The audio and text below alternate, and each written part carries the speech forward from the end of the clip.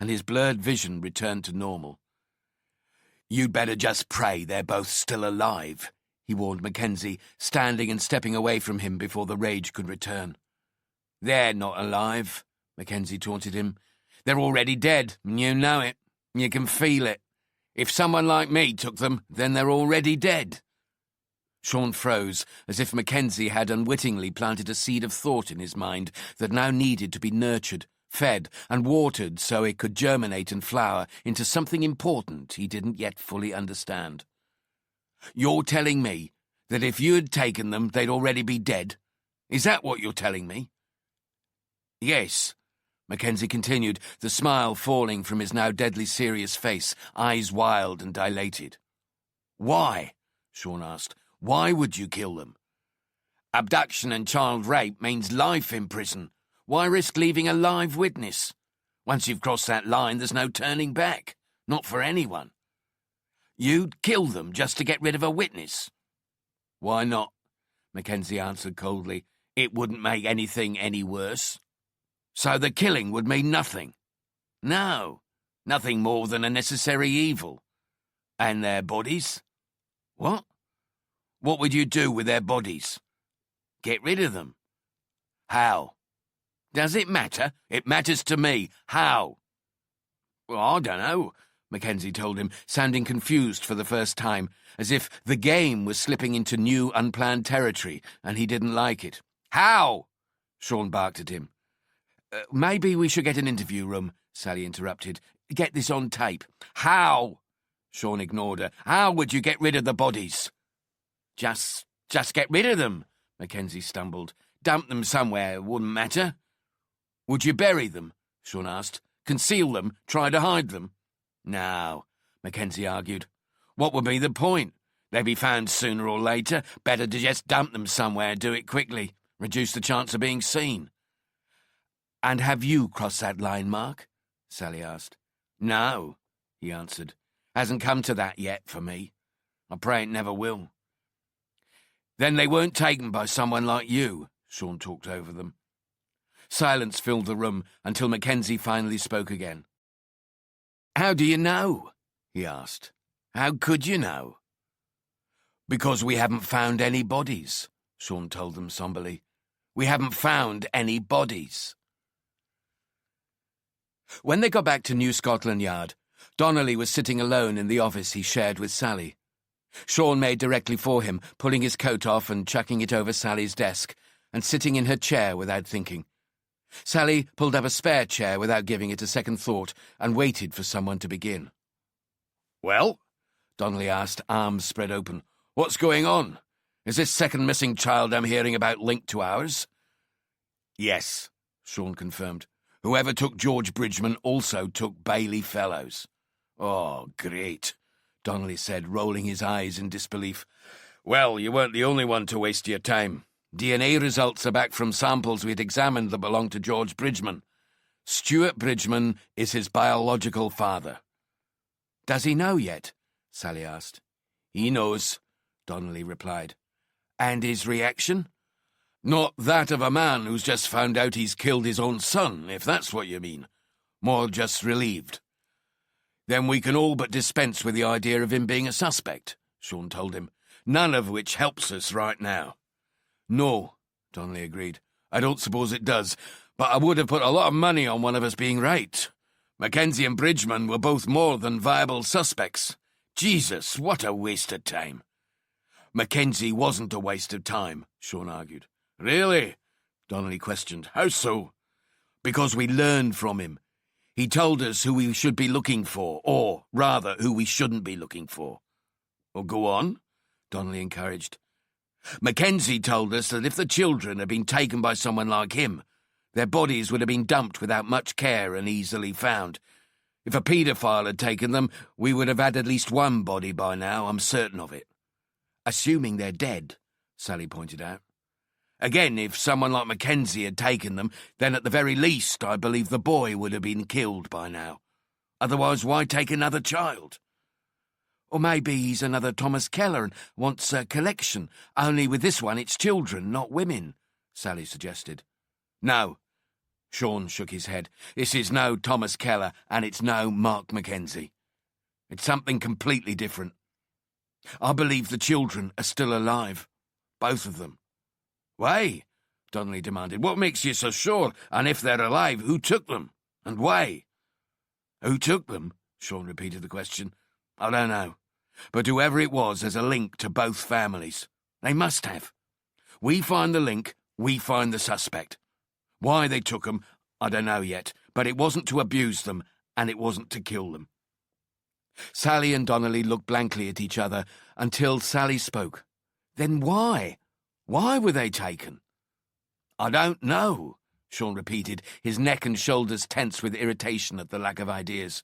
But just because he doesn't appear to leave any forensic evidence behind, it doesn't mean he has to be some career paedophile who's evidentially aware. I don't understand where you're coming from, said Donnelly.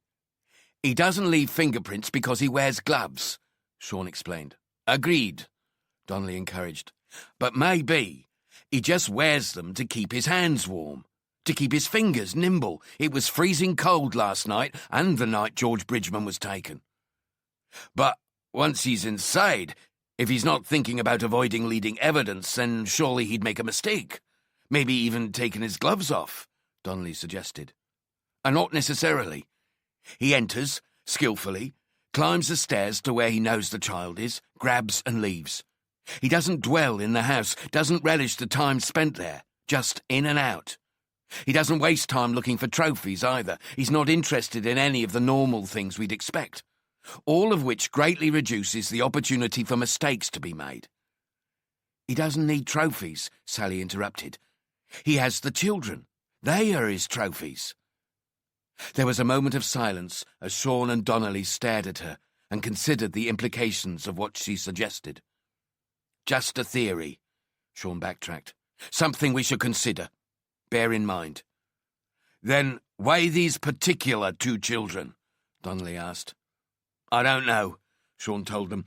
The frustration of not being able to see the road ahead, not being able to make the leaps he'd so often made in the past, weaving the strands of tangible evidence together with his own instinctive insights to bridge the gaps in, was beginning to wear him down.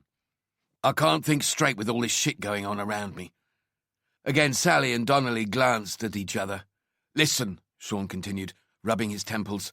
Call an office meeting with whoever's here, and let's get everybody looking for whatever it is that links these families. Right now? Donnelly asked. Yes, Sean snapped back. Right now. What about Mackenzie? Sally asked. He's still in custody in Kentish Town. Hand him over to the local CID, Sean told her. They can take over the investigation into the child porn we found on his laptop. They won't like it, but they'll do it anyway. Anything else? Donnelly and Sally shook their heads like scolded schoolchildren. Good, then let's get this meeting up and running. Sean watched as his two sergeants heaved themselves out of their chairs and made their way into the main office. Donnelly immediately shouting across the room, turning all heads whether they were on the phone, in conversation or otherwise. He waited until he felt the office was ready for him, pushed himself to his feet and joined his team next door, holding one arm aloft apologetically before speaking. All right, everyone. Any rumours you may or may not have heard about a second child going missing are unfortunately true. He waited for the slight murmur in the room to subside. Let me save you the bother of asking a load of unnecessary questions. Yes, the abductions are connected. How do we know this? Because of the method of entry and the type of house, family and geographical areas, as well as age of the children, albeit they're different sexes. So, let's not waste time wondering whether they're connected.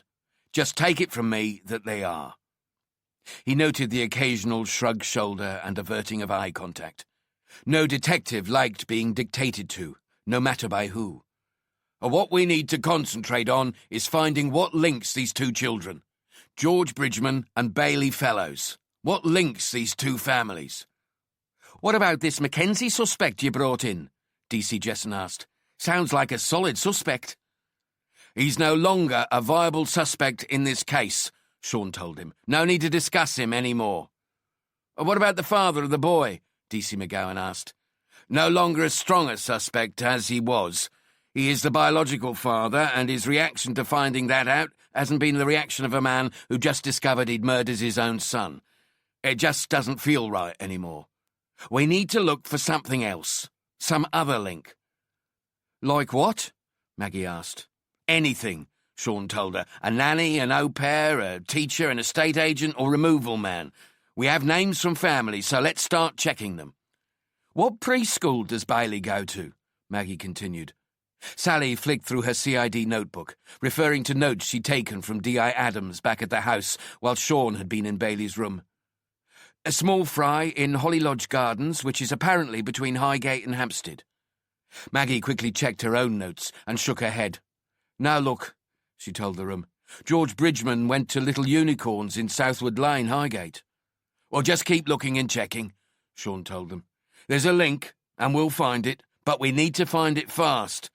These abductions are not random, they're planned, meticulously planned. These children and these families have been chosen for a specific reason. We need to find out what that is. Within the next hour, we should have all the names of the fellows' nannies, au pairs, removal men, the lot. As soon as they're in, we start cross-referencing to everything we have from the Bridgemans. This bastard's made his first mistake. He's taken another child, and that means we can use cross-referencing to identify him. So let's get on with it." His message delivered, Sean turned towards his office, pulling Donnelly with him. "Problem?" Donnelly asked. "No," Sean answered, "but I need you to keep everyone at it while I'm not here. Understand?" "Oh, aye. Where are you going, if you don't mind me asking?" "To see a man about a dog," Sean told him, causing Donnelly's eyebrows to arch with intrigue. "Look," Sean explained, putting his coat on and filling his pockets, "I just need some air and space to clear my head. Just watch the ship while I'm away."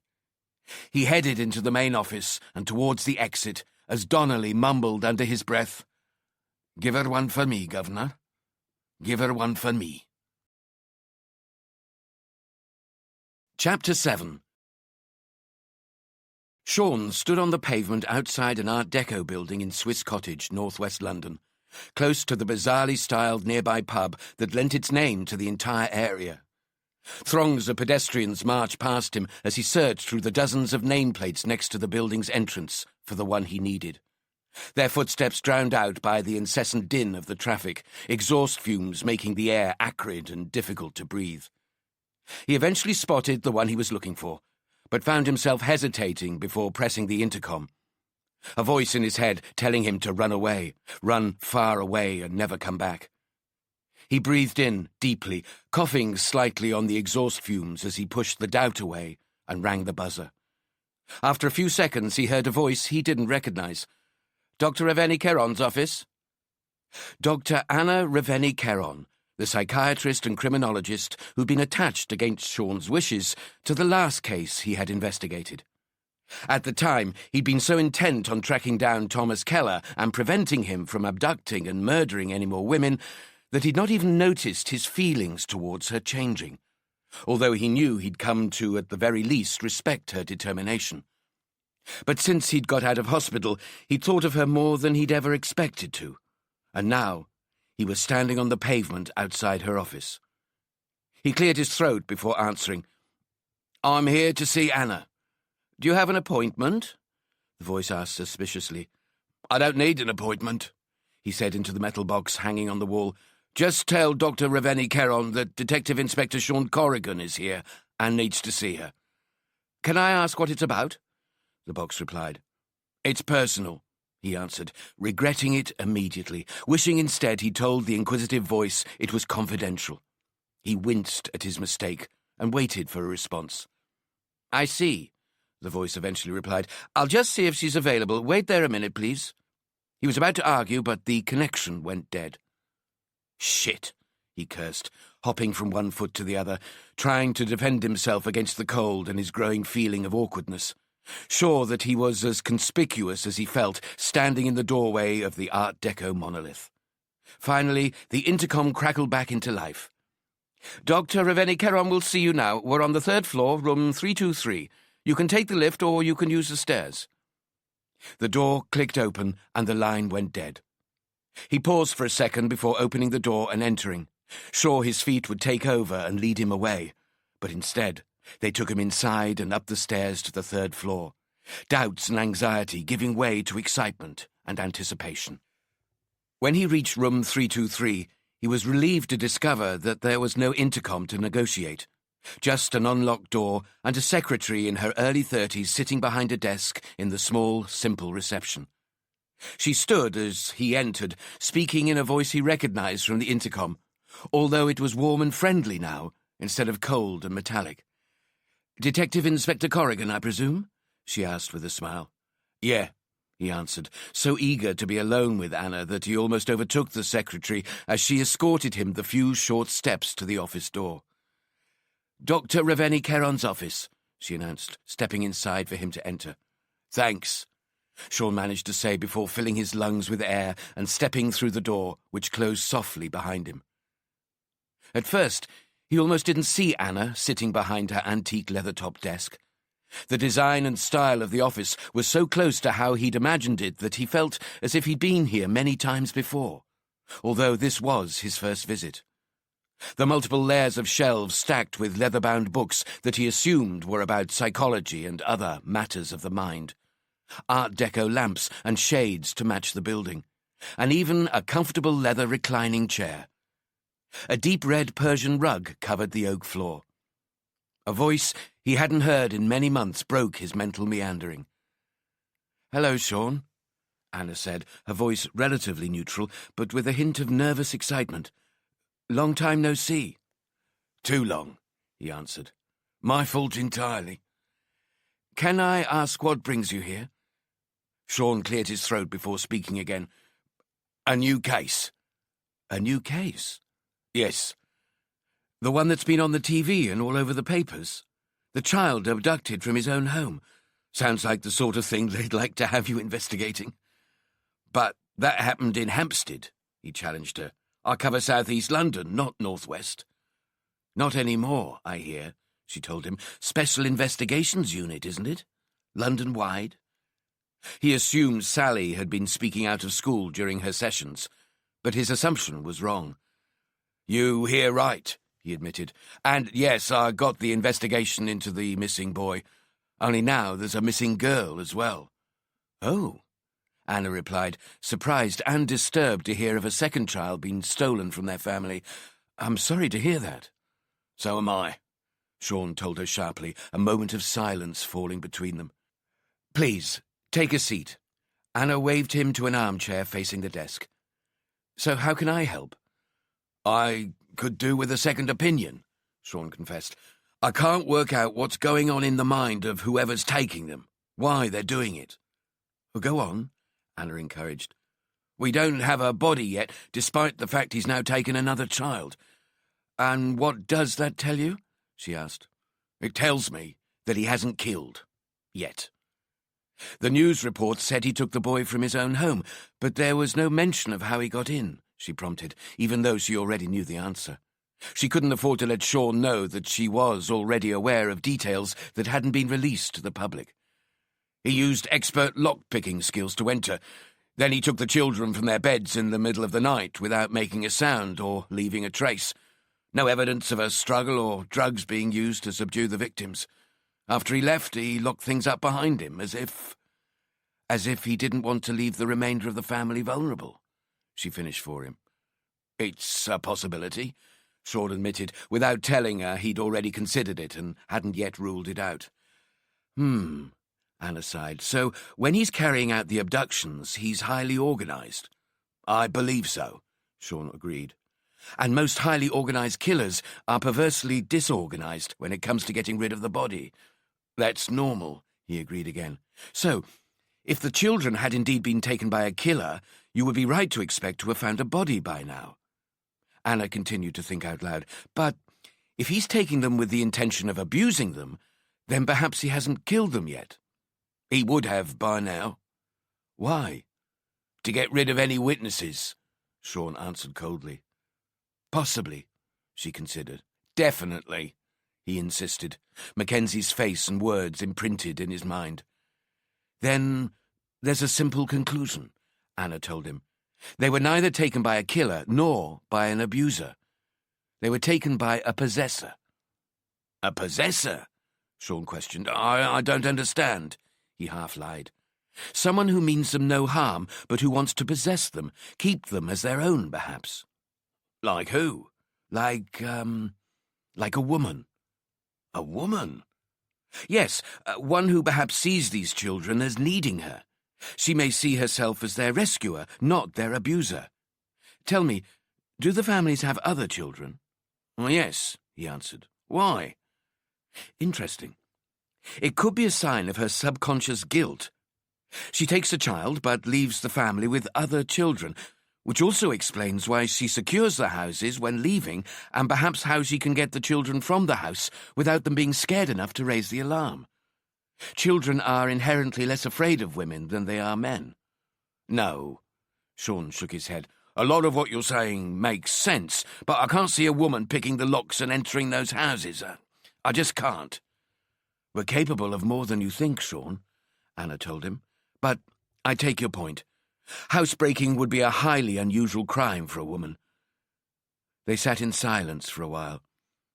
So, perhaps there are two people working together, a man and a woman. She selects the children, possibly at random, but more likely because she knows them somehow, and he takes them for her. A childless couple who have no hope of having their own, perhaps. That's interesting, Sean told her, but his unexcited eyes told her she wasn't offering him anything new.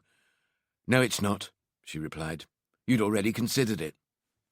Maybe, he admitted with a shrug. Then why don't you tell me why you're really here?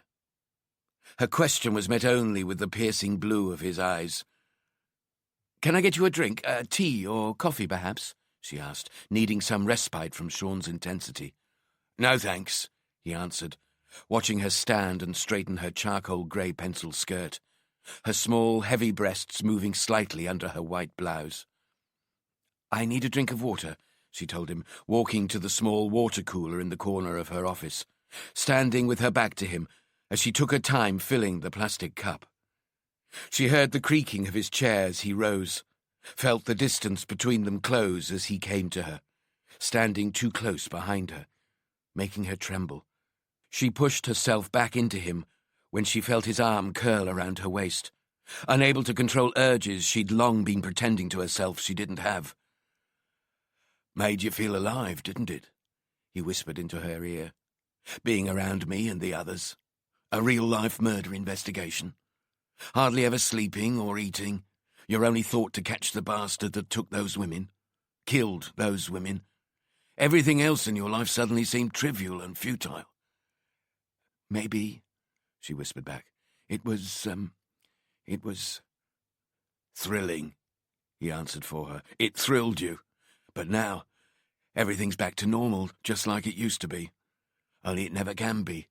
Not for you. You need more now. You always will. You're right, she admitted. You're right. I need more. He pulled her closer so he could feel her chest rising and falling, the curves of her back pressing against his body as her buttocks fitted into his groin, making his testicles curl and tense as his penis began to flush with blood. His arm tightening around her waist as the other slipped around her chest and cupped one breast, releasing her sweet warm breath as she sighed and turned to face him. She gripped his face in her hands, pulling his mouth onto hers, biting softly on his lower lip, while her right leg rose and curled around his thighs, locking them tighter together.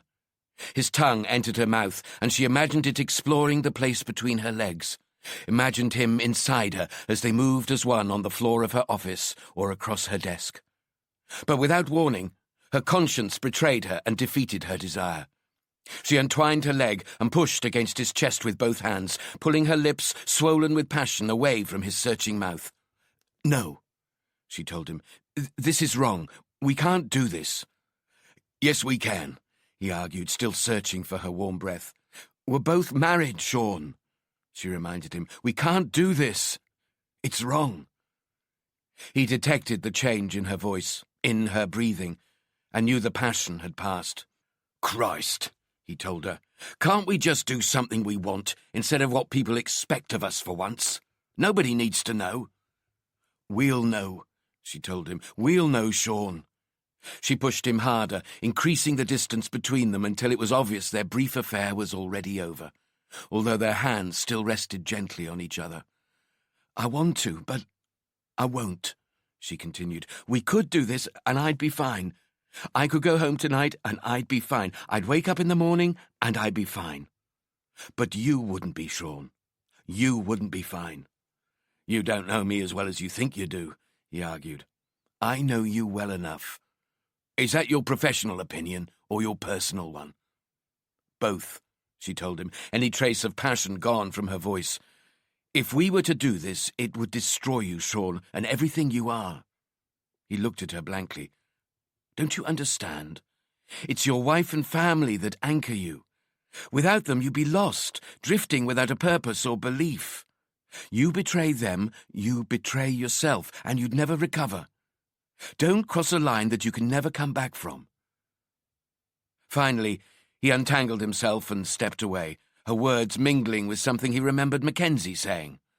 "Once you've crossed that line, there's no turning back. Not for anybody. Don't cross a line that you can never come back from." Thoughts of Kate and his daughters rushed into his aching mind. The family that was growing up without him, becoming little more than strangers to him. He felt dizzy and searched for a chair to sit in. "Sean?" Anna asked. "Are you all right?" "Yes," he managed to lie. "I'll be fine." Anna studied him for a moment in silence before speaking. "I don't think you really wanted this to happen, no matter how much I did." "Then you'd be wrong." "Would I?" "This isn't about me, Sean. We both know it. It's as if you're trying to be something you're not." "Why?" He said nothing. "Is it something to do with the new case? Trying to get the scent back by putting yourself on the edge, by risking everything that's important to you?" Still, he didn't answer. "It is, isn't it? That's why you're here." "I'm getting nowhere with this investigation," he finally admitted. "I can't work out his motivation. I can't get inside his head." "Sounds as if you already have," she contradicted him. "You could very well be right. Maybe this one isn't doing it to torture and kill. Something else, perhaps." "Yeah, but what?" "As we were discussing before," they exchanged an awkward glance, "the abductor could be working with someone, a male and female working together to take the children, to take them and keep them as their own, to love them." "I'd considered it," Sean told her. But how could they ever hope to get away with it, raising abducted children as their own?" "You're assuming they're rational. One delusional person acting alone I can consider, but two fantasists sharing the same obsession? An obsession as unusual as this? I don't think so." Anna considered him for a minute, surprised at how dulled his instincts appeared to be. "I agree," she told him, making him look her in the eye. "But in a case like this, I would expect to find one delusional and one rational person. The rational person no doubt knows exactly what they're doing, and that ultimately it's doomed to failure, but they do it anyway out of a need to please or even appease the delusional one. A husband trying to satisfy a wife, a lover trying to please a more dominant partner. It could even be a dynamic between siblings or some other type of family relationship. A mother and son." "Maybe," Sean half agreed, stretching and rubbing the back of his neck. "But one thing I'm sure of is that our suspect knew both families. We'll keep cross-referencing names until we get a hit, and when we do, I'll have my prime suspect. Then they can tell us why themselves." "Good luck," Anna told him as he stood to leave. "Thanks," he answered. "I've got a feeling I'm going to need it, and, I'm sorry if I did anything to make you feel uncomfortable. I wouldn't want you to ever feel that way around me." "I never could," she replied without smiling. "Just don't cross that line. You'll lose yourself if you do." "I won't," he promised, knowing that if he couldn't with her, he wouldn't with anyone. "Sean," she stopped him as he headed for the door, "if you ever need anything, just call me. Okay?" "I will," he assured her. "I'll keep you posted." He promised and was gone, leaving her standing in front of her desk, imagining what could have been, imagining them together instead of watching him walking away. 45 minutes later, Sean had completed the tortuous journey across central London that had taken him past Marble Arch and Hyde Park Corner and along the rear garden walls of Buckingham Palace, before battling his way past Victoria Station and finally into Victoria Street and down to Broadway and the Yard.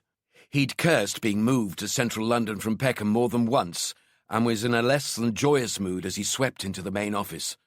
Pictures of Anna swirling in his mind, the smell of her perfume still on his clothes and face, her taste still on his lips. He was unsure about why he'd really gone to see her, whether he'd been driven by simple natural desire or she'd been right, and he'd merely gone to her to feel danger again, to risk losing everything just to put himself on some sort of edge that might kick-start his instincts. He caught sight of the photographs of the missing children staring at him from the whiteboards. Innocent children snatched from their warm beds and safe homes by some nutjob. Whether whoever was responsible intentionally meant to harm the children or not, they were still insane as far as he was concerned. He wasn't in the mood to sympathize. He ignored everyone he passed as he made his way to his office, slumping into the chair behind his desk.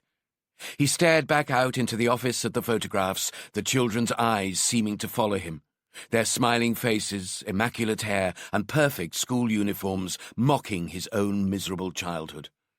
He spoke quietly to himself. Why didn't anyone come and take me? Why didn't you come and take me? I would have gone with you.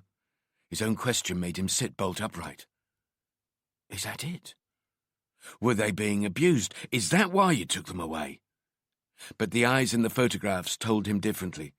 Bailey's more than George's, but even the boys were content enough. Not like the few pictures of himself as a child, haunted and defeated. And the parents, too, none seemed like the type of animal he knew so well, like his father. He slumped back in his chair. Something else, then. The vibrating phone in his pocket broke his daydreaming. He pulled it free and looked at the caller ID.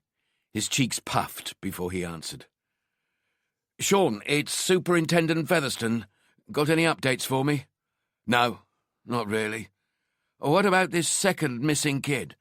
Too early to say much, Sean lied, unwilling to explain his early theories. Bad news all the same, Featherstone told him. Another kid being taken. Are you sure they're connected? They're connected. Same suspects. Suspects? Featherstone seized on Sean's tired mistake. I'm keeping an open mind, Sean tried to deflect him. You think it could be a paedophile ring? Like I said, I am keeping an open mind. Well, that's fine by me, Featherstone began. I understand the score, but Addis won't be so forgiving. He'll want something solid on the hurry-up. Get my drift? I'll do the best I can. I know you will, Featherstone told him. There's something else you need to know. Such as? Sean asked, sitting forward in his chair.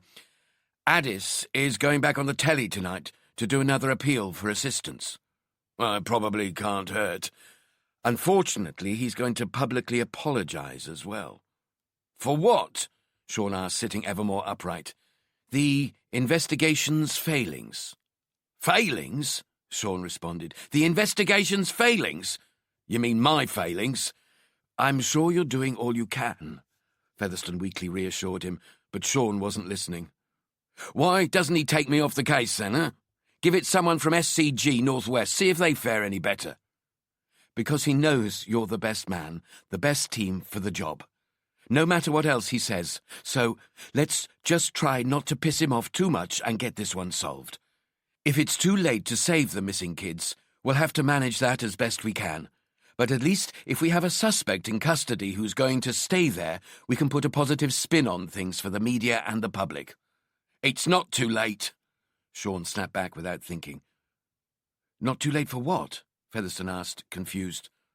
Nothing. Sean tried to cover his slip. Whatever. Just remember, Sean, if push comes to shove, it won't be Addis who takes the fall. There's no chance of that. And just for the record, it won't be me either.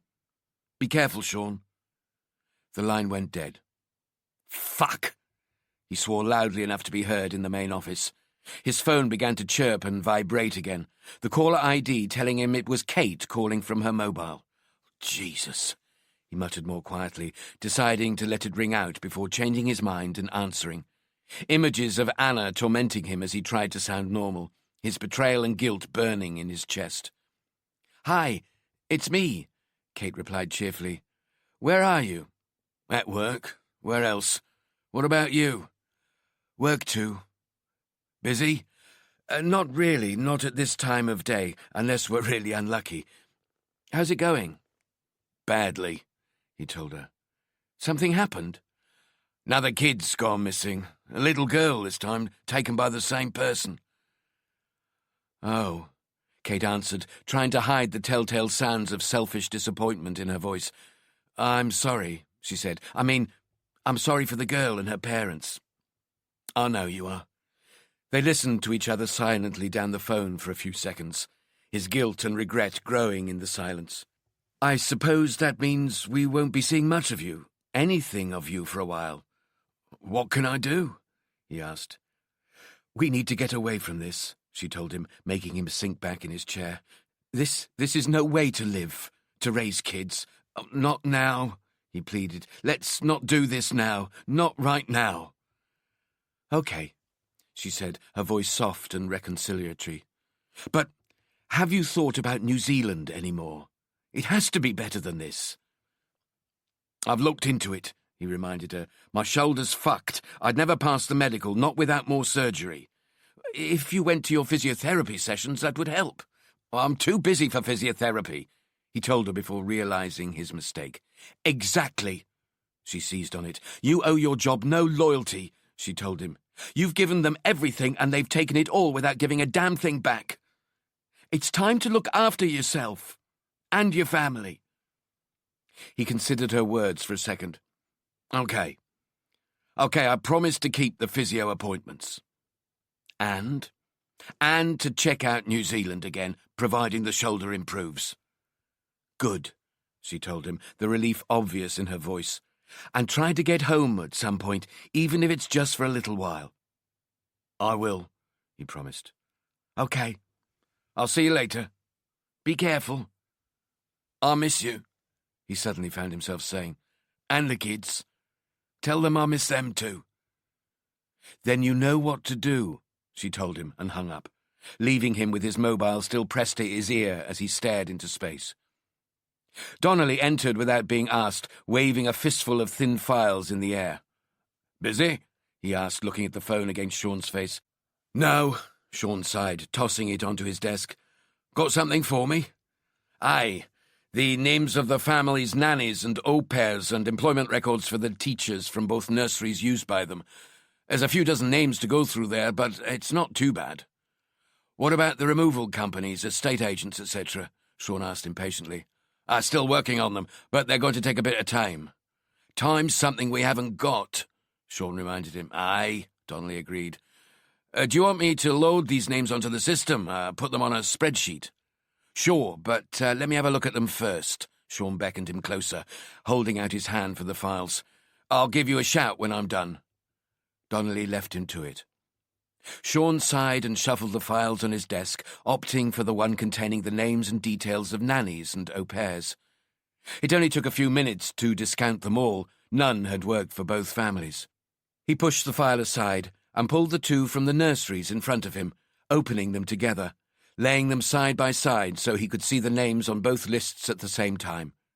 He looked at the first name on the list of employees from Small Fry Nursery and ran his finger down the list on the file from Little Unicorn's Nursery, until he was satisfied the name didn't appear on both, before moving to the next name and repeating the process over and over, until he was more than halfway through the list, his index fingers searching for the name of Nicola Beecher.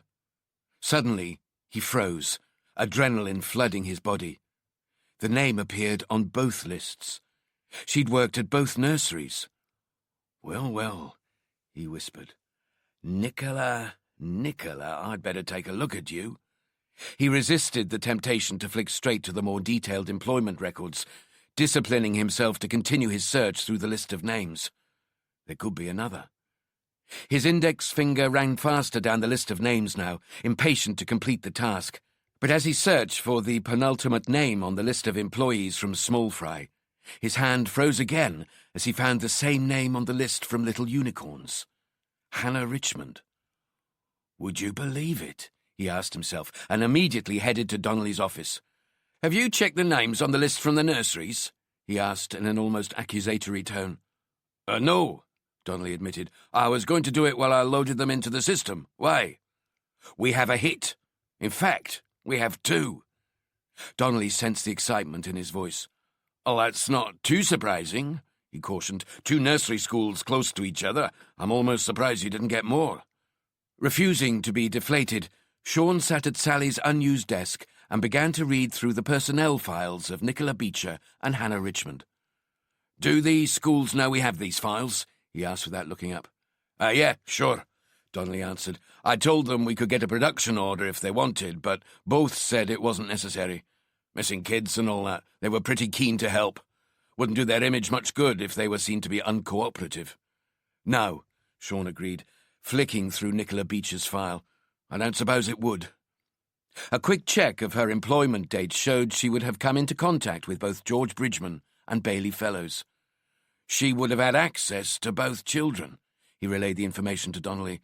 And working in the nursery means she has access to their personal details. Addresses, parents, siblings. Not exactly.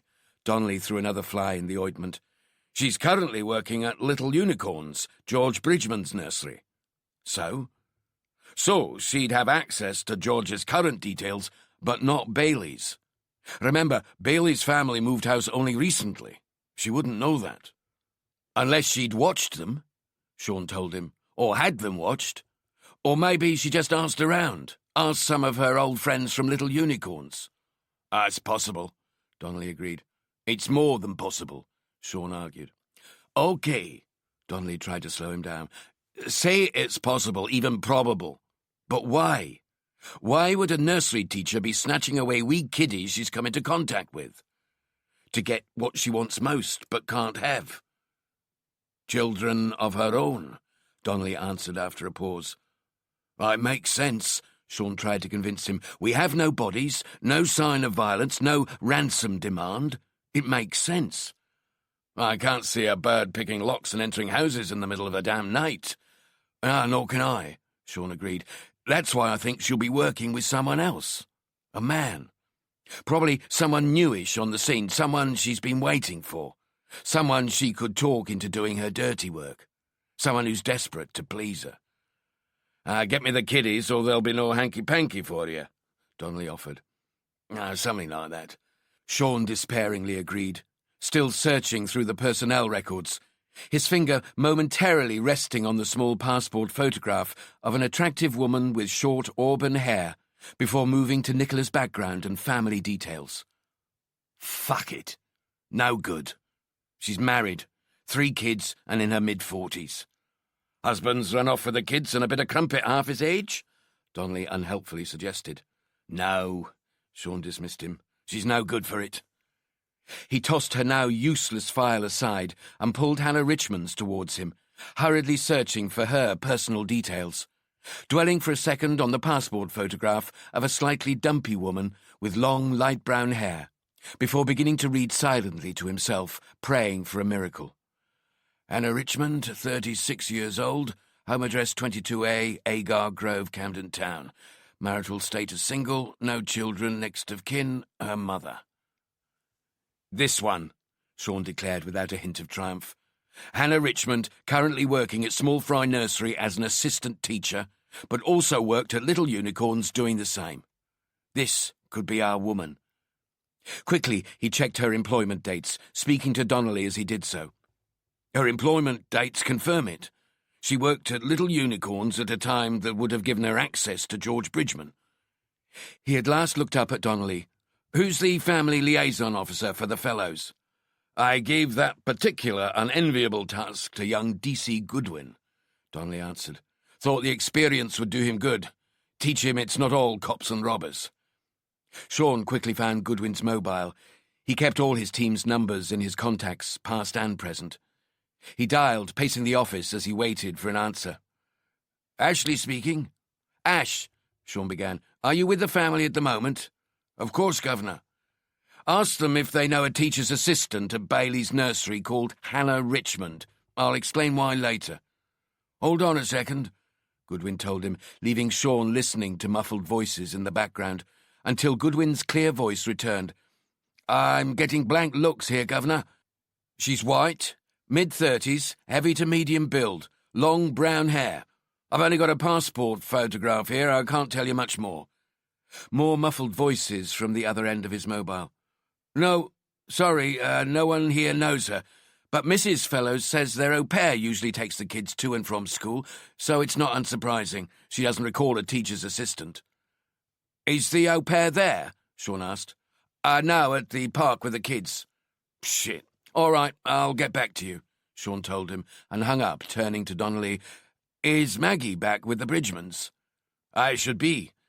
He quickly found and called her number, which was answered almost immediately. Governor? You with the Bridgmans? Yes, Maggie answered. I was just explaining to them what happens next. Never mind that, Sean interrupted. Ask them if they know a woman called Hannah Richmond. She used to work at Little Unicorns with George. Hold on, she told him, as he endured more distant mumbles before Maggie spoke to him again. They're asking why you want to know. Tell them, Sean began, before realizing his voice was raised in frustration. Just tell them, he repeated more quietly, that I'll explain everything as soon as I can, but right now they need to answer the question. Okay, give me a second. Sean rubbed his forehead while he anxiously waited for Maggie to come back to him. Yeah, they know her. Know her or remember her? Sean asked, momentarily confused. They know her, Maggie confirmed. She must have made quite an impression on them. Not really, Maggie explained. She wasn't just an assistant teacher at George's nursery. They used her for private childminding when they were between nannies, which is strictly against school rules, hence they were a little reluctant to tell us at first. Ask them what she was like. Okay, Maggie answered with a resigned tone. Give me a minute. He listened to more infuriating, unintelligible background chatter for what seemed like hours. They say she was very nice, completely obsessed with the kids, didn't appear to have a social or love life. I guess that's what's made her such a good childminder. She was reliable, always available. Thanks, Maggie, he told her before hanging up, caressing the growing stubble on his chin between his index finger and thumb as he stared down at the small, lifeless photograph of Hannah Richmond. Her eyes like the doll's eyes from Bailey's bedroom, looking, but not seeing. His hand drifted from his face to the photograph, his finger circling Hannah Richmond's plain face as he accidentally spoke out loud. They're beautiful, aren't they? These children you've taken. Flames to the moth. Excuse me? Donnelly interrupted, stopping him before he could say more. What? Sean asked, looking up, unaware of what he'd said. You said something. It was nothing, just thinking out loud. We need to take a close look at this woman. We need to totally change our suspect outlook. Change their profile. Are you sure about this? Donnelly questioned. Seems like a hell of a risk. Wouldn't we be safer checking out more local paedophiles or even looking at some further afield? No. Now this one has a good local knowledge. These attacks aren't random. They're planned. Planned meticulously. They even have knowledge of the inside of the houses. Where the children sleep, the fact they're not alarmed. Everything they need to know, they know. But how could this Hannah Richmond know those things? There's no evidence or suggestion she's been in either home or in the Bridgman's old home, sure, but not their new one. But whoever's taking the children for her could have been inside. Maybe the new man in her life was one of the removal men. The alarm fitter, anything. Where are those damn names, anyway? We're working on it, Donnelly told him. Then we need to work faster. There'll be more connections here, I'm sure of it. More connections between the families and the houses. We need to find them before we have another missing child on our hands. Or worse. Worse? Donnelly asked. I thought you said she was taking them because she wanted to keep them, to love them. I did, but that doesn't mean she's not deranged. For all we know, she could be schizophrenic and not taking her medication, which means she's dangerous whether she knows it or not. Oh, I don't know, boss. Donnelly shook his head. I'm still not convinced this isn't just some kiddie fiddler nut job. It could just blow up in our faces if we go down this route. It's not a paedophile, Sean insisted. I'm sure of it. Why? Donnelly asked. Why so sure? Because of what Mackenzie said. If they'd been taken by someone like him, they'd already be dead by now, and we would have at least one body. Donnelly's shoulders slumped. It's unusual, I admit, but I still feel like we're going out on a limb here with this Hannah bird. It's my call, so I'll be the only one out on a limb. That's not what I meant. I know, Sean told him. Then what are we going to do? I'll get the surveillance team back up and running and put them on Hannah Richmond, he answered, already reaching for his desktop phone and punching in the extension number he knew off by heart. A few seconds later, the other end was picked up. Detective Superintendent Featherstone speaking. Boss, it's Sean. I need a favour. I'm listening, he answered, his tone neutral. I'll need the surveillance back. I thought this Mackenzie bloke was done and dusted as a suspect. He is, Sean agreed. I need them for someone else. A new suspect? Featherstone asked, interested now. Care to share? I haven't got time to go into it right now. Can you trust me? Sure, Featherstone replied after a pause. Then I can have the surveillance? You can have the surveillance, Featherstone told him, but not until the day after tomorrow. They're all tied up on an anti-terrorist job until then. I'll never be able to pull them away. Sorry. Don't worry about it, Sean replied. The day after tomorrow will be fine. You sure, given the nature of this case? Featherstone seemed slightly surprised at Sean's calm reaction. Day after tomorrow will be fine, Sean answered and quickly hung up. You've got that look again, Donnelly told him, like you're about to do something you shouldn't. Surveillance can't cover until the day after tomorrow. So I gathered. So we'll cover it until then. You didn't tell Featherstone that? Donnelly quizzed. No, Sean replied. There's no way he'd let me pull most of the team away from other inquiries to cover a suspect like Richmond. He'd be too scared it was slowing down the investigation. And he might have a point. Sean ignored him. Take 5 people and 3 cars. Have whoever you want, but get the surveillance up and running. Cover Richmond until 2 a.m., then I'll take over with the relief team. He glanced at his watch and looked across the main office at the darkness beyond the windows. It's too late to pick her up leaving work, so cover her home. Address is in the file, somewhere in Camden. I hope you're right about this, Donnelly told him, shaking his head in concern. So do I, Sean answered, because if I'm wrong, then I really haven't got a clue what's going on here. Not a single damn clue. Chapter 8. Hannah Richmond stared at herself in the large square mirror that hung in her kitchen, attacking her long, dull hair with an old comb, desperately trying to make it look presentable. Finally she gave in and tossed the comb onto the table as she straightened her only suit and admired her image. Not something she was used to doing, but these last few months had been different, life-changing. She'd met a man, and he'd already told her he loved her and wanted to marry her. The sooner the better. She was the first to admit he wasn't exactly the man of her dreams, or probably anyone's, but he was good and decent, and he was keen to please her, to bow to her every whim. More than anything else, she was happy now, and hadn't even had to take her antidepressants lately, despite warnings from her doctor about the possible side effects of dropping her medication so abruptly. Doctors, she said to herself, what do they know? She should have been going to work today, but an opportunity too good to ignore had come up and she was going to take it. Grab it with both hands. That's what her man had told her to do, so that's what she was going to do. She was dressed in her best and almost ready to head out. She needed this and knew the children needed her. School would be expecting her into work later that morning, but she wouldn't be able to make it. Not today. She'd wait a little while longer, then phone in and tell them she was sick with that stomach bug that was doing the rounds. More than a few children at the nursery had had it, so it shouldn't give rise to too much suspicion. She thought of the nursery as she tried to apply a little makeup, something else she wasn't used to doing. But her man reckoned it suited her, so she'd taken to using it more often, although still only for special occasions or when she needed to make an impression, like this morning. Small fry was all right. The other teachers were pleasant enough, if a bit condescending at times, and most of the children were adorable too, although some took after their parents, arrogant and self-important, acting as if they were royalty, speaking in their clipped accents just to make sure everybody knew they belonged to the right set. They barely even looked at her, let alone spoke to her, unless they wanted something. Child-minding usually, then they were all smiles and niceties until they'd got what they wanted. I trust you to look after my children, but don't expect me to treat you like an equal, or even a person.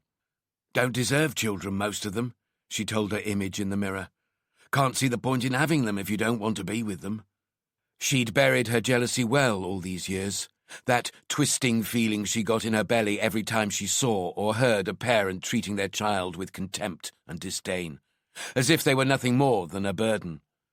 And yet all this time, all these years, all she'd ever wanted were children of her own. But she could never meet the right man, any man, until now. And she was already in her 30s. It might be too late for her. She couldn't take that chance. She had to have children. Hannah Richmond pulled on her thick winter coat, grabbed her old handbag and headed for the front door of the small ground-floor flat she'd bought off the local council years ago. It was an ugly, modern tenement block, something that looked as if it'd been made out of giant pieces of black and white Lego. As she undid the various front door locks, the bathroom door behind her opened and her man stepped out. His badly receding hair still wet, a towel wrapped around his ample waist. He hadn't bothered to shave. "You're out early," he said in his thick London accent. "Dressed to kill and all. Something on at work?" "I won't be going to work today," she told him, her usually smiling face as serious as he'd seen it. "Oh? How come?" "I have to go and see a family," she explained. "The children need me. I'll see you later." She opened the door and moved to step outside. "Not even a kiss?" he called after her, stopping her in her tracks. Her lips broke into a faint smile as she waited for him to come to her, and they quickly kissed before she stepped over the threshold and was gone. Once she was outside, she moved quickly away from her block, her chest fluttering with anxiety in case she was seen by a work colleague. Her planned lie about being sick aborted before birth. The worrying thought intensified the morning chill, prompting her to pull her collar up around her neck and lower her face. Her new shoes clicked and clacked on the hard pavement as she headed towards Camden Town and beyond, to the address where she knew the children would be waiting for her. His fitful sleep was punctuated by confusing, irrational dreams, images, memories, and people from his past and present, knitted together in a bizarre patchwork of events. The missing children, for some reason, in his own home, playing with his own children, but being cared for by his mother, not Kate. Anna, waiting for him upstairs in the bed that he shared with his wife. He watched himself climbing the stairs, his heart pounding as he avoided the creaky floorboards, just as the taker had. This was his own home, yet still he moved stealthily towards the bedroom and Anna, pushing the door slowly open and seeing him on top of her, forcing himself on her. He walked in as if walking through quicksand to the bed, Anna's pain and humiliation bringing tears to his own eyes as he reached out to the man on top of her, grabbing him by the back of the head and twisting his face away from Anna's and towards him, the laughing, mocking face of his father staring into his own. He looked down at Anna, pleading with him to help her, her lips moving, but no words coming out as his father's laughter drowned out all sound. "Help me," her silent lips pleaded. "Help me." But he couldn't, and he ran from the room, fleeing back down the stairs to the children and his mother. Only she was gone, and once more it was his father who waited for him, standing behind the 4 children who kneeled in front of him, laughter still pouring from his black mouth and blood-red lips. The children's eyes begged him to rescue them. Their silent mouths mimed words almost identical to those Anna had mouthed. "Help us! Help us!" But he couldn't move. No matter how much he struggled, he couldn't move. Suddenly his entire world began to shake as sounds from the real world penetrated his nightmare. "Governor?" The voice of DC Tony Summers tried to reach him. "Governor!" His conscious mind began to stir as his eyes flickered open and reminded him where he was and what he was doing. "Fuck," he grumbled. He tried to work the stiffness out of his neck after sleeping sitting upright in the front of the unmarked car for several hours. "Jesus, what time is it?" "About 7:15, boss," Summers answered, his voice quiet, despite their safe distance from the address they'd been watching since 2 a.m. "The target's at her front door." Sean rubbed his eyes, then blinked as he tried to focus on the front door of the ground-floor flat, little more than 50 meters away. "Looks like she's dressed for work," Summers offered. "Maybe," Sean answered, less convinced. "Bit early for nursery school, though, don't you think?" "They start early these days, boss. Pressures of modern world and all that," Summers explained in his Lancashire accent. "Or she's going somewhere else." Sean grabbed his radio before Summers could answer, speaking informally on the private channel. "You seeing this?" "Yes," came the reply from Sally in one of the other 2 unmarked cars. "Wait a second." Sean stalled her as the shape of a man, naked but for a towel around his waist, came into view. He watched the couple briefly kiss before parting, the target turning her coat up against the cold. "Is that the new man in your life?" Sean thought to himself. "Is he the one you've been waiting for?" He pressed the radio to transmit. "She's on foot. Doesn't look like she's going for a vehicle, Sally. Tessa and I will follow her on foot. Everyone else run parallels with the cars and try to stay close." "Received," Sally's voice answered. "Received," DC Tessa Carlyle echoed. "All foot units use mobiles to stay in touch. Leave the radios with the cars." "Received," Sally and Carlyle both acknowledged. Sean tossed the radio to Summers and slipped out of the car and onto the pavement, quietly pressing the door shut before following Hannah Richmond's footsteps, always staying at least 50 meters behind her and as far out of her eye line as possible. He walked in line with any trees or bus shelters so he could conceal himself with a quick swerve if she turned. Pulling his mobile from his coat pocket, he called Sally, speaking as quietly as he could as he tailed the target along the road that was deserted but for them. "Sean? Are you with me?" "Yeah, about 30 meters back on the other side of the road. I can see you, but not the target. Tess is about another 20 meters back on your side." "Good, but we need to get closer," he told her. "She'll be in central Camden in a couple of minutes. She could lose us easy." "Understood," Sally agreed and hung up. Sean slipped his mobile into his outside coat pocket, leaving his hand resting on it in case a call caused it to vibrate, and quickened his pace, closing the distance on Hannah Richmond before she made it to central Camden. As she approached the end of Agar Road, he could see she was about to enter St Pancras Way, where the pedestrian traffic was already growing dense. He rushed to close the distance, but quickly had to move behind a thick oak tree when she suddenly slowed and looked back. After a few seconds, he peeked around the trunk and saw she'd moved on. She seemed far more nervous than a normal person on their way to work. He continued his pursuit, calling Sally as he walked. Just another businessman who couldn't wait until he reached his office before beginning the day's calls. "Problem?" Sally asked. "She's looking for something," he warned her. "She's done one check behind her already and keeps looking around." "Did she see you?" "Oh, I don't think so. She's just crossed St Pancras Way into Camden Road and is heading towards the tube station." "Let me take the lead," Sally told him, "to be safe." "No," he argued. "There's no time. Just stay close."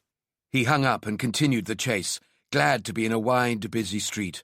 Mingling among so many other people in suits and coats was his best possible disguise.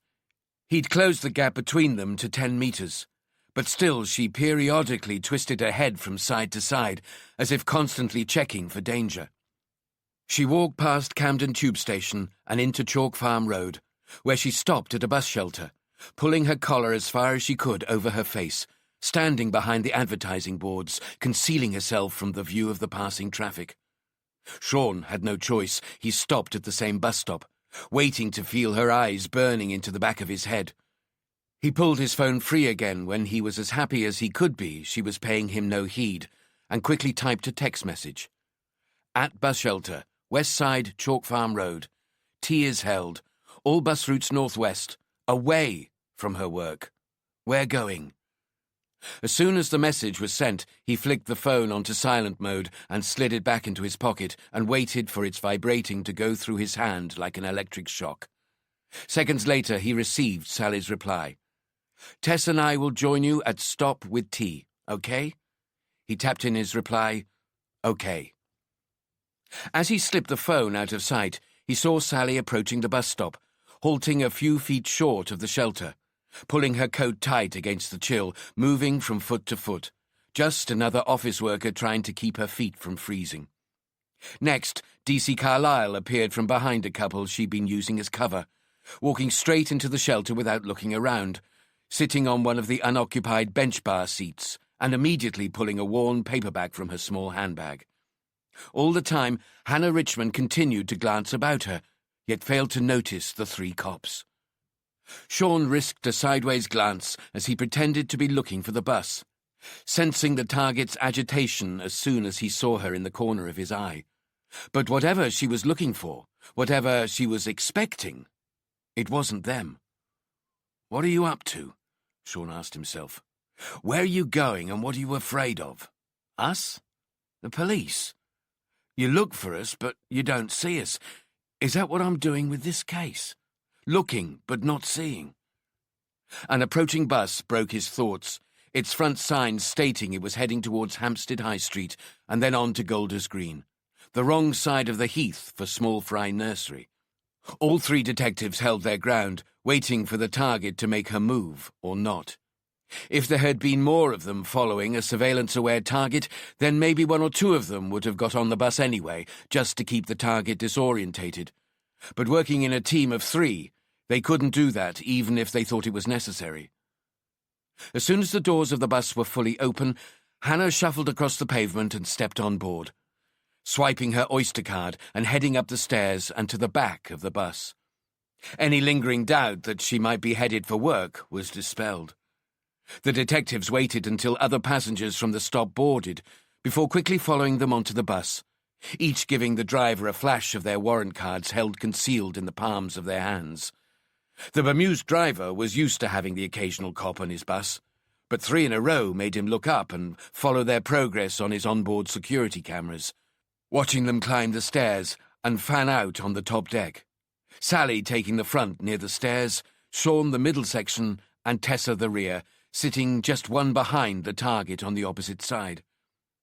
Sean allowed himself to relax for a while, happy the target was secure and well covered, feeling a sense of growing excitement as he considered Richmond's behaviour and direction of travel, her potential as a prime suspect growing with every passing minute. The niggling thought that this could simply be her day off prompted him to try and remember what her employment record had said, but he couldn't recall anything about her having days off in the middle of the week. He momentarily considered having Donnelly call the nursery and check, but decided against it, for now. As the bus continued its journey, Sean tried to imagine Hannah Richmond leading him straight to the missing children. Would she try to justify her actions, or would she turn out to be another delusional case, motivated by some twisted logic or ideology that could only ever make sense to herself? His thoughts projected forward to the inevitable search of her flat and no doubt the arrest of her partner and conspirator, each turning on the other in desperate attempts to save their own skins, love quickly replaced by betrayal. What types of drugs and medication would he find in her bathroom cabinet? Antidepressants, anti-anxiety drugs, sleeping pills. He expected to find them all, the profile of the woman sitting only a few feet away forming and solidifying in his mind, and with it his plan of how to interview her, how to break her. His phone vibrated as it received a text and made him jump a little before he realized what it was. He looked down at the screen he'd been cradling in his hand and read the message from Tess. "She's getting off." He felt a little flutter in his chest as he realized the chase would soon be back on. A few seconds later, the target passed him in the aisle while he pretended to be looking out of the window, his eyes straining to catch her in his peripheral vision as she walked to the top of the stairs and disappeared down them, glancing back along the bus just before she did so. As the target descended, Carlyle quickly got to her feet and followed. Sean was behind her, but held at the top of the stairs where he was briefly met by Sally, who whispered, "Short bus ride." "Where to now?" Sean wondered, waiting for a few other passengers to disembark before he and Sally skipped quietly down the stairs, through the folding doors as they were shutting, and out onto the pavement and into the cold air. Carlyle was a clear 20 metres ahead of them, no more than 10 metres behind the target, who was heading north along Haverstock Hill, approaching Belsize Park Underground Station. But before she reached it, she turned left into Belsize Grove, a quiet residential street of small townhouses for the very well-heeled, shining four-wheel drives crammed into every available parking space. He was extremely glad she hadn't descended into the underground system, where she could have been too easily lost. But the peaceful quietness of the street made her difficult to follow without making themselves conspicuous. He and Sally had no choice but to hang back, leaving Carlyle on point. Though if the target was looking for her, she wouldn't be able to continue for much longer and not be spotted. His phone vibrated in his hand. He pressed answer without checking the caller ID. "I'm listening." "She's turned right into Primrose Gardens," Carlyle's voice told him quietly. "I need to go straight on or I'll show out," she continued. "Sorry, Gov." "Do it," Sean agreed. "I'll take over." He hung up and stuffed the phone in his pocket. "Let's go," he told Sally as he broke into a fast jog. Sally keeping up with him until they reached the junction with Primrose Gardens. "I'll go," Sean said. "Hang well back and keep out of sight. If she makes it to the next junction, I'll call you. You can pick her up from there, all right?" "Fine," Sally agreed. "Good luck." Sean took off into Primrose Gardens, easily picking up the target in the empty street, but she was getting too far ahead. He had no choice but to increase his speed until it was unnaturally fast. He risked drawing attention, but he had to close the distance or lose her, especially if she ducked into one of the many houses lining the street. He used what street furniture he could to disguise his approach, noticing she was now on her mobile phone. "Taking instructions?" "Come on," he encouraged her with a whisper. "Come on, Hannah. Take me to them. End this thing." Still, she talked on her phone, although she seemed to be listening more than talking, looking increasingly agitated and uneasy, as if she was receiving troubling news. Finally, she stopped dead, looking all about the street, clearly searching for something. Sean ducked into the recessed entrance to a house so he could continue to watch her without being seen, peeking around the corner and praying the occupant didn't appear and make a noisy scene.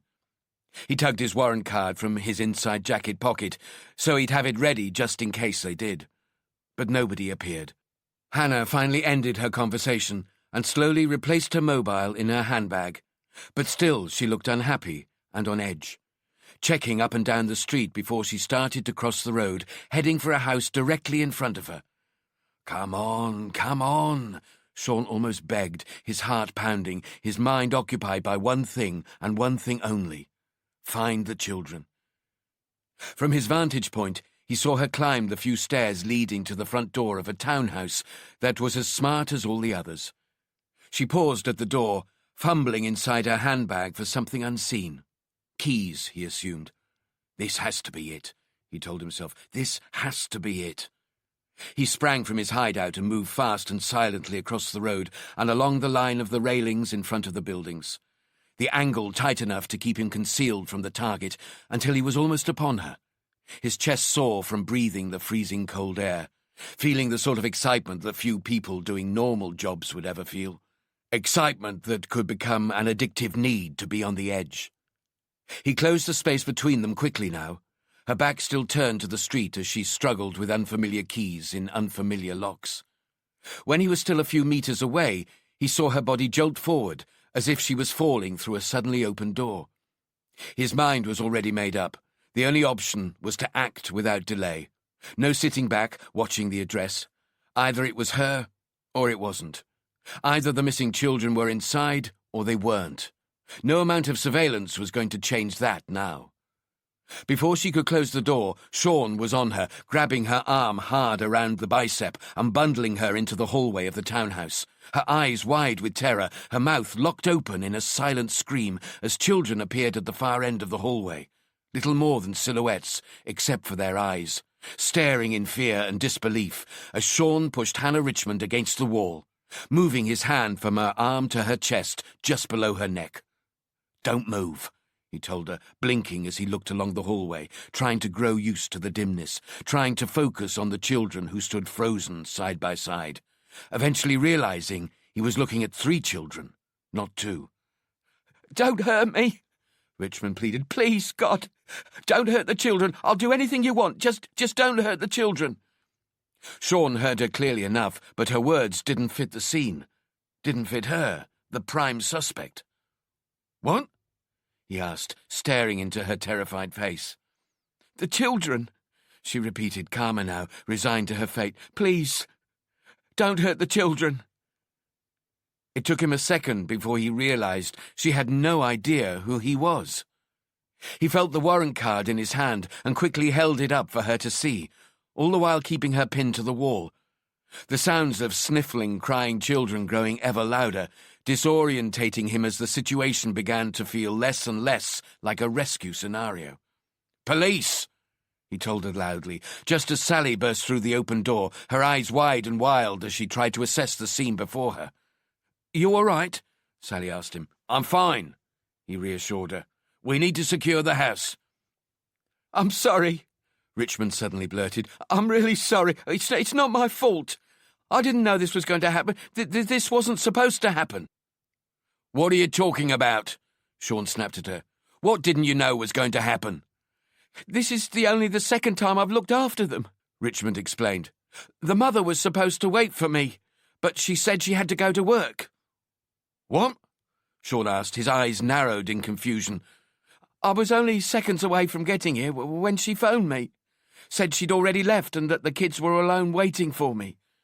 Sean released her and walked deeper into the house towards the cowering children, his eyes showing him the crushing truth. These weren't the children he was looking for. "The mother shouldn't have left them alone," Richmond continued. "She shouldn't have done that. But Rachel's almost 12 and she's very grown up. It was just a few minutes." Sean and Sally turned and looked at each other, his heart sinking as fast as Richmond's guilt was fading. "You're their childminder?" Sean asked disbelievingly. "I can't afford to get into trouble with the police," Richmond pleaded. "I'll lose my job. I can't afford to lose my job." "You're supposed to be at work today," Sean told her. "Why didn't you go to work?" "I needed the extra money. It won't happen again, I swear. But please don't tell the school about this. Please." "Who were you speaking to on the phone?" Sean demanded, desperate to hold on to her as a suspect. "Outside in the street, who were you talking to?"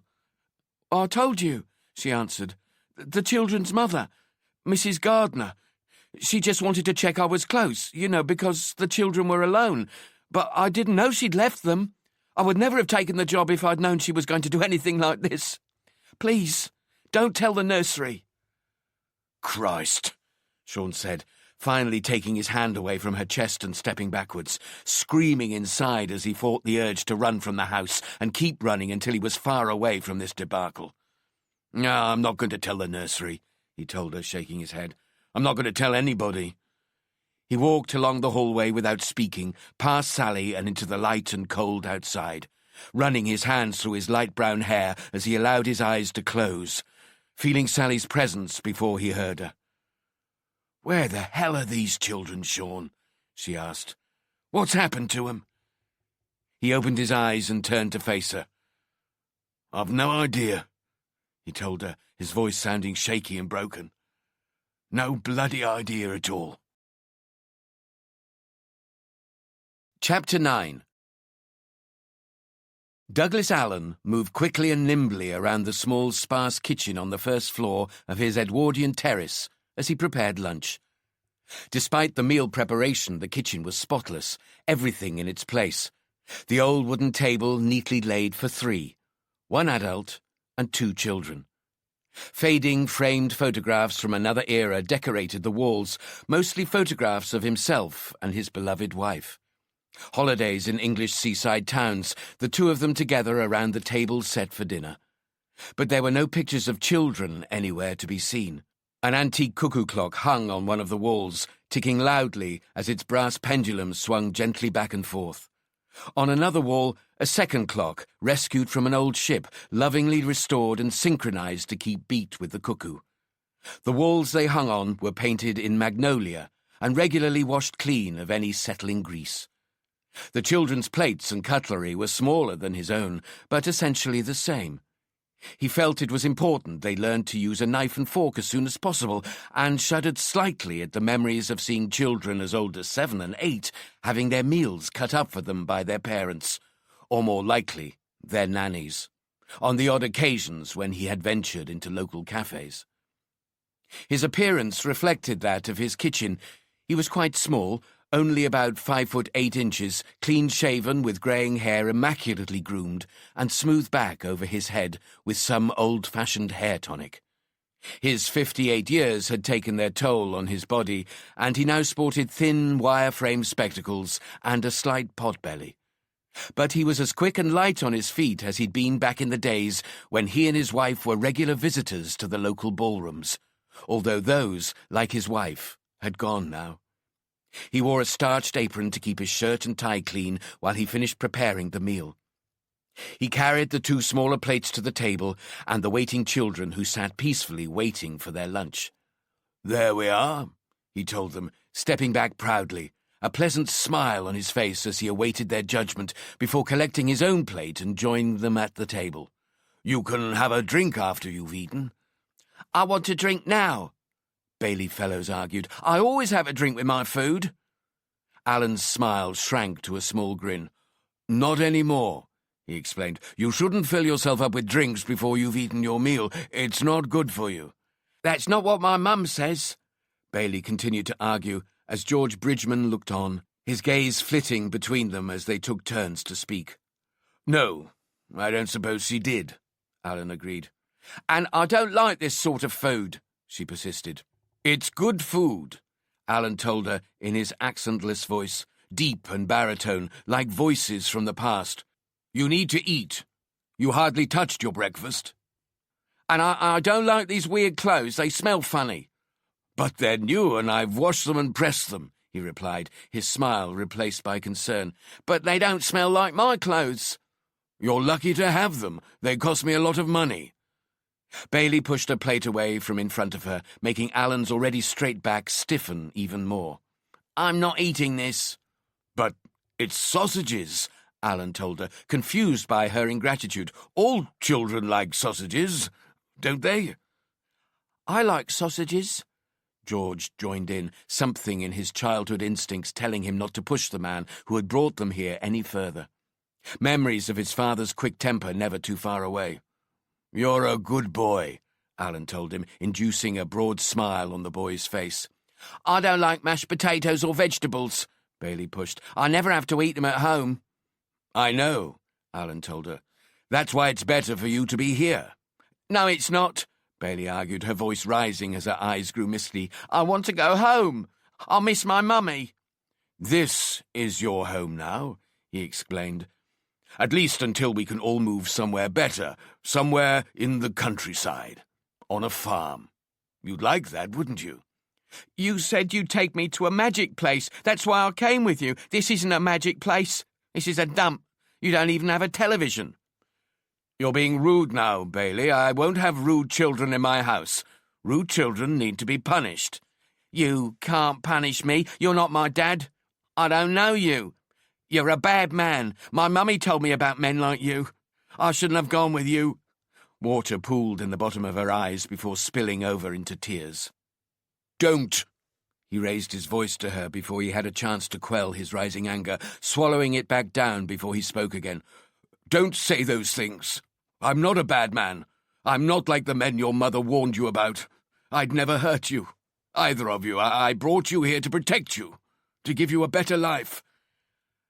"I like it here," George innocently claimed, having already learned in his short life how to diffuse tension.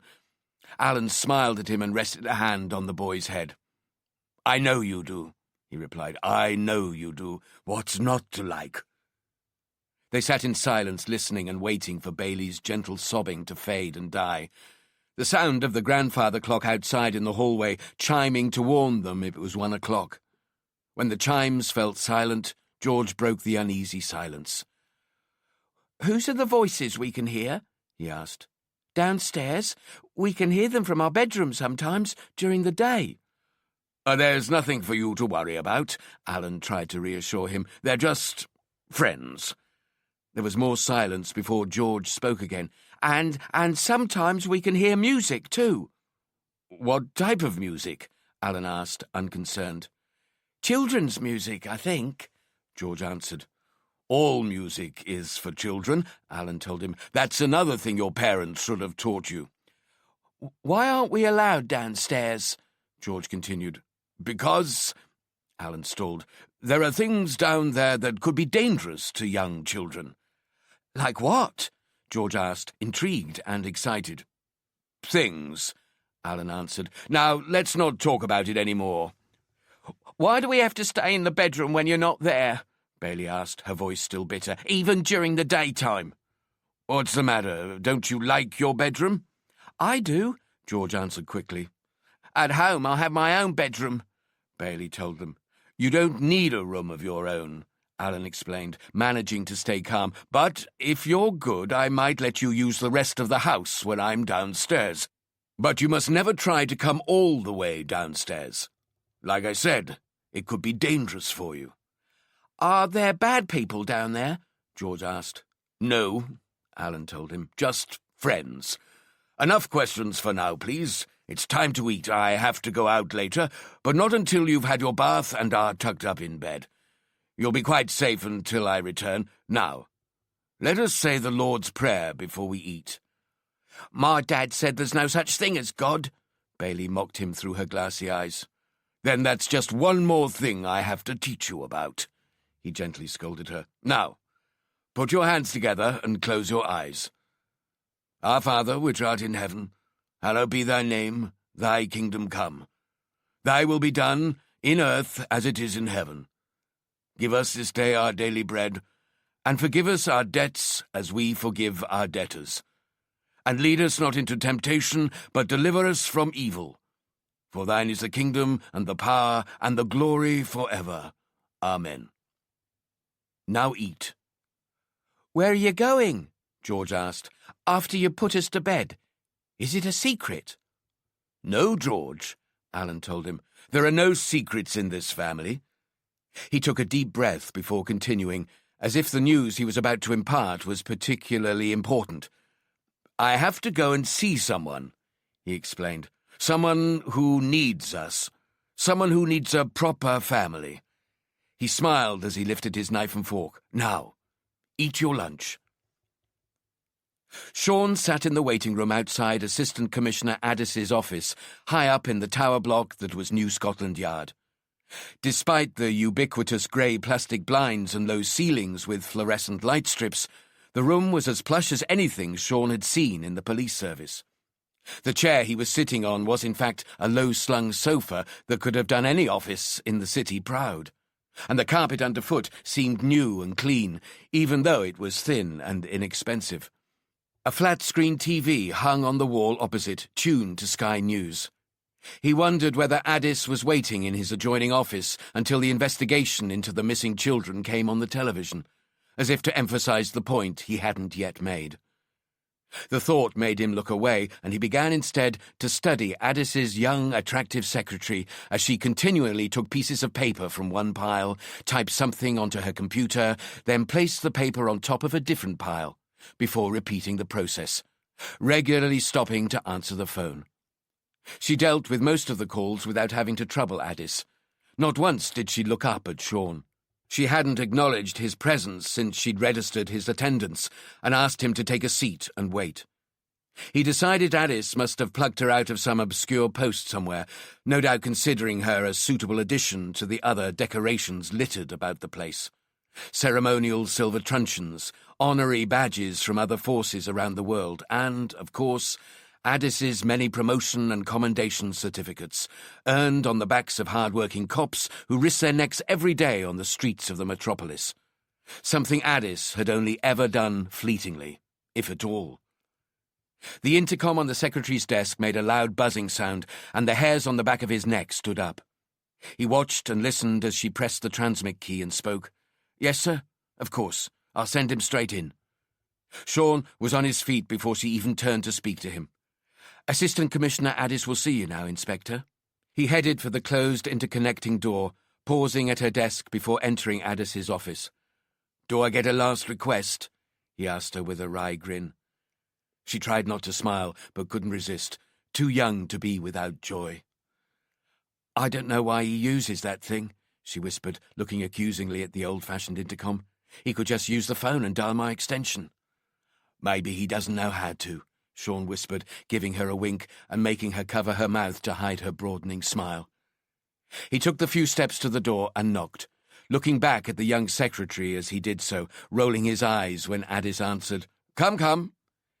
He pushed the door open and stepped inside, closing the door behind him and taking a seat opposite Addis's oversized desk, without being asked, daring him to challenge him.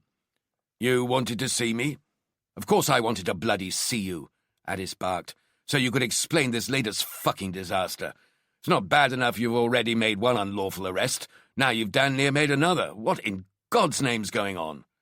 "Mackenzie wasn't an unlawful arrest," Sean reminded him, "and nor would the second have been, although in the end it wasn't necessary." "Inspector, you almost arrested a bloody nursery teacher for nothing. Are you trying to make us look like fools?" "She had a link to both families. It was worth checking out." "Was it bollocks?" Addis told him. "We can't afford to chase any more wild ideas. Oh, for God's sake, she was just moonlighting as a damn babysitter." "I didn't tell you that," Sean said, his eyes narrowing with suspicion, trying to recall who he'd told, who could know about Hannah Richmond, and who would have told Addis before he had the chance to manage the situation. Featherston? Donnelly? Sally? "No, you didn't," Addis agreed by way of warning, giving his words time to sink in before speaking again, deliberately calmer now. "So, what next?" "We look for leads, we look for links between the families, and we chase them down. That's all we can do." "We don't have time to just plod along," Addis insisted. "We need some ingenuity, some good old-fashioned gut instinct." "What?" Sean asked. "You think I'm going to suddenly see the offender's face in my mind? Where he lives? Works? I'm going to see him standing on a street corner and suddenly say, 'Ah, that's the guy we've been looking for'?" Addis stared at him without speaking, his expression telling Sean everything he needed to know. "You do, don't you? You really think I'm going to simply pluck the man we're looking for out of thin air?" "Isn't that what you do, Inspector? Isn't that how you solved the Keller case, the Gibran case, and others before? By using your unique insight?" No, it isn't," Sean lied more than he knew he was. "I looked at the evidence, I pursued leads, I just saw things in the evidence that other people missed. If they'd have looked properly, they would have seen too. And in this case, you don't see things in the evidence or can't." "No," Sean admitted, "not yet." "I see." Addis leaned back into his comfortable black leather desk chair. "Then what do you suggest we do, given that you appear to be well and truly stuck?" "Like I said, we'll keep pulling in the evidence and cross-referencing until we find the link between the families. And if another child goes missing in the meantime while you're cross-referencing, then it'll be easier to establish any links," Sean told him matter-of-factly. It was always possible that more than one person would be linked to two affluent families living comparatively close to each other, but to be linked to three, that would almost certainly identify them as the prime suspect. "But the only link between the two families was this Richmond person," Addis pointed out, "and you've already eliminated her from your inquiries." "No," Sean argued. "She was the only link we've identified so far. That doesn't mean she's the only link. There has to be someone else. There has to be someone linking the families. These children were selected, carefully chosen." "Why?" Addis jumped him. "I don't know," Sean admitted, staring straight into Addis's eyes. Neither spoke for an unnaturally long time.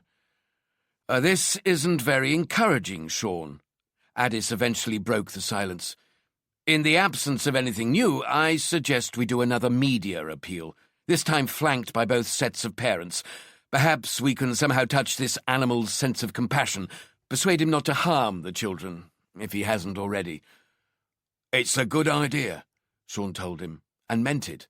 But the parents need to do most of the talking. More them and less us. And have the mothers do most of that. Whoever's taken the children will be more likely to feel sympathy for the mothers than the fathers, even if the abductor is a woman herself. Yeah, I agree, Addis replied, as if he'd had the same idea. And I want you to be present at the appeal, sitting next to me in between the parents. Sean went cold inside. The thought of sitting in between the parents, their sadness and pain leaking out and seeping into him, while Addis bleated on as the cameras pointed straight at them, searching them for signs of weakness, filled him with fear. I wouldn't advise that, he blurted out. Really? Addis asked, nonplussed. Is there a problem? I'm still on SO10's books, Sean remembered, desperate for an excuse to avoid the media show, which means I'm still technically available for undercover deployment. They wouldn't be very happy if I was to stick my face all over the telly and papers. You did a media appeal for the Gibran case, Addis reminded him, making Sean swear inwardly. SO10 didn't seem to mind then. Besides, SO10 come under my umbrella, so you won't get any trouble from them. I can assure you of that. Sean kept thinking, I wouldn't recommend it for other reasons as well, reasons that relate to the offender's state of mind. Such as? Addis demanded. I believe they'll respond to an authority figure better than someone who's less visibly identifiable. You mean they'd rather see a uniform than a man in a suit? Addis took the bait. Exactly, Sean answered, swimming in relief.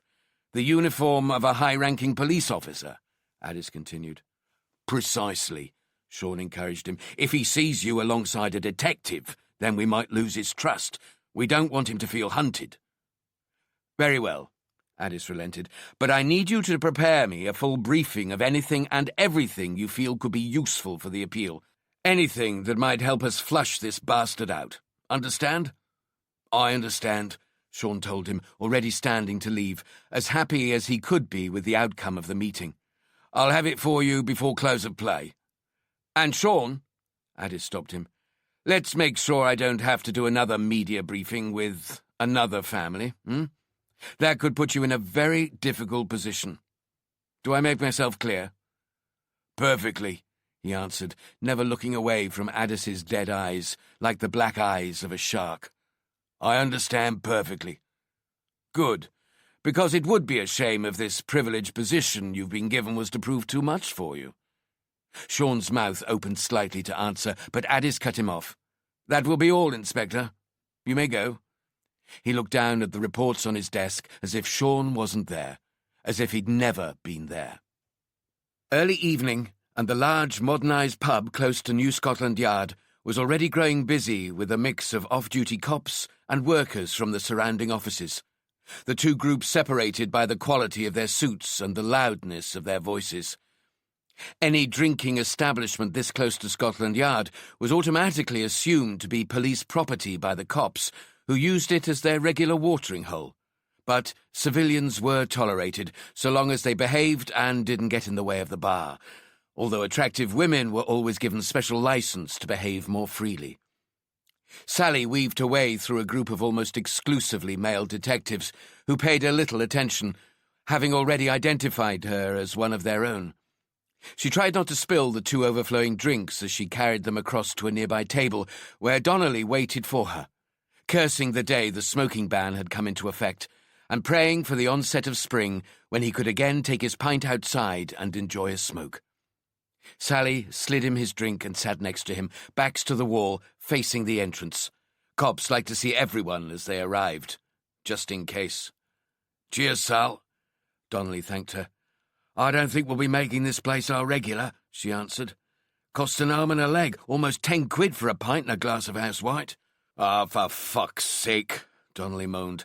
I hate the bloody Yard, and I hate paying West End prices for a pint when I'm in bloody Victoria. Look at this place, he told her, surveying the modern, minimalist surroundings with an expression of distaste. Ah, what a dump. Give me the beehive back in Peckham any day. You mean give you back free drinking?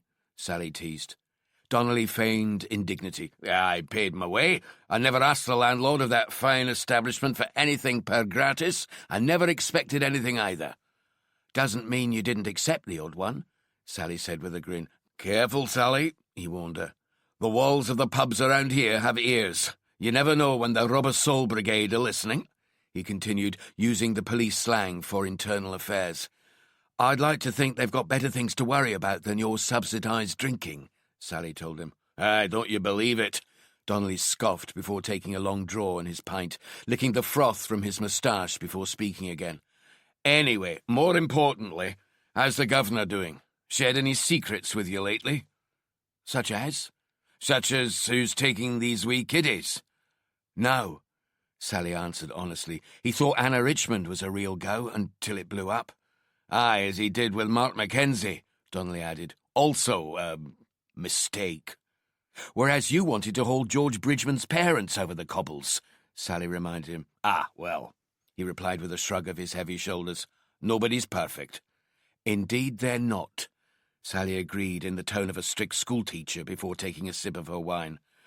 Well, Donnelly continued with a shake of his head, pint held only inches from his lips, he's not the man he used to be, I'll tell you that for nothing. What's that supposed to mean? Sally demanded. She'd grown closer to Sean since she found him bleeding and helpless on Thomas Keller's filthy kitchen floor. She'd saved him then from a psychopathic killer, and she'd save him now from his own kind if she thought she had to. It's just that he seems a bit out of sorts, Donnelly mused. Not quite the Sean of old. Well, what do you expect? She argued. First they mothball us for almost 6 months, then they drop this nice little mess into our laps and expect Sean to be able to magically solve it. Oh, Sean now, is it? Donnelly picked up on her slip. She'd never called him anything other than governor or boss in front of the others before. All I'm saying is he's bound to be a bit rusty. We all are. He just needs a little time, that's all. He needs to get the scent for it again. Is that why he went after Mackenzie on this Hannah bird, huh? Just trying to get the feel for it? Probably, Sally admitted.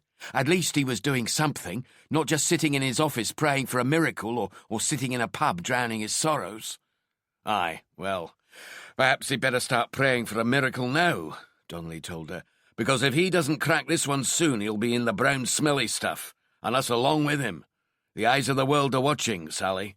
The eyes of the world are watching. It had already been a long day, and it wasn't over yet. Every inch of his body ached and throbbed after spending the best part of the night sitting in the front seat of an unmarked police car on what ultimately turned out to be a wasted endeavour. He looked up from the endless reports and loose bits of paper littering his cheap desk and peered into the adjoining office, only to see that it was empty. A quick scan of the main office confirmed that neither Sally nor Donnelly was anywhere to be seen. He was pretty sure what sort of place they were probably in, even if he didn't know exactly where, and as they were the only ones who would be likely to enter his office without announcing themselves first, he knew he was unlikely to be disturbed. Confident of solitude, he unlocked his middle cabinet drawer and slid it open. It contained only one thing: his private journal, a visible record of his whirlpool of thoughts and ideas, captured before they escaped his consciousness and were lost forever. He lifted the book, which was leather-bound and about the size of a large photo album, only thinner, and placed it carefully on his desk, opening it at the very beginning and moving steadily through it, page by page, reading his own words, trying to decipher the dozens of small sketches and chaotic graphs.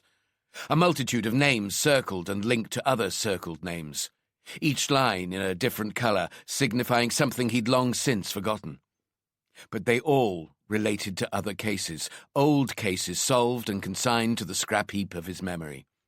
So many names of paedophiles, murderers, witnesses, suspects, the dead.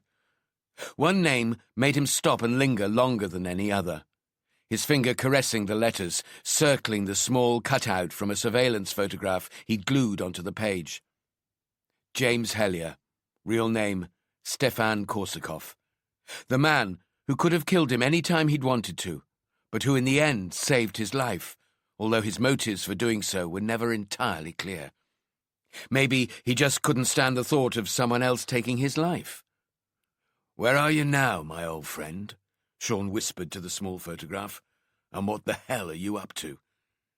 The cold shiver running up his back urged him to move on, flicking through page after page of disorganized notes and scribbles, until he came to a nearly blank page halfway through the book. The only words were those written across the top: George Bridgeman, abduction, and a little further down, Bailey Fellows, abduction. The rest of the page was barren, the accusation obvious. He couldn't think any more, not the way he needed to. He smoothed out the pages and lifted a red fine-tipped felt pen from an old mug he used as a pen holder and flipped the top off, holding it above the notebook as if he expected it to magically lead his hand and start writing for him, solving the puzzle of the missing children without his help. He tried to force thoughts into his mind, but only the broad strokes, stuff he'd already covered with Sally and Donnelly, with Anna, would come. Nothing incisive, nothing that allowed him to cut through the rock and find the diamond. The abductor knew the children, but how? They knew the families, but how? They knew the houses, but how? They even knew the alarms weren't working, but how did they know that? The alarm fitters checked out okay and were from different companies, and so not that... He knew he was asking the right questions, but he needed the answers, and they wouldn't come. He allowed the pen to fall from his fingers as he leaned back in his chair with a sigh of resignation, running his hands through his light brown hair, the tiredness of the last few days suddenly creeping up on him and threatening to drag him into sleep. He quickly straightened in his chair and replaced the lid on the pen, blinking furiously to keep his eyes from sealing themselves closed, his hands scribbling thoughts that almost came from his subconscious, released by the extreme tiredness of a mind too exhausted to resist any more. He read the words as they took form on the pages, columns of facts on each side of the book, one list headed GB and the other BF. Scene 1, written under George's initials, and Scene 2, under Bailey's. The words he wrote under Scene 1 he then repeated under Scene 2, circles and lines linking the two across the divide on the page. No signs of violence, no blood, no evidence of drugs being used, no evidence of restraint, no noise, no nothing. Conclusion? The victims went with the offender willingly. They wanted to go with you. They had to have. But why? Why did they want to go with you? He leaned back before immediately springing forward, tapping the pages with the pen. They went with you because they know you. But you're not a family member, you're not a teacher or childminder, and the families don't appear to share any friends, or at least no one the children could know well enough to go with in the middle of the night. So how do they know you? He stood up, not moving, just standing, staring down at the new words in his old journal, allowing the questions he'd asked to whirl around the room, spin around his head, until at last the simplicity of the solution began to take shape. He sat down again and rested a hand on the book. Maybe you don't know the families. You don't know these children. His eyes closed for a few seconds while he tried to understand his own conclusion. Or at least you don't know them like I thought you did. You have no historical link to them. You're not a trusted friend of the family. No one the children could have known well. But you're not a stranger, you can't be, because they went with you willingly, and you know these houses, these homes. He felt any answers slipping away as quickly as they'd started to come, his imagination trying to stop them fading into the dark recesses of his subconscious. "Damn you," he hissed through clenched teeth. "You know the children. You know the houses, you know everything you need to know, but you can't be closely connected to the families, or I would have had you by now. So something else, something I haven't thought of yet, something so fucking obvious I can't see it for staring at it." He exhaled heavily and slumped into his chair, his mind drifting. Thoughts of the case were banished as images of his wife and children invaded, and of Anna. Extreme tiredness was making him lose control over his consciousness. "All right," he told himself, his voice still hushed. "All right. We look further afield. Someone who could have had access to both children, but something the parents wouldn't necessarily think to remember." He began to scribble some notes between the two columns of information, anything he could think of that could possibly link the families, the children. Do they share the same GP or practice? Have they visited them lately? Have there been any visits to the hospital? Do the parents remember any overfamiliar doctors or nurses? Do the missing children belong to any of the same after-school or weekend clubs? Where did the families go on holiday, and did the children use any kids' clubs?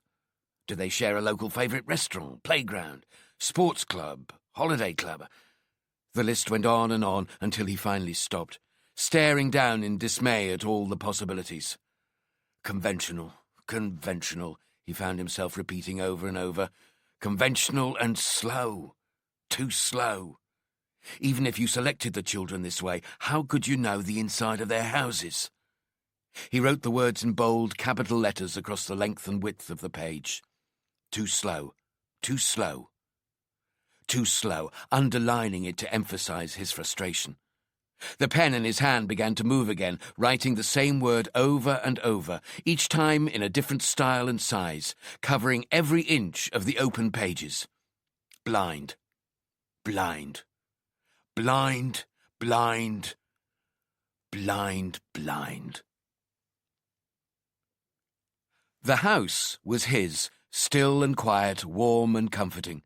The familiar sound of a grandfather's clock pendulum swaying in the hallway, making him feel as if he belonged, as if he was meant to be here.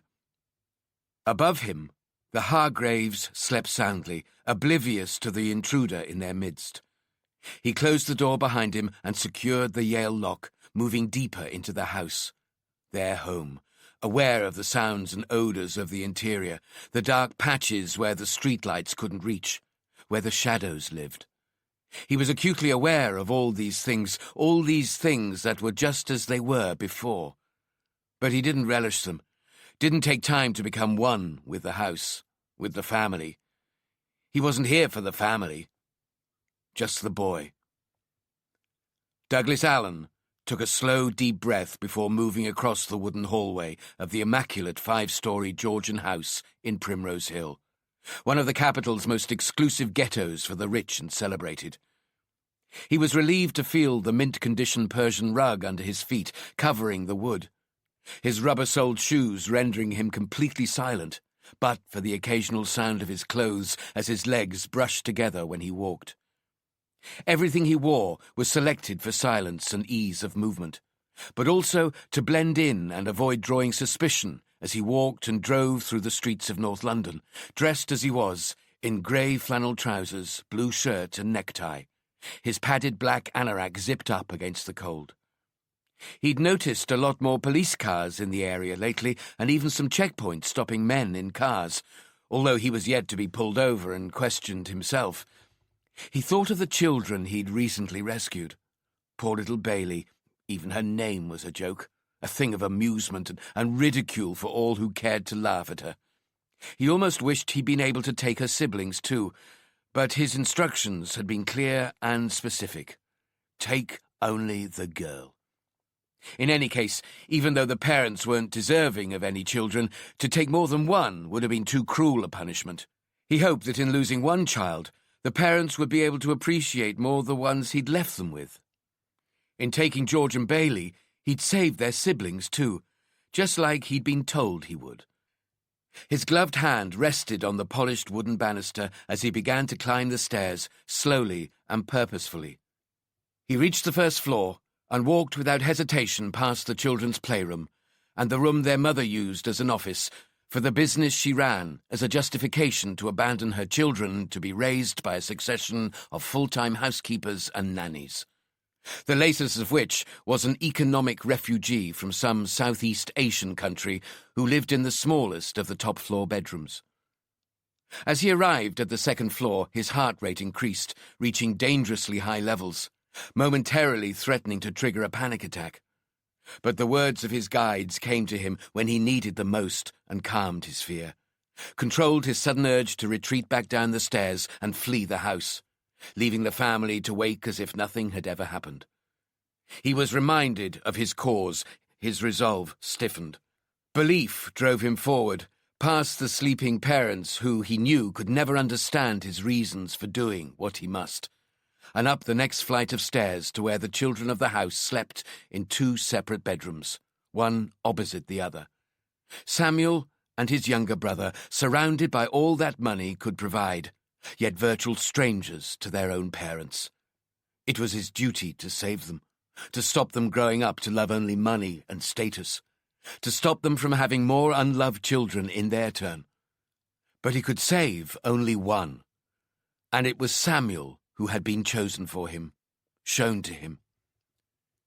He came to the pristine white-panelled door, unmarked by the play of young children afraid to free their spirits for fear of damaging anything in the house and reaping the wrath of their overly house-proud mother. The boy waited on the other side, unaware that soon he would be in a better place, a place where he would be loved more than he could possibly conceive.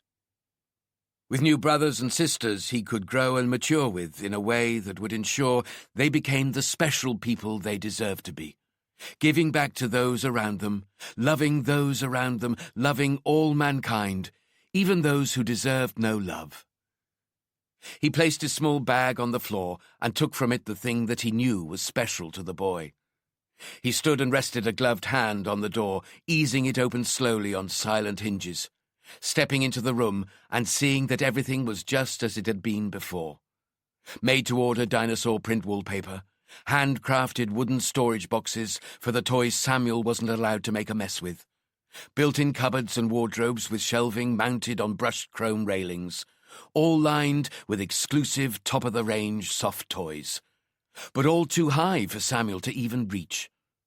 He felt his heart sink with sadness as he imagined the boy sitting alone in a room full of toys he wasn't allowed to love. A smaller collection of soft toys littered the boy's bed, less expensive, less cared for, but more loved, scattered without order, the remnants of his nighttime games before sleep had finally taken him.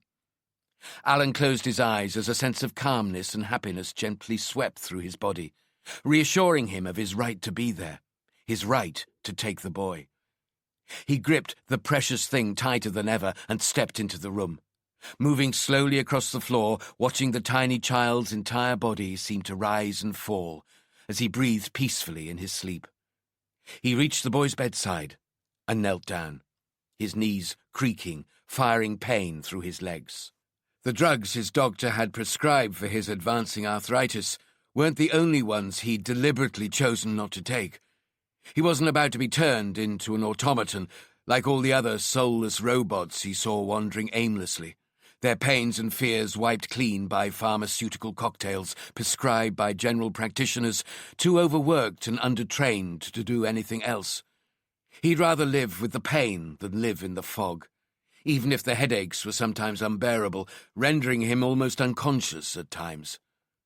The drugs made the voices stop too, the voices that guided him, the voices that told him what to do and when to do it, the voices that kept him safe, the voices of those who loved him most. He wouldn't take the drugs and kill those he loved most. The boy began to stir, sensing the presence next to him, chasing his dream away, or perhaps this was part of his dream. The voice of a man whispering softly, whispering words of kindness, whispering his name, gently drawing him from his sleep. "Samuel, Samuel, I've brought you something. Something special." The boy rolled over to face him, still more asleep than awake, eyes merely flickering open a millimetre or two before closing tightly again, seduced by tiredness. "Samuel, you need to open your eyes. It's time to wake up. Wake up, Samuel. Someone's come to see you. Someone who's missed you very much." The boy's pupils stopped dancing under his eyelids, his slightly sticky eyelashes the first things to part as he at last woke from his sleep and instantly stared at the man kneeling next to him, his face too close, shock and fear involuntarily filling his lungs with air as he prepared to call out into the house, into the night. But a smothering hand clasped over his mouth before he could release any sound, and the man's other hand pushing something in front of his face. Something it took him a few seconds to recognize. But when he did, the recognition brought with it instant relief and joy. The fear in his eyes turning to happiness as he snatched the precious thing from the man's hand, and the other hand was removed from his mouth. "How did you—" the boy tried to ask, but the man pressed a finger to his lips and one to the boy's. "Shh! Don't speak," he whispered. "If they hear us, they won't let you come." "Come where?" Samuel asked, his voice still too loud in the night as he sat up in his bed, the duvet falling around his waist to reveal his blue and white dinosaur pajamas. He clutched the precious thing in the crook of one arm while his other hand rubbed at his sleepy eyes. "To a magic place," Alan whispered, "where only the best children get to go." "Where is it?" "Not far, but we have to go straight away." "How do we get there?" "Oh, you'll have to wait and see. It'll be a surprise." "Do I need to get ready first?" Samuel asked, still innocently blinking the sleep from his brown eyes. No, you can come as you are. Just pop on your dressing gown and slippers and we'll be gone. But we have to tiptoe very quietly down the stairs. We mustn't wake anyone." "Why?" "Because they might try to stop us." "Why? Have you done something wrong?"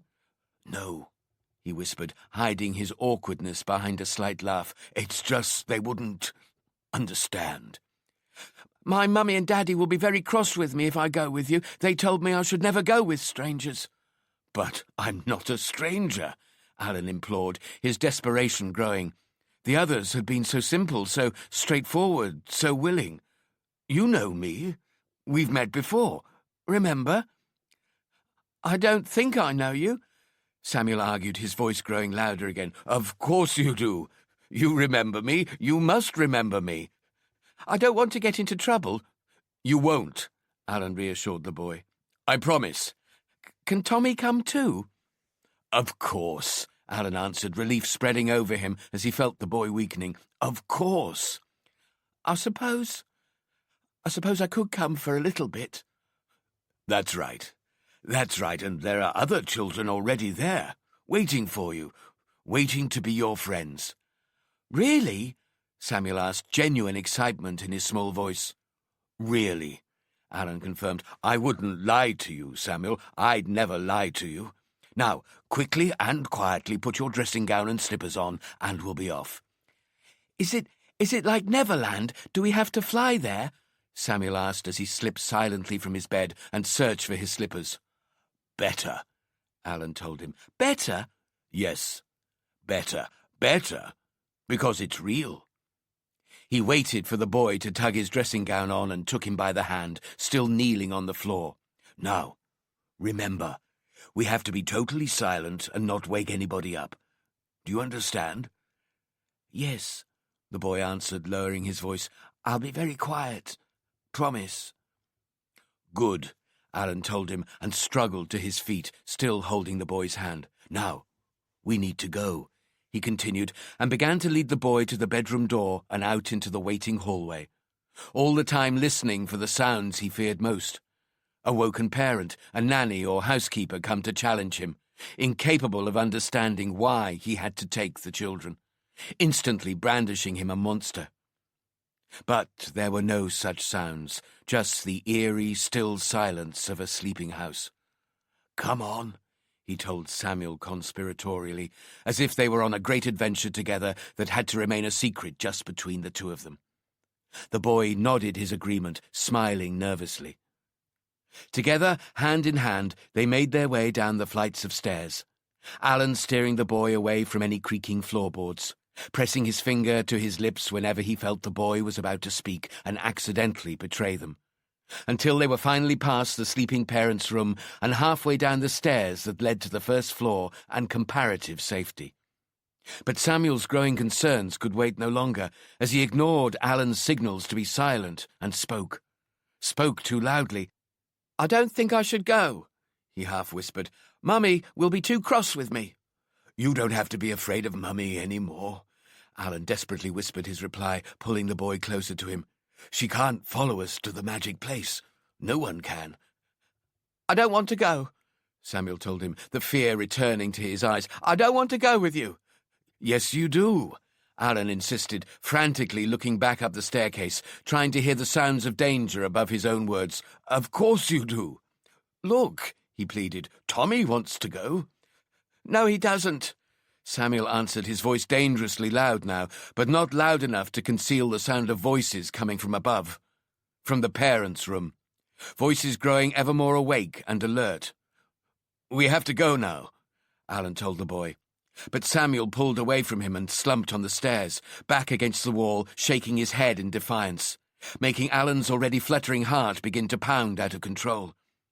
The sheen of sweat across his brow turned to small drops that ran down the sides of his face, dampening his hair and sticking it to his skin.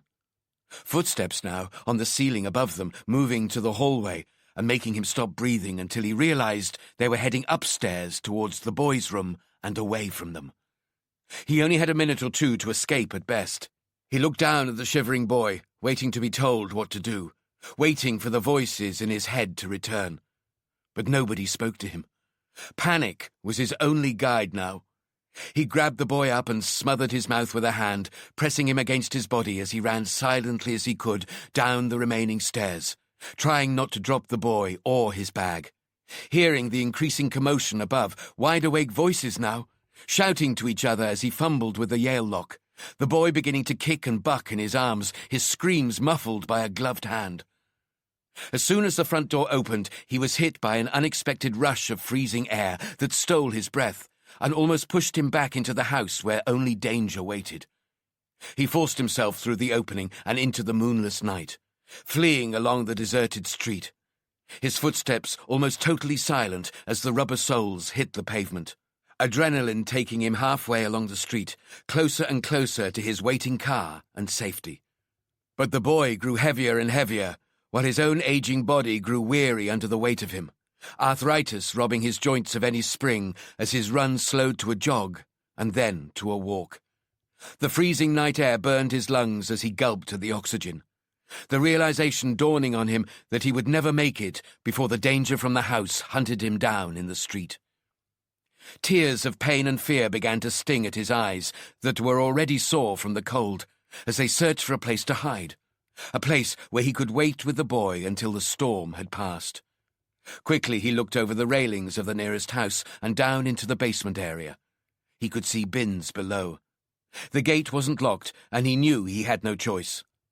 Holding the boy as tightly as he could, his gloved hand still pressed over his mouth to keep him quiet, he skipped down the stairs and sat on the ground, pulling the bins carefully in front of them as silently as he could. He waited, trying to control his own frantic breathing, afraid the plumes of his frozen breath would betray him. Loud footsteps filled the street above, a man's voice calling into the night, desperate, blood-curdling screams.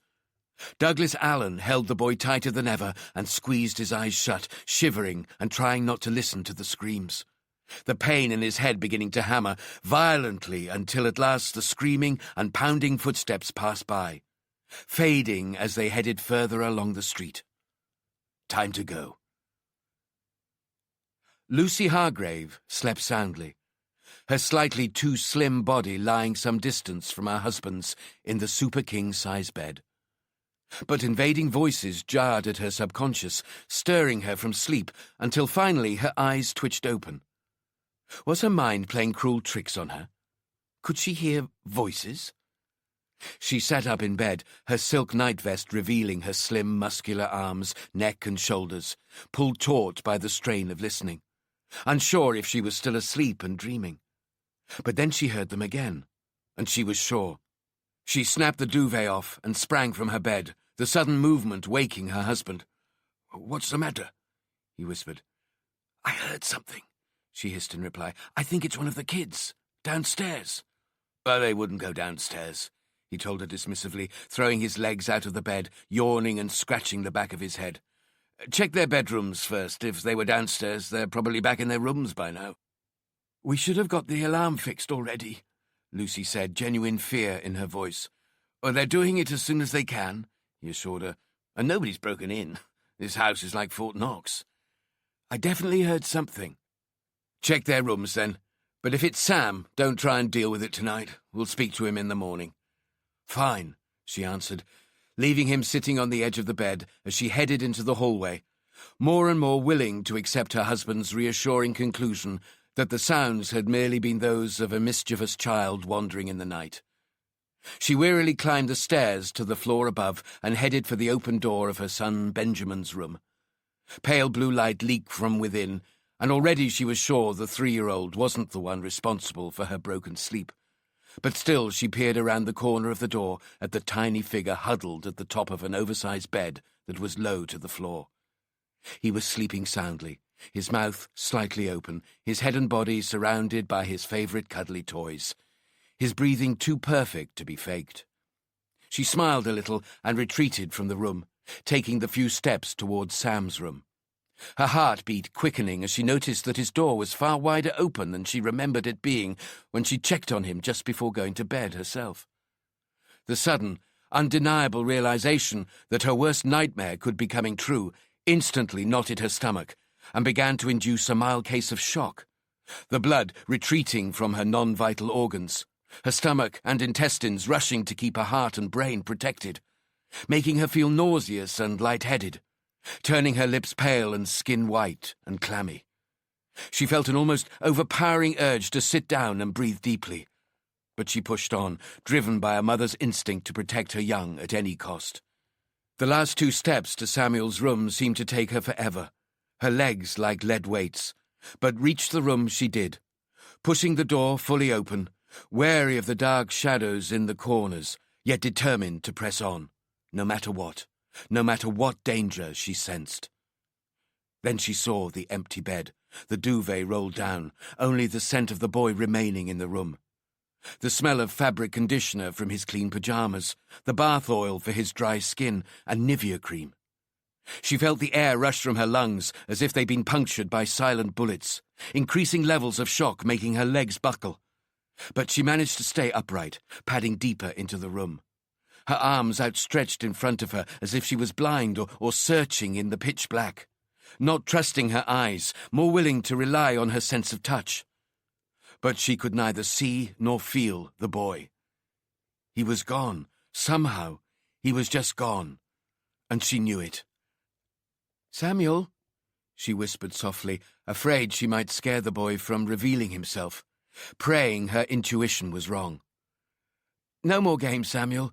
You need to come to Mummy now. You're not in trouble, I promise." Her pleas were met with silence.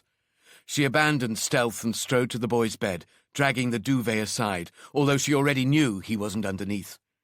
She dropped to her knees and peered into the gloom under the bed, her eyes needing to see what her heart already knew was true. Her arms stretching underneath, feeling in the dark for a little boy she knew wasn't there. The sound of her own rushing blood deafening inside her head as she leapt to her feet and ran for the light switch, flooding the room with the harsh white light from the halogen spotlight set into the ceiling. Then she moved back across to the bed and onto the floor again, scanning underneath the bed, confirming her fears when she saw nothing but shadows. She sprang upright, her body beginning to burn with adrenaline as she spun around the room, opening every cupboard and drawer, no matter whether Samuel could have fitted inside or not, until she was as physically sure he was gone as she was psychologically. The memory of what had first broken her sleep, first electrified her body with fear, telling her where she needed to go. "Downstairs," she told herself, not caring who heard. "He's gone downstairs, that's all." But the vague, sleep-effective memory of voices magnified her terror. Why were there voices? Why wasn't it just Samuel's voice? How could there be someone else? How could someone else be in their home? "No," she said through a thick panic like she'd never experienced in her entire life. "No, Samuel, no!" She began to almost shout, her tears constricting her throat, making her voice break as she tried to speak. She ran from the room and down the stairs, tripping in the semi-darkness, her shoulder hitting the banister hard, but she didn't feel the pain. Springing back to her feet and clearing the remaining stairs, only for her husband to catch her as she made it to the landing. He wrapped one arm around her waist, while the hand of the other covered her mouth as he put his lips to her ear. "Shh," he hissed. "Can you feel it? The cold air. She was suddenly aware of the freezing breeze drifting up the stairs and over her skin, making her hairs stand on end to trap the warmth of her body. Her husband's heart beating through her back, holding her tightly until they conquered their fear enough to speak again. "The front door is open," he continued. "Someone's down there." "Samuel?" She tried to call out, but fear strangled her words to nothing more than a faint plea. "He's not in his room. He's gone." "He couldn't have opened the front door," Henry told her. "He can't reach." She tried to pull away from him, to run down into the cold darkness below, her only instinct to run to her child. "Samuel!" she called out louder than before, struggling against her husband's restraining grip. "Let me go!" she shouted. "Let me go! You don't understand! Someone's taken him!" "Wait!" he told her, his mind spinning. "Wait! Go to our bedroom. Call the police. I'll check downstairs."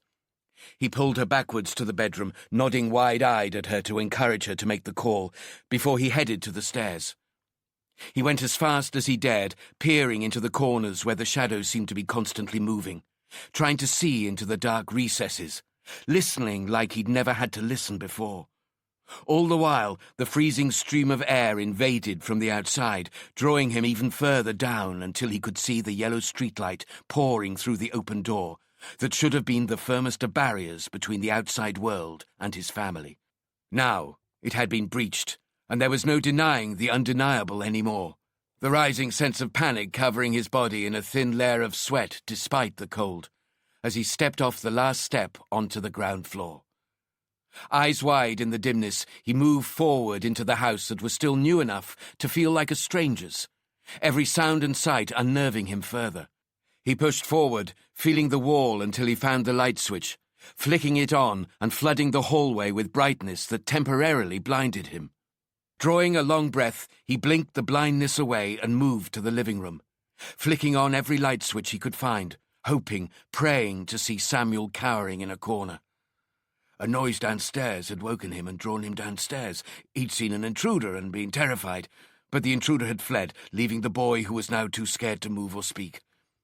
He had to believe, but the light only brought more silence and emptiness. His eyes scanning every inch of the room, refusing to accept he couldn't find his son. "Samuel!" he called hoarsely, terror leaving his throat raw. He tried to consciously pump saliva into his mouth, swallowing the tiny amounts to lubricate his larynx. "Samuel, you can come out now. There's no need to be afraid anymore. It's Daddy. You can come out now." Silence. No movement, except the tormenting breeze from the front door swirling around his ankles. He ran to the ground-floor study, his panic becoming intense. "Samuel! Please, Samuel! You need to come out now. You need to come to Daddy now." Nothing. He looked slowly over his shoulder at the open front door, as if it was a porthole to another world, a world he knew his boy had been taken to, a porthole that might slam shut any second, forever separating them. Suddenly, he found himself running towards it, its yellow light warm and inviting. But as he burst into the world beyond the door, the freezing air gripped his body, naked but for his pyjama bottoms. He ran into the empty, silent street, looking frantically in both directions, standing in the middle of the road, desperately searching for a clue as to which direction to run in. "Samuel!" he shouted into the night. But the night didn't answer. The only sound, the distant rumble of the city traffic. "Samuel!" he shouted again, allowing the boy's name to tail off slowly, eventually fading and dying into the night, a collapsing echo reverberating off the house fronts. "Samuel!" Even louder this time. Some lights beginning to flicker on in the windows of the other houses, as the freezing air flooding his empty chest felt like toxic fumes. Again he span in the road, unsure which way to run. Tears of frustration, anger and fear blurring his vision. The light from the street lamps starbursting in his eyes, until his instinct told him that to do something was better than doing nothing. And he ran. He ran along the street, unwittingly heading in the same direction as Douglas Allen had, his naked feet hitting the road surface hard as he sprinted, ignoring the pain in his body, not even feeling it as he ran past the basement entrance where Allen cowered, and where his boy grew weaker and weaker, struggling to breathe through the hand clamped over his tiny mouth, his once wide brown eyes now only half open as the pounding of his father's naked feet grew fainter and fainter, like his own breathing and heartbeat, until neither could be heard any more. Once he finally turned into the street where his home was, Alan turned off the headlights and coasted until he found a space close to his own front door. He was physically and mentally exhausted. The incident earlier and the constant need to watch for and avoid police patrols and roadblocks had drained him. But his guides had eventually seen him home safely. Although how much longer he could carry out his work, living where he did, he began to wonder. His dream of moving to the country might have to be moved forward. The patrols and roadblocks would surely only get worse, especially after tonight. He checked the road ahead and behind before hauling himself from his car, quietly closing the door before again searching for signs of life in the eerily silent street.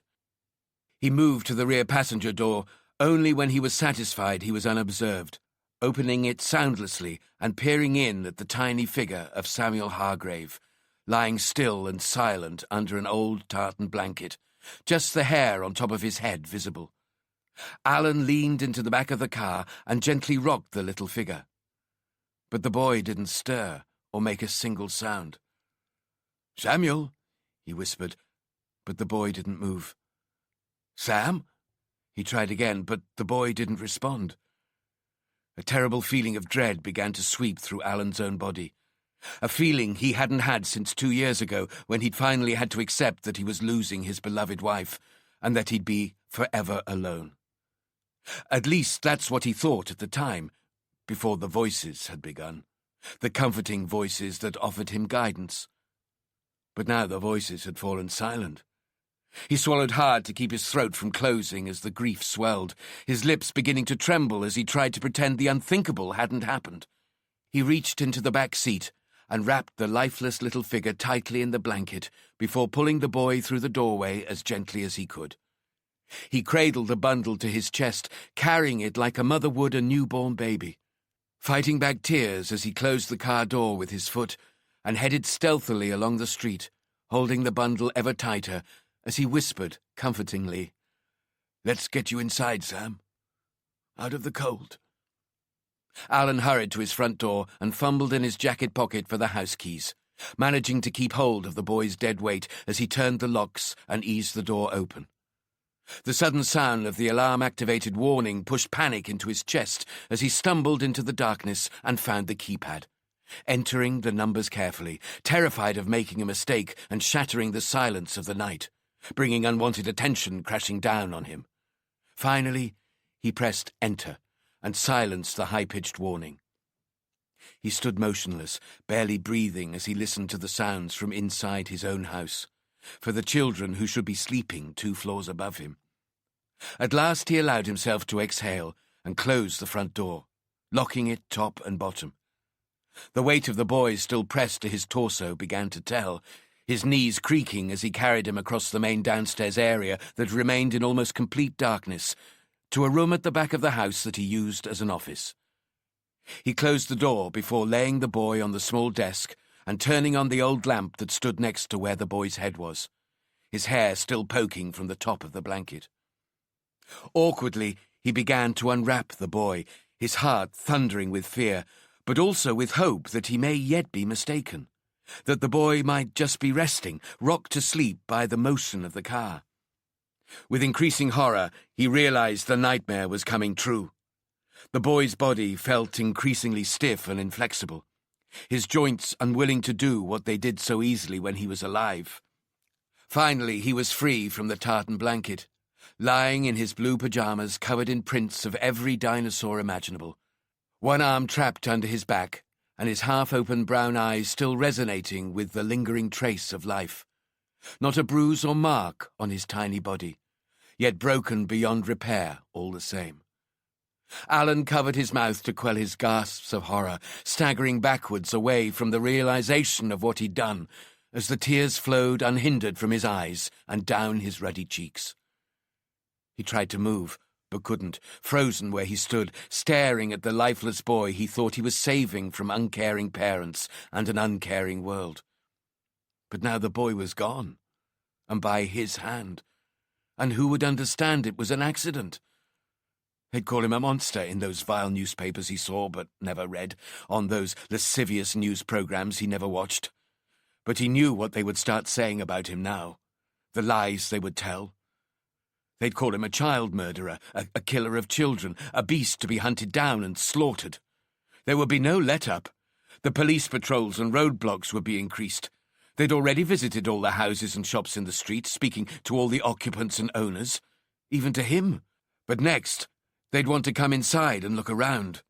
Their desperation would demand it. He needed to know what to do. He needed the voices, his guides, to tell him what to do. But still they remained silent, leaving him alone and afraid. The pain in his head was only matched by the pain in his chest, a tightening and crushing that left him short of breath and dizzy, dropping him to his knees, his head in one hand while the other clutched and clawed at his chest, as if he was trying to rip out his own heart. "Help me," he whispered as he fell forwards. "Help me." He felt darkness and oblivion begin to drown him, the pounding in his head making his body want to escape into unconsciousness. But he fought against it, knowing that this was when the voices of his guides usually came, when the pain was at its worst, when he thought he could bear no more, when he thought he might have to surrender to the doctor's wishes and take the drugs they told him he must. That's when the voices came. And so they did now, quietly at first, but growing louder, comforting and reassuring, telling him he wasn't alone, giving him the strength to resist and accept the pain, guiding him to his feet and back towards the body of Samuel lying on his desk. He wiped away his tears and stood next to the boy, crossing himself with the sign of a crucifix as he gathered his thoughts and listened to the voice's instructions. He nodded his head gently in approval and understanding, quietly speaking the words of the 23rd Psalm as he began to prepare the boy, untwisting his tiny arm from under his body and stroking his hair as neatly as he could with his hand. "The Lord is my shepherd, I shall not want. He maketh me lie down in green pastures. He leadeth me beside the still waters. He restoreth my soul. He leadeth me in the paths of righteousness for his name's sake. Though I walk through the valley of the shadow of death, I shall fear no evil, for thou art with me. Thy rod and thy staff, they comfort me. Thou preparest a table before me in the presence of mine enemies. Thou anointest my head with oil. My cup runneth over. Surely goodness and mercy shall follow me all the days of my life, and I will dwell in the house of the Lord forever." He stretched the boy out carefully on his back, straightened out his blue pajamas, and closed his eyes fully, still listening to the voices as he opened the desk drawer and took out an antique wooden box and turned the small, ornate key to unlock it. Inside, he could see the precious things that had belonged to his wife, things she had no one to pass on to. Her engagement ring and wedding ring, a cameo brooch and other jewellery, although there was little of it. He brushed his fingers over the items lovingly until they rested on what he was looking for, the small silver crucifix with a tiny Christ sacrificed upon it. He lifted it from the box before speaking softly and quietly. "Are you sure? Are you sure he needs it?" He nodded his head slightly as he listened to the voice. "I know," he answered. "I know you'll guide him to green pastures. I know you'll lead him to still waters." He wiped the tears from his face with the back of his hand and pressed the crucifix into the boy's hand, crossing his arms over his still chest as his eyes fell upon the special thing he'd brought for the boy, the precious thing that had remained trapped in the blanket throughout. Alan pressed the palms of his hands across his eyes to stop the tears from returning, the sight of the thing so special to the boy almost overwhelming him, the thing he'd used to convince the boy he was a friend, not a threat. He waited for the crushing sadness to ease before reaching for the special thing, lifting it from its resting place and tucking it under the boy's folded arms. He carefully wrapped the blanket once more around Samuel Hargrave, but this time left his face showing, as if he didn't want to suffocate him. Once the boy was prepared as well as he could be, Alan once again sank to his knees, this time not in pain, but to pray, not just for Samuel Hargrave, but for himself. Our Father, who art in heaven.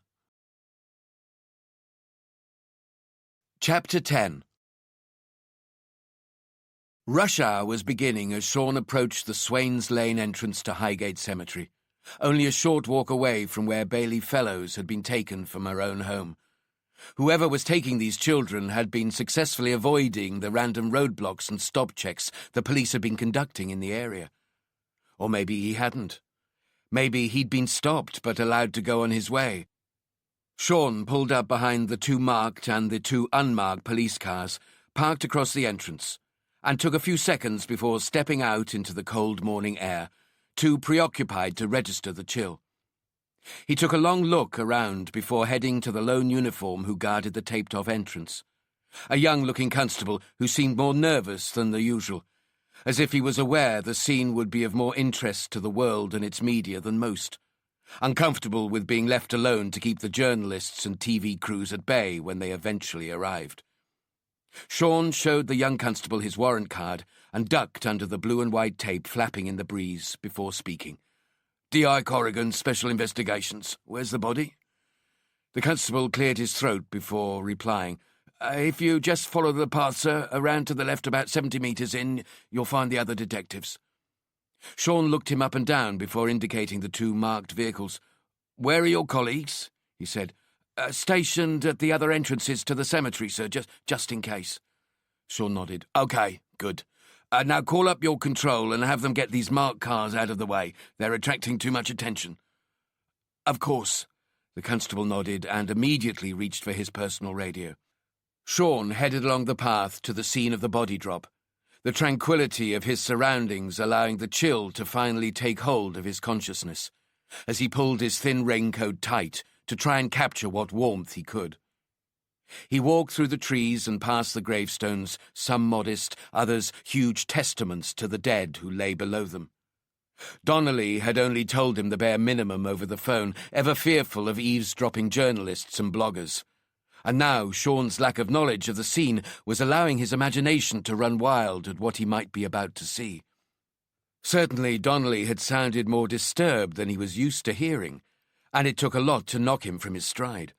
Finally, with equal trepidation and relief, he saw Donnelly and 2 other figures wrapped in raincoats up ahead, all standing quietly. It did not bode well. He noticed all 3 detectives stiffen as he grew near. Gentlemen, Donnelly introduced him, this is D.I. Sean Corrigan. Sean just nodded. D.S. Simon Rogers, the older, greyer detective offered, holding out his hand. Sean accepted it briefly before turning to the other detective and his already outstretched hand. D.C. Martin McInerney, Governor. Again, Sean just nodded. Is it one of the missing children? Sean asked. No, Donnelly answered, his lips thinner and paler than usual. It's a boy, about 4 or 5 years old, but it's not George Bridgeman. We're aware of your investigation into the missing children, Rogers told him. Figured, given the age of the victim and the location, you'd want to take a look. Sean looked over Rogers's shoulder at the rolled-up tartan blanket lying on a shallow grey slab of stone, the grave marked with a simple headstone that was too far away for Sean to be able to read. Yeah, he answered remorsefully. I'll need to take a look. He walked between the 2 detectives and stepped slowly and carefully towards the rolled-up blanket, not speaking, examining the floor to avoid accidentally stepping on any potential evidence, a footprint or discarded food wrapper, a snagged clump of human hair or fabric. But he saw none. The body was laid with its head pointing towards the tombstone, carefully arranged, not dropped in panic or dumped by someone who didn't care. Did you pick this grave for some particular reason? Sean asked silently. Is there something special about it, here amongst thousands of others? You trying to tell me something? Something about yourself, about what you're trying to do, while you're taking these children? He twisted his head slightly over his shoulder to speak to the detectives behind him, although he avoided looking at them, their searching eyes examining him, watching for signs of weakness or uncertainty, ready to judge him. Any reports of missing children overnight? He asked. Not in our boroughs, Rogers told him, "but we've put out a Met-wide request for everyone to check their overnight MISPER reports. Amount of publicity your investigation's been receiving, it shouldn't be long before we find out who the poor little sod is. Or was." "No," Sean agreed. "I don't suppose it will." Slowly he turned back to face the rolled-up blanket, inching forward until the boy's face began to come into his eyeline. Just a little hair and the outline of a nose at first, but eventually his entire face confronted him, his eyes closed peacefully, his lips slightly parted, but no warm breath plumed into the cold morning air. Sean breathed in deeply and involuntarily found himself holding the air in his lungs as he leaned as close as he dared to the boy's porcelain face, the images of the dolls from Bailey Fellow's bedroom flashing in his mind. He thanked God the boy's eyes were closed, and prayed that this time, at this scene, he could make a connection with the man he hunted. The man who'd killed now, taken the life of a young child, the most heinous crime imaginable.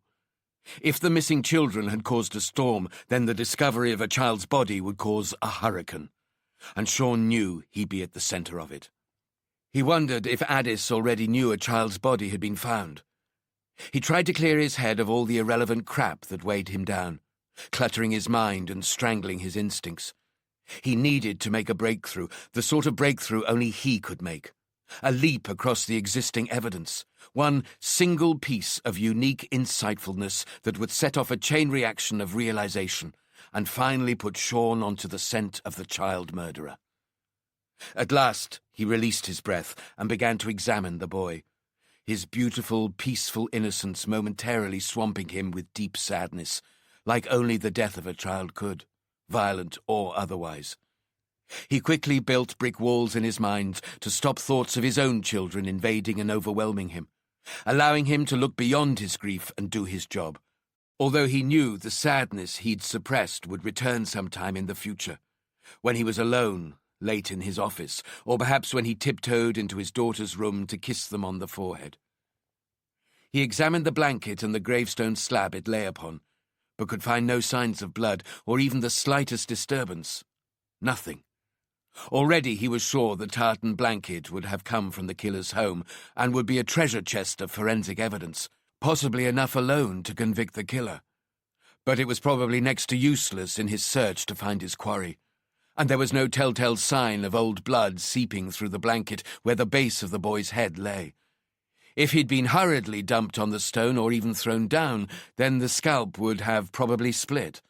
He was convinced that the boy had been carefully placed on the stone. But why? "Look beyond what's staring you in the face," Sean told himself. "The killer's trying to tell you something, even if he doesn't know it himself." He almost began to speak out loud before he remembered the detectives standing behind him, watching his every move without speaking, unwittingly interfering with his train of thought, their mere presence disturbing him. If only he could be alone. But he couldn't think of any logical reason to send them away, and instead had to do his best to block them out, to pretend they didn't exist, that only he and the little broken body of whoever this was were in the cemetery together, alone. "So, what are you trying to tell me?" he asked, his eyes still fixed on the boy's face. "Is it something about the body, something you've done to the body that will lead me to you?" He could barely resist unwrapping the blanket and examining the body himself, right here and now, but the risk of losing invaluable forensic evidence stopped him. Besides, his instincts told him the body would be unharmed, undamaged. But what if the killer had left something wrapped in the blanket, something he wanted Sean to find? How badly he wanted to unwrap that blanket. But with Donnelly and the others standing so close, he daren't, no matter what. Best to unwrap it under controlled conditions in the morgue. Remove each piece of evidence hair by hair, fibre by fibre. The body, as it was, told him nothing other than that the killer had cared about its disposal, had wanted to ensure the boy suffered no more, had felt guilt for what he had done. "You left him here where you knew he would be found. Why?" "Because you couldn't bear to dump him where he might not be found. To bury him in a shallow grave or leave him in the woods at the mercy of scavenging animals. Why did you care what happened to him after death so much? Because you wanted to show the world you're not a monster. And why here in a cemetery? So he could be with his own kind? The dead, to give him some peace. Donnelly's voice all but collapsed the house of cards he was building in his mind. "You've found something, Governor?" "No," Sean snapped back before mellowing his tone, looking sheepishly at the detectives who were still strangers to him. "Nothing yet." He quickly turned away and tried to descend back into the world he'd just been dragged from, to be alone with the man he had to hunt. "In leaving the body here, you've already told me so much, but there's more, isn't there? Something right here, right in front of me. But I can't see it, can I? For some reason, I just can't." He suddenly stopped his own thoughts, his head slowly turning towards the gravestone, as if some unseen force was twisting him towards it, opening his eyes for him, enabling him not just to look, but to see. He found himself reading the words carved into the pristine gravestone, yet the stone the body lay on was obviously over 100 years old. "The gravestone's new," Sean called to the others without looking away from the stone. "But the grave's old." "I suppose the family had it replaced then," Donnelly offered. Sean ignored him and continued to read. "I know this name," Sean said quietly. "How could I know this name?" "Well, maybe it just sounds familiar," Donnelly unhelpfully suggested. "I remember now," Sean told them, still not looking away from the stone, reading the story of the grave's most decorated occupant. "Robert Grant was awarded the Victoria Cross while serving in the British Army during the Indian Mutiny in 1857. "The Indian what?" McInerney asked. Everybody ignored him. "He returned to Britain and joined the Met," Sean continued. "He was a cop for 10 years before he died of TB and was quickly buried here along with 7 others who died the same way in an effort to stop the spread of the disease. Just a few months ago, the commissioner at the time found out about Grant's story and had this new gravestone erected so others would know too." "Nice way to treat a hero," Rogers pointed out. "Stick him in an unmarked grave with 7 others, half of whom were probably local scum. How'd you hear about it, anyway?" "It was on the news." "But why here? Why specifically choose to leave the boy's body here, on this grave? He clearly wanted us to find the body, and now we have. Does the actual grave matter?" "Yes," Sean answered slowly. "With this one, it matters. It means something. It has to mean something." So he felt guilty about murdering him, and somehow, in his sick mind, leaving him where he could be found relatively quickly was his effort to just... Sean almost shouted at Rogers as he cut him off. "Just wait a minute. I just need a minute." Donnelly slightly raised his eyebrows and rolled his eyes a little at the other 2 detectives, his way of explaining that Sean was perhaps a little different from what they were used to, and that they needed to be patient. "Why here?" Sean spoke to himself, no longer wanting or willing to share his thoughts with strangers, or even Donnelly. They talked too much, continually breaking into his mindset, snapping any connection he was beginning to make with the man who'd taken the children, with the man who'd killed the boy. "You didn't just want us to find him, did you? You wanted to show me something, wanted to tell me something about yourself, something you want me to know." Sean hurriedly began to search with his eyes, only his head moving as he scanned round the blanket holding the body, around the stone it lay on, the ground underneath, and the inscription on the headstone. But he saw nothing he hadn't already. The sudden silence in his head was matched by the silence in the cemetery as he stared at the words on the headstone. An idea germinating slowly in his mind, like a shattered mirror reflecting 1,000 different images. All different, but somehow part of the same picture, until at last they came together to form a solid pattern. You wanted him to be protected even in death. You wanted him to be cared for. So you sought out a protector. And what greater protector could you find than a police officer? One who'd been awarded the Victoria Cross. Did you believe he would guide the boy's soul to a better place? He turned to the waiting, watching detectives. "He left the boy here not just to ensure he was found. He left him here because it's the grave of a cop. That was what was so important to him. That's why here. Why does he care? Donnelly asked. Because he wanted to leave the boy with someone who'd look after him. He's dead, Donnelly added coldly. Too late to care for him now. But when he was alive, Sean tried to explain, did he take him for the same reason? Is he trying to protect them? Protect them from what? Rogers joined in. I don't know, Sean admitted. Some danger he thinks they're in. Thinks or knows, Rogers continued. If he knows, then he knows more than us, Sean admitted. We checked out the families and found nothing of concern. Something else, then, Rogers offered. The children weren't in any danger, Donnelly interrupted, and if he wants to protect them, he's got a funny way of showing it, snatching them from their beds and murdering them. We don't know he's killed before, Sean reminded him. Of course he has. We all know it. We just haven't found the bodies yet, Donnelly insisted. No, Sean told him calmly, assuredly. He hasn't killed before, and I don't think he meant to here either. Oh, come on, Governor. Donnelly could barely disguise his disgust. He's a child murderer, and probably a paedophile too. The body hasn't even been examined properly yet. God knows what evidence of abuse we'll find. Maybe we should just take a look at the body now, Rogers suggested, just in case. No, Sean snapped, warning them all away from the body, as if they intended to snatch it from him. We unwrap the blanket out here, we could lose whatever evidence is trapped inside. We wait until he's moved to the mortuary. Well, that could be hours. Will be hours, Donnelly argued. If we take a look now, at least we'd know. Maybe we would, maybe we wouldn't, Sean half agreed, but I'm not going to risk losing critical evidence. Maybe you just don't want to see, Donnelly accused him, turning the atmosphere poisonous. Sean's dark anger rose in his throat like hot bile as he rounded on Donnelly, the sudden, shrill chirping of a mobile phone in the silent cemetery stopping him as he moved forward threateningly. Rogers searched himself until he recovered the phone from his raincoat pocket. DS Rogers speaking. He listened for a second before interrupting. Let me hand you to the man in charge, he told the caller as he stretched the phone out to Sean, who accepted it suspiciously. CID from Camden. You need to speak with them. D.I. Corrigan, Special Investigations Unit. Sean introduced himself before listening silently for what, to the others, seemed an age until he finally spoke again. I understand. Can you email the photo to this phone? Good, I'll be waiting for it. He hung up, his face expressionless. Well? Donnelly prompted him, reminding Sean they were there.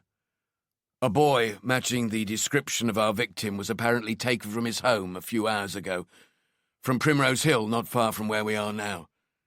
The parents heard someone in the house, but by the time they realized what was happening, the boy had already been taken. Rogers's phone vibrated in his hand, and he almost dropped it before he gathered himself and opened the email without asking permission. The attachment revealing a picture of a young boy, smiling, dressed in his infant school uniform, his hair combed neatly for the photograph. Sean moved back to the body in the blanket and held the phone next to the lifeless face. The difference between the living and the dead as striking as it always was, making the boy, to the untrained eye, unrecognizable.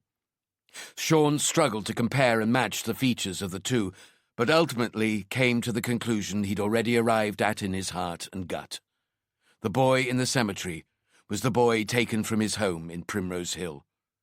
Samuel Hargrave, only 5 years old. From the cradle to the grave, Sean unconsciously whispered. What was that? Rogers asked. This is him, Sean answered. This is the missing boy from Primrose Hill, Samuel Hargrave.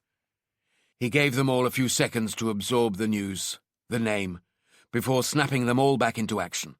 Okay, make sure your local uniforms keep this place locked up nice and tight.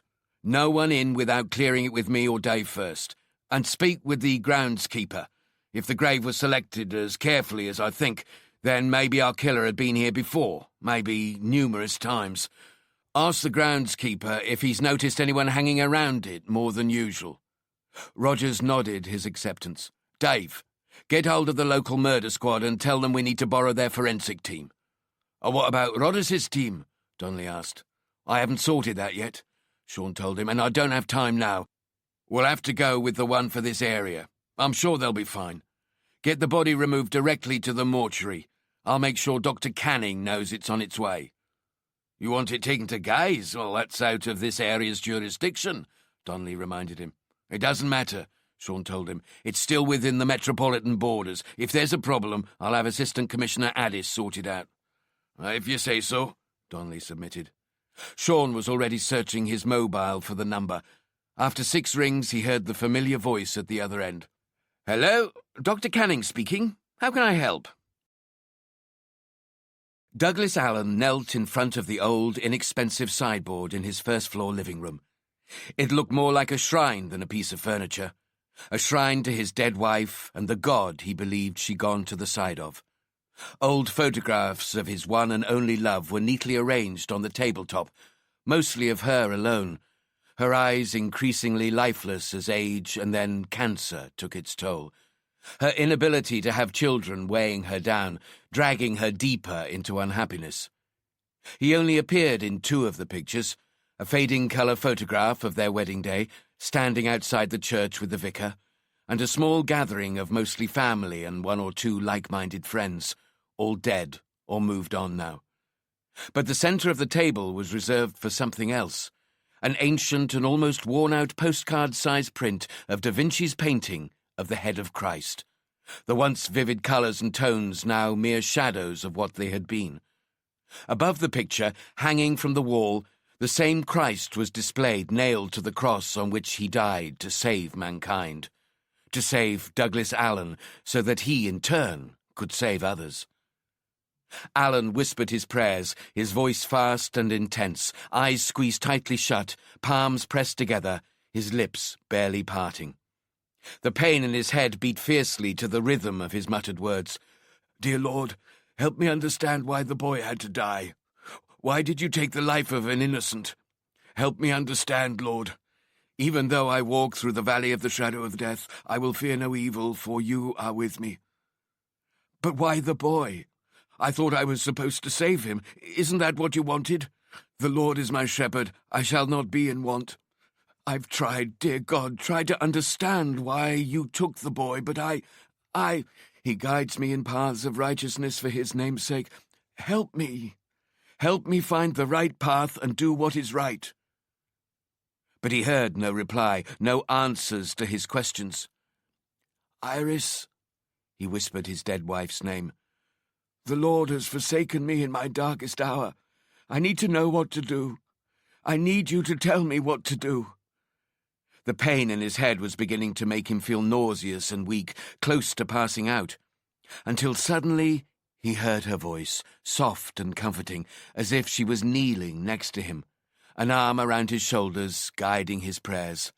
"Lead us not into temptation, but deliver us from evil, for thine is the kingdom and the power and the glory forever. Amen." "Iris? What should I do, Iris? I killed a child, Iris." "It was an accident," his dead wife reassured him. "You were trying to do the right thing. You were doing God's work." "But I killed a child. An innocent child." "You were trying to save the child." "And now he's dead, by my hand." "Not your hand. You are but a vessel, a tool to be wielded by the hand of the Lord." "But why? Why did he have to take the boy?" "Ours is not to question his will. Ours is not to doubt his grand design." But they'll call me a murderer, or worse." "Because they don't understand you are doing God's work." "Why don't they understand?" "Because they serve another Lord. They have wandered from the flock and can't find their way back." "Are they my enemies? Should I fear them?" "Thou prepare a table for me in the presence of mine enemies. Thou anointest my head with oil, my cup runneth over." "Then I shouldn't fear them?" "The Lord will protect you, and I will always be here, watching over you." "What should I do now?" "You must carry on with the work God has given you, blessed you with." "More children? I don't know if I can." "You must. The Lord has chosen you to save them. Surely goodness and mercy shall follow me all the days of my life, and I will dwell in the house of the Lord forever." Tears flowed down his face and dripped onto his hands, tightly clenched in prayer under his chin. The Lord is my father, and I shall not be in want. Guide me, dear father. Tell me what to do, and it shall be done." A sudden presence behind him made him spin around. George Bridgeman stood staring at him, still dressed in his pyjamas, his tired eyes trying to blink away his sleepiness. "Why are you crying?" he asked Alan matter-of-factly, as if the answer didn't really matter. "Because," Alan replied, "because I'm so happy." "Why are you crying if you're happy?" "Because I'm sad, too." "Why are you sad?" "Because something bad happened. Something terrible." "What?" "Nothing you need to know about," Alan told him, drying the last of the tears with a crumpled tissue he'd pulled from his trouser pocket. "Something the Lord will forgive me for. Now, come to the kitchen and have some breakfast." "Why aren't we allowed downstairs?" little George asked. "But you are downstairs. Your bedroom is above us, is it not?" "I meant down the other stairs, to the place where we can hear the voices coming from, where we can hear you talking to other people." "Because it's not safe for you down there," Alan warned him, his tone more serious and foreboding now. "When I'm not here, you must stay in your bedrooms. When I'm here, you may come down here, but never try and go all the way downstairs. Never. Do you understand me, George?" The little boy nodded slowly, fear surging through his slight body as he imagined the terrible things that waited downstairs. "Now, breakfast." "When can I go home?" George suddenly asked, unable to stop the question tumbling from his lips. Alan looked at him with genuine puzzlement. "But you are home, George, and we are your family now. You must forget the others as if they never existed. It is God's will, George. It is God's will."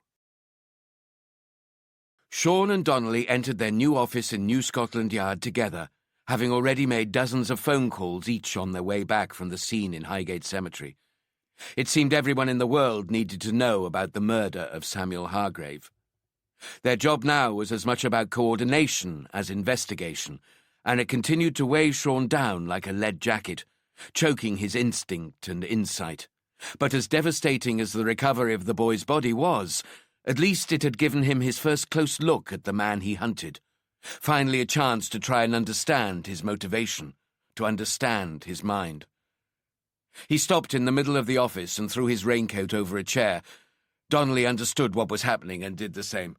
"All right, listen up," Sean barked above the sounds of conversation and typing, allowing the room to drift into silence before continuing. "As most of you have probably heard by now, we have another victim, Samuel Hargrave, abducted last night from his home in Primrose Hill. The parents disturbed the intruder, but he managed to get away with the boy.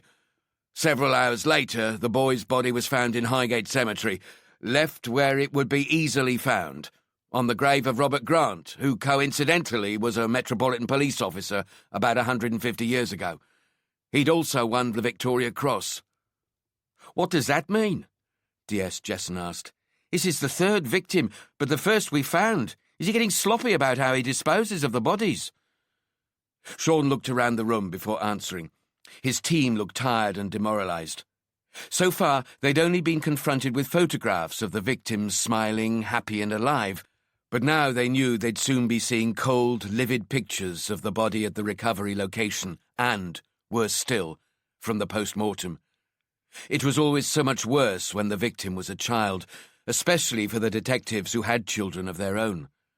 It dragged everyone into melancholy and darkness, while at the same time stiffening their resolve to keep going, to leave nothing undone until they could finally stop the human monster, march him into the custody area handcuffed and defeated. Not a thing to be feared anymore, not even a man. Just a broken wretch promising to tell them anything they wanted to know in exchange for protection from the baying mob and some hope of clemency. "No," Sean finally answered Jesson's question. "I don't think he's getting sloppy. The body was very deliberately left there for us to find. He wasn't trying to conceal it. He wanted us to find it." "Why?" Carlyle asked in her Geordie accent. "Why would he want us to find this victim, but not the others?" "Because the other victims are still alive," Sean told her, with a trace of confusion in his voice, a little surprised she hadn't worked it out herself. So, why did he kill this victim but not the others? Carlyle continued, the expressions of the faces of the rest of the team telling Sean he was running ahead of them. Because it was an accident, he told them. Because he didn't mean to. Then manslaughter, not murder, Jesson added. We treat it as murder until we know any different, Sean reminded him. Assume nothing. Murder or manslaughter, that's the CPS's decision. More's the pity, Donnelly mumbled. We still have 2 missing children out there who I believe are still alive. So, what do we know? What have we found out? Sean asked the room. We've checked out the estate agents for both families, the removal companies, alarm companies, all workmen who've been through both houses, and any other possible link they could have, but we're not finding anything, Sally updated them. Then we're missing something, Sean insisted. Go back and have all the people we've spoken to again. Somebody, somewhere, missed something. We've already done that, Sally argued. Then do it again, and let's speed up the new inquiries, checking with their GPs, after-school clubs, holiday clubs, anything that could link them. But, Sally began before Sean cut her down. Have you got a better idea? Sally looked at the floor and swallowed her rising anger, Sean's rebuttal stinging her. No, she admitted. That's what I thought, Sean added cruelly. And now we have another family to cross-reference with the other 2. Maybe now the link between all the families will show up. What if we're wrong? Carlyle asked. What if there is no link? What if the suspect's victim selection is totally random and we're wasting our time looking for a link that isn't there? Sean felt the colour draining from his face, his empty stomach tightening and twisting, his usual certainty weakening in the face of Carlyle's question. Why was he so sure? Was he wasting their time looking for things that didn't exist? No, he told himself. The evidence was there to be seen. We're not wrong, he assured the room. Don't forget what we already know. Whoever's taken the children knew too much about them for it to be random. Where they lived, that their alarms weren't working, that there were no dogs in the houses, and God knows what else. These weren't random. They were planned, and he had insider knowledge of all 3 families and their homes. He couldn't have done it if he didn't. He looked at the faces of the detectives who stared back at him, relieved to see them largely nodding in agreement, seemingly convinced by hard, cold facts. So, let's find out everything we can about the latest family and see if we can't hunt down this link. The link is the key. What about the press conference? Sally asked. It goes ahead as planned, but we make no mention of the 3rd victim. Aye, we won't be able to keep it a secret for long, Donnelly told him. Long enough to get the conference out the way. Any more questions? Why is he taking them? Sally asked, her voice slightly raised, silencing the growing murmur in the room, her eyes fixed on Sean. He hesitated a moment, his eyes flicking to Donnelly, remembering the reaction of the other detectives in the cemetery when he revealed his theory. I don't know yet, he lied, relieved to see that Donnelly didn't react.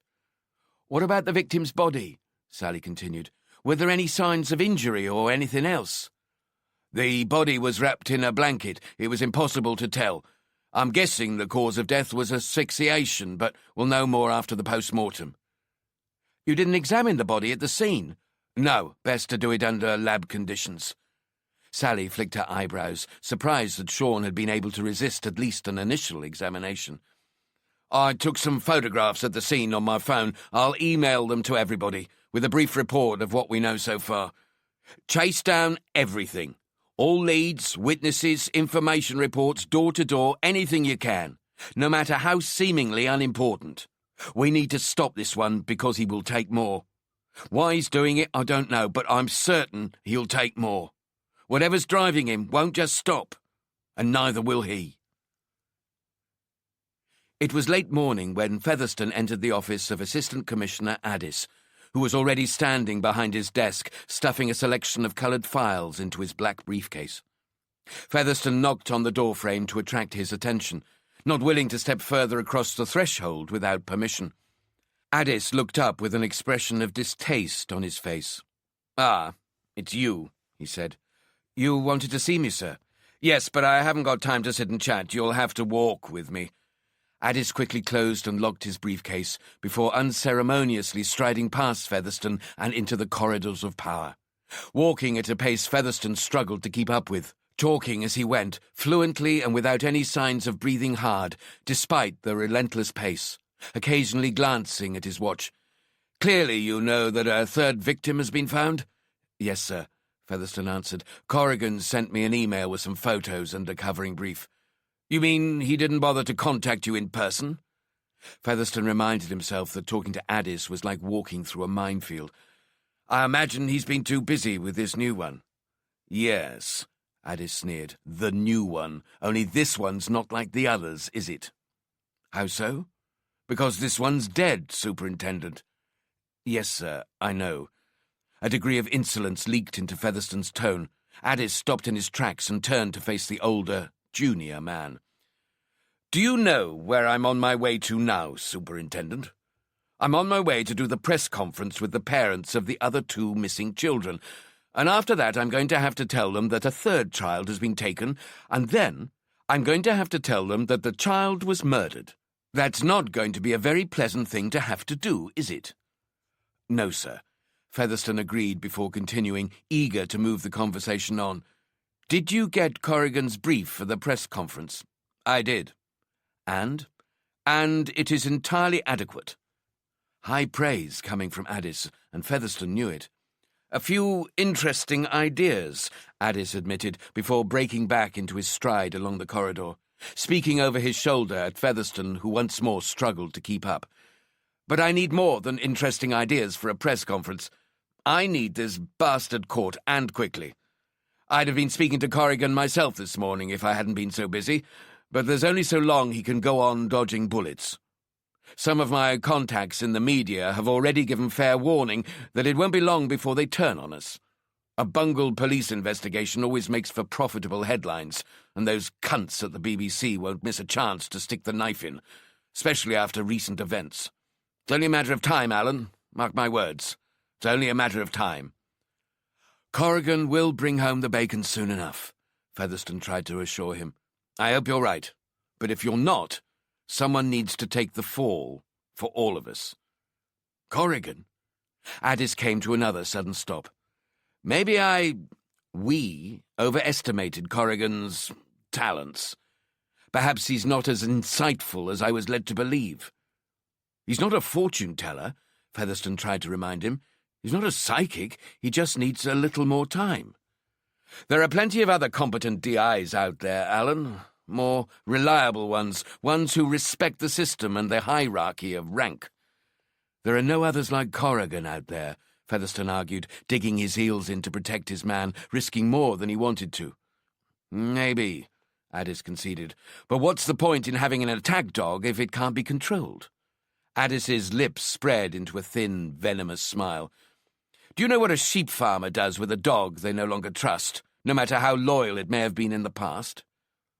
"No," Featherstone replied, although he feared he knew the answer. "They shoot it.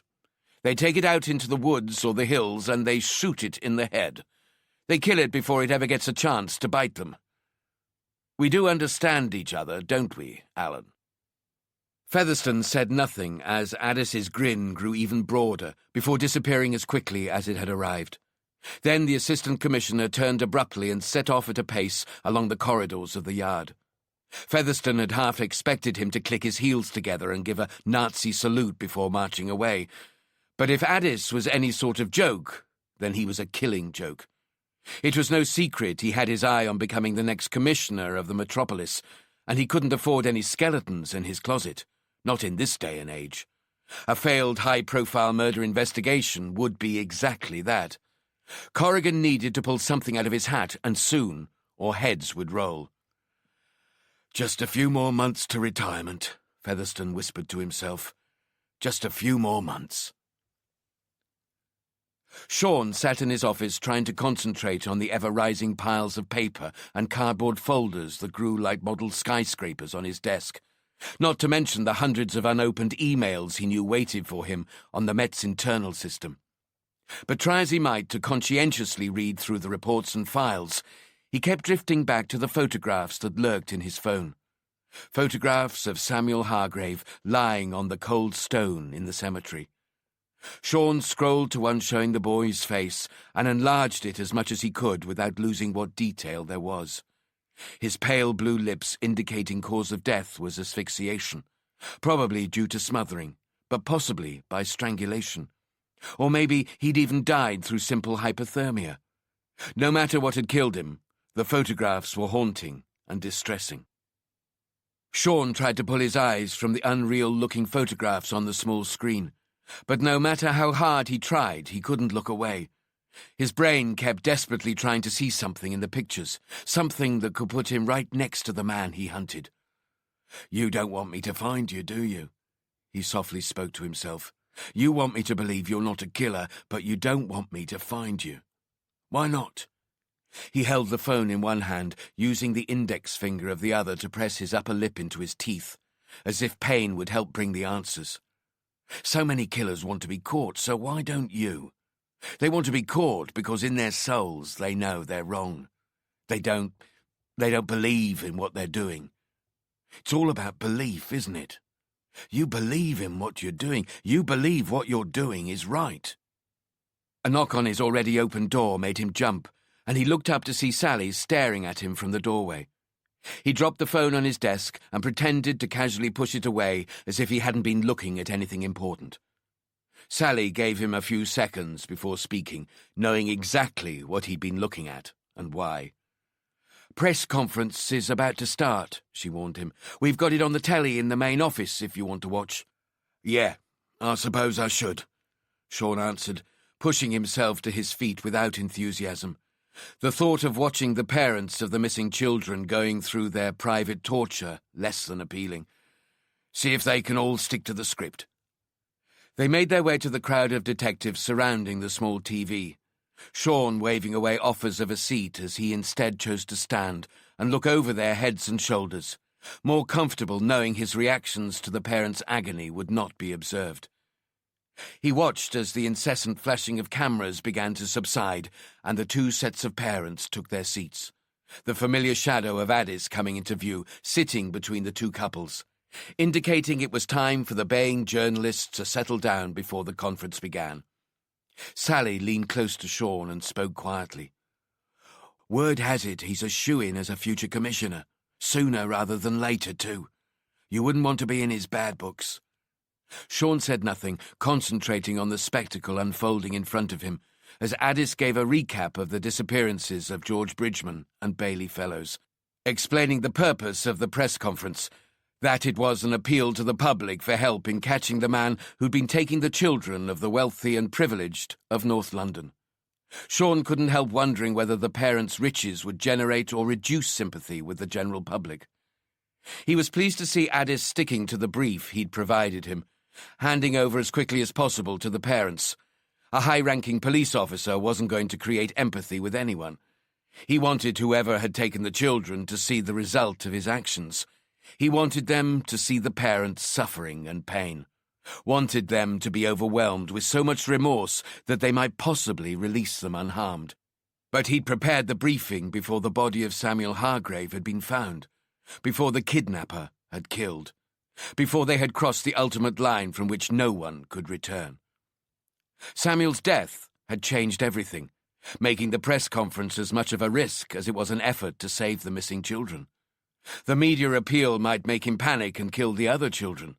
1 death, 2 deaths, 3 deaths. It made no difference, not once the line had been crossed. Better to get rid of any witnesses, bury the bodies where they'd never be found. Sean knew the risks, but had chosen to keep them to himself. The opportunity to finally put some pressure back on the man who'd snatched these children from their own homes too tempting to resist. If he panicked, he'd start making mistakes, and Sean would be close by, ready to bring his fantasy world crashing down to reality. He only prayed he was right about Samuel, that his death had been an accident. Whether it was murder or manslaughter, the man he hunted was still dangerous and irrational. Anything could set him off at any time as he grew more and more unstable with each passing day, each passing hour.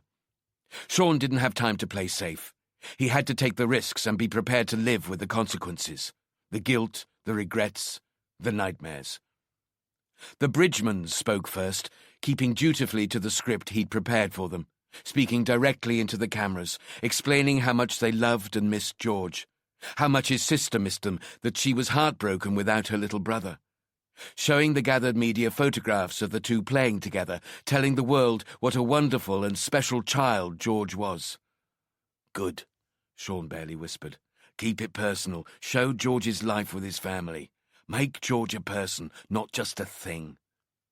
Next they spoke about how they understood mistakes could happen, how someone might think they were doing the right thing taking a child, but that George was loved by his family, that they as a family forgave each other their mistakes. They were forgiving people. They never dwelled on accidents or cried over spilt milk. All coded messages to the man who'd taken George, that they would forgive him and forget, if he would just let George go, even if in reality no such thing could ever happen. After they'd finished, Addis introduced Bailey Fellows' parents. They followed the same tack, only it was Mrs. Fellows who did nearly all the talking while her husband tried to control his sobbing. She stuttered and faltered as she tried to control her own emotions, almost crushing the family photograph she was supposed to show the cameras in her hand. "Talk," Sean whispered again. "Talk to him, damn it. Talk to the man who has your child." Sally looked at him out of the corner of her eye, straining to hear what he was saying as Jessica Fellows struggled onwards, her words barely audible through her sobs.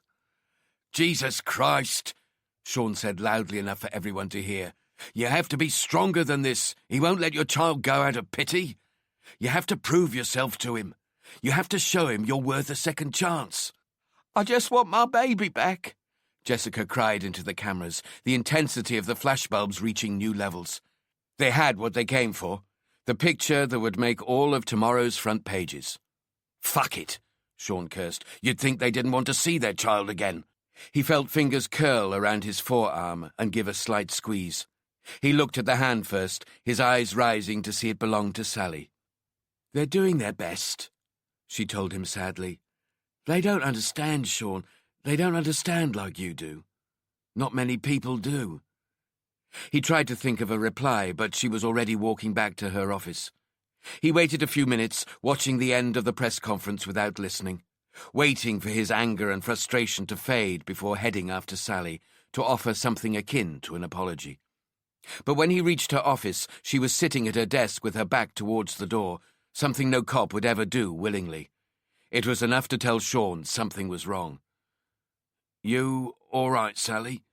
he asked gingerly. "No," she answered without looking at him. "No, I'm not." Her voice was shaking, and he could tell she was crying. He crossed the small office and rested a hand on one shoulder while looking over the other. He felt her recoil slightly from his touch. The ghost of Sebastian Gibran still haunted her more than she allowed people to know. "Why did it have to be children?" she asked. "We don't get to pick and choose," Sean reminded her gently. "Christ, those poor parents. What must they be thinking?" "We can get the children back. We'll find them." "Do you really believe that? I mean, really?" "I have to." "But not Samuel Hargrave," Sally told him, her words like a knife in his chest. "We can't bring him back." "No," he agreed sadly. "No, we can't do that." "I thought I was ready," Sally admitted. "Thought I was ready for just about anything. But I was wrong. I never thought we'd get something involving children. I don't know why. It just never crossed my mind." "You're not feeling anything everybody else isn't. This has nothing to do with what happened to you in the past. You'll be fine." "What about you?" Sally asked. "Doesn't seem to have affected you." Sean breathed in a chestful of air before answering.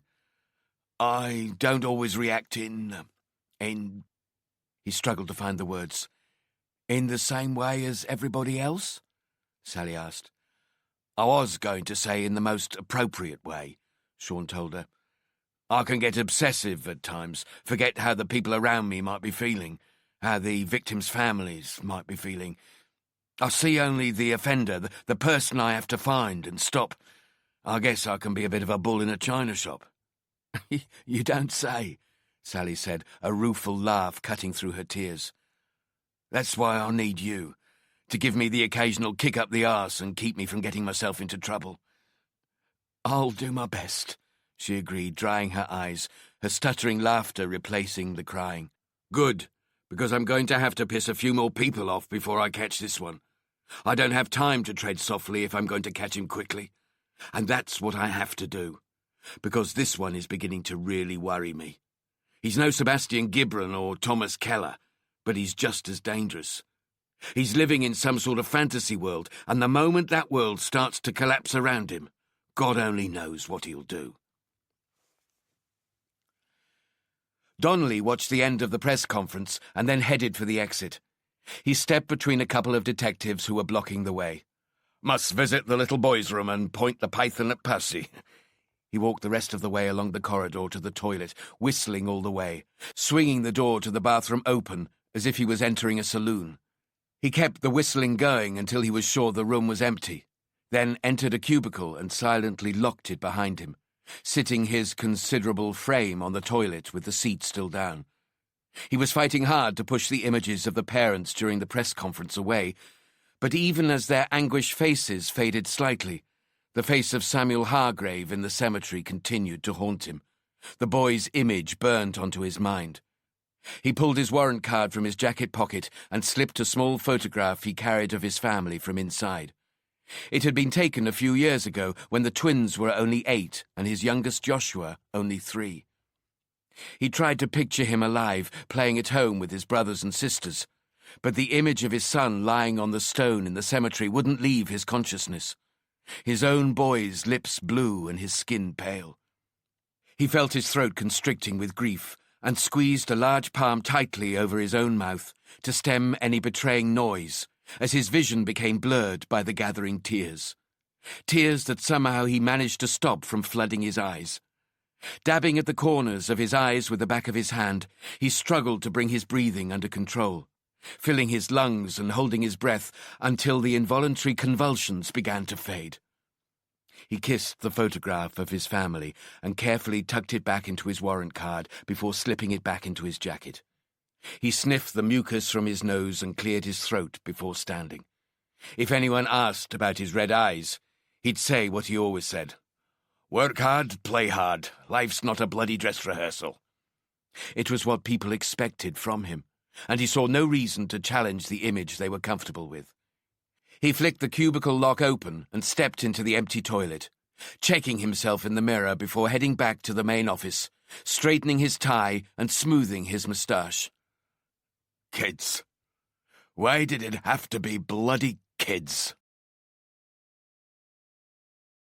Chapter 11. It was late afternoon and already growing dark by the time Sean pulled up outside the tall, slim Georgian terrace in Primrose Hill, the scene of the latest and vilest crime committed by the man he needed to try and become if he was going to catch him. Sean knew sooner he could start thinking like this one, the sooner he could catch him, no matter how uncomfortable it might be. He parked in one of the residents-only parking bays that unusually ran at 90-degree angles to the pavement, rather than adjacent to it. A neat way of doubling the amount of parking spaces for the city bankers and their wives who dominated this area. The street seemed unnaturally quiet as Sean hauled his tired body from his out-of-place-looking Ford. A lull before the storm, he decided. The school runs were complete, but their husbands were still at work. He rolled the stiffness out of his neck, jerking it to release a series of cracks as he looked up at the empty, dark house. The family had been moved away while their house was examined, and the forensic team had packed up and gone home, as per Sean's instructions. They'd been working as covertly as they could for most of the day, doing everything within their power to avoid drawing attention. Even the usual uniformed guards had been dispensed with, replaced by surveillance units who watched from unseen positions close by. As well as keeping the scene nice and quiet, they'd also been briefed by Sean to watch for anybody who appeared to be taking an unnatural interest in the house, even if they just lingered outside for a few seconds. There was always the chance the offender would return to the scene. Sean didn't believe he would. This one didn't feel like that. But the possibility had to be taken into consideration. If there'd been an obvious sexual element to his crimes, then the pull of revisiting the scene would have been much stronger. Sean looked up the number of one of the surveillance team members who he knew would be looking at him right now and pressed call. "Hello?" a female voice answered. "D.I. Corrigan, about to enter the address," was all he said. "We have you," the voice told him, and hung up. Sean pulled the house keys he'd borrowed from the forensic team from his coat pocket, rhythmically clenching and releasing his fist around them, feeling self-conscious, knowing the eyes of the surveillance team would be on him, watching his every move.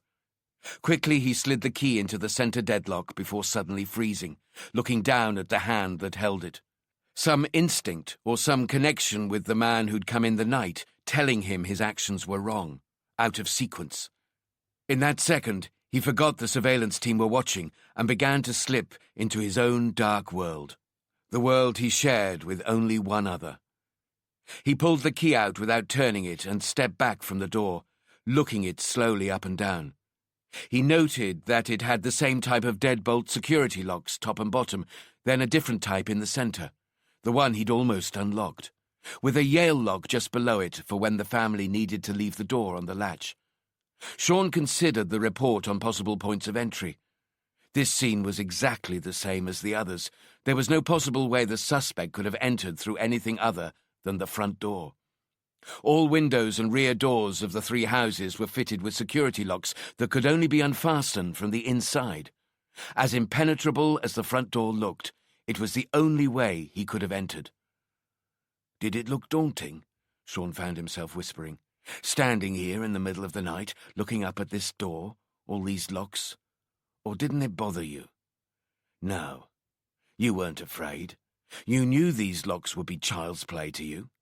You didn't stand here fumbling in the darkness. You came straight to this door, prepared your tools, and opened the locks. But you didn't start in the center of the door, did you? You wanted to control the movement of the door. You couldn't afford for it to pop open unexpectedly." He scanned the door once more before sliding a different key into the top lock, one of a pair of identical deadlocks fitted top and bottom, opened by the same key, smoothly turning it to open. "You did the top lock first," Sean told the darkness, crouching down to slide the same key into the bottom lock. "And then you did the bottom lock, the same type of lock, so you opened them one after the other using the same technique, the same tools." After releasing the lower lock, he stood and stared at the two remaining locks halfway up the door. "Then you did the central deadlock," he continued, again slipping the key into the hole, imitating the events of the night before. "Did the excitement begin to rise, threatening to overtake you when you realized there was only one simple lock between you and the inside of the house? The family? The boy?" "No," he eventually decided. "No, you didn't come here for excitement, did you? Your cause is more serious, something you believe you have to do, even if sometimes you don't want to." He let the ideas fire around his mind for a while, before finally slipping the Yale key into the last lock and turning it, the door immediately opening inwards with a click. The warm air from inside being sucked out into the cold evening, rushing past Sean and making him quickly close the door. "No, you wouldn't have let the door open like that. You wouldn't have risked the noise, wouldn't have risked a breeze catching it and blowing it wide open." He took hold of the door handle and pulled the door towards him, once again turning the key as he did so. This time the lock clicked open, but the door remained secure until he gently pushed it inwards and open, quickly and quietly stepping inside, closing the door behind him with another click as he leaned with his back to it, looking into the darkness of the house, listening for sounds of life. "Did you wait here long, enjoying the warmth of the house after the cold of outside? Did you wait until the numbness in your hands and feet had gone before heading for the stairs?" Again, Sean waited a few moments for the answers to come before daring to move. "No, you didn't want to waste any time. You're no voyeur. You didn't want to spend time amongst the family things. You didn't want to be part of their lives. At the other two scenes, you locked the doors behind you when you left because you didn't want to leave the families in any danger, exposed. You took no pleasure in the suffering you knew you were about to cause. You just came, took the child, and tried to leave. Only this time something went wrong, and you had to run, and the boy died. But why are you taking these children in the first place? Why are you risking everything to take them?" No answer came. He pushed himself off the front door and began to slowly walk along the hallway towards the stairs, the luminous light from the alarm system's control panel drawing his attention and reminding him of the other houses, the other scenes. All the houses have alarms, but somehow you know they're not working. How do you know that? Of all the houses in London, you pick 3 where the alarm isn't working. That can't possibly be by chance. You knew. You knew. But how? We need to check back further. Check the alarm monitoring companies, the key holders, the families who used to live in the houses. Were they once monitored by the police? Is it something about these alarms that somehow connects these families?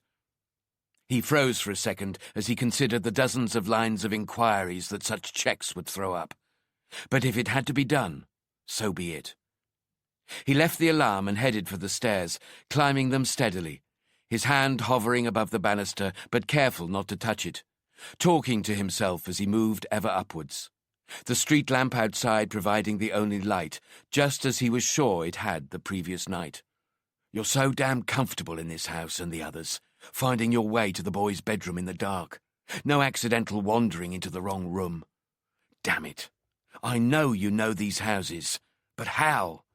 We've checked the estate agents, the removal companies, the alarm companies, everything else. Nothing links the families, but you've been in these houses before. Before you took the children. But when? What the fuck am I missing? What? He continued his climb to the 3rd floor, briefly pausing outside the room he guessed the parents used as their bedroom, remembering the initial scene report. Parents on the 2nd floor, children on the 3rd. The door was only slightly open, but he needed to see inside. He placed the knuckle of his index finger high on the door and pushed, acutely aware he wasn't wearing any gloves of any kind. Touching the front door hadn't been a problem.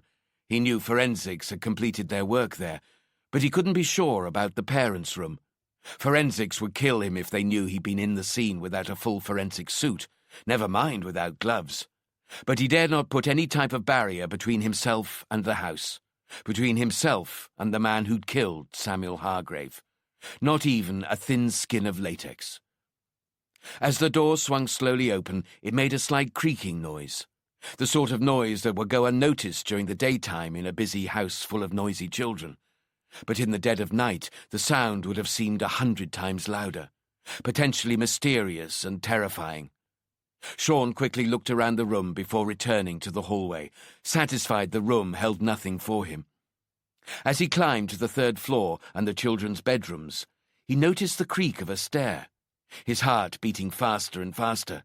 Knowing an idea was about to reveal itself, he tried to clear his mind, to provide his thoughts with a blank canvas to paint their picture on, sure he was at last close to something case-changing.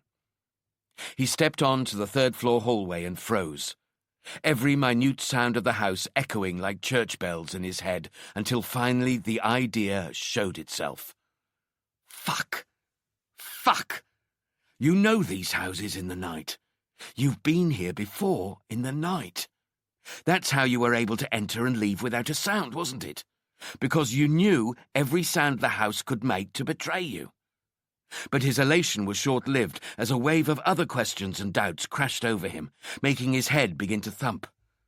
You're good with locks, so you came in the same way, through the front doors. You looked around the houses, carefully noting everything. Where the children slept, where the parents slept, which floorboards would creak. So when you came back for the children, you would know everything you needed to. But why would you let yourself in, learn everything you needed to know, and then leave without the child? Sean stood silent and still for what seemed an age, stuck in a trance-like state, bewildered by his own questions until his mind asked even more. And when you did come back, how did you take George Bridgeman and Bailey Fellows without making a sound? Samuel fought and his noise betrayed you. If the others had fought, they would have betrayed you too. But they didn't, did they? They went with you willingly. So they knew you. They must have known you, or you had some Some special hold over them, something magical. Or you're a family friend. Or you cased the houses when they were still empty, before the families even moved in.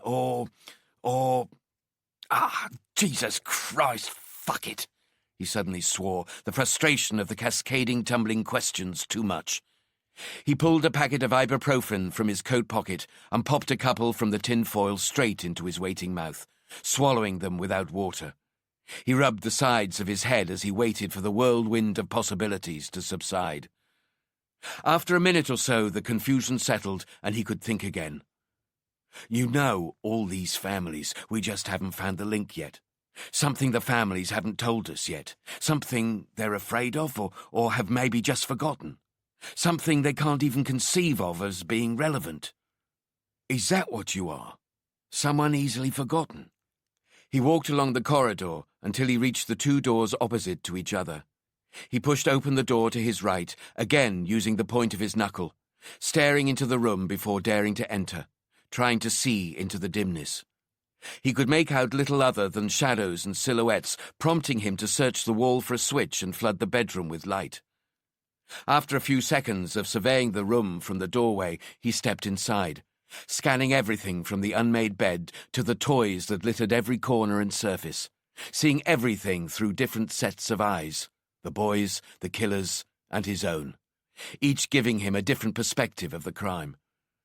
You didn't kill him here in this room because the parents heard voices downstairs, so you wanted him alive. If you'd wanted to kill the boy in the house, you would have done it in this room, with the boy's own pillow, and nobody would have heard a thing. No, he decided. You wanted the children alive, and somehow you took them without a sound. He was quiet for a while. Somehow you persuaded them to leave with you, to sneak out of their own homes and away from their own families. Only Sam changed his mind. You couldn't control him, couldn't make him quiet, and when you heard the voices of his parents, you panicked and ran. You panicked and smothered the boy, and you killed him.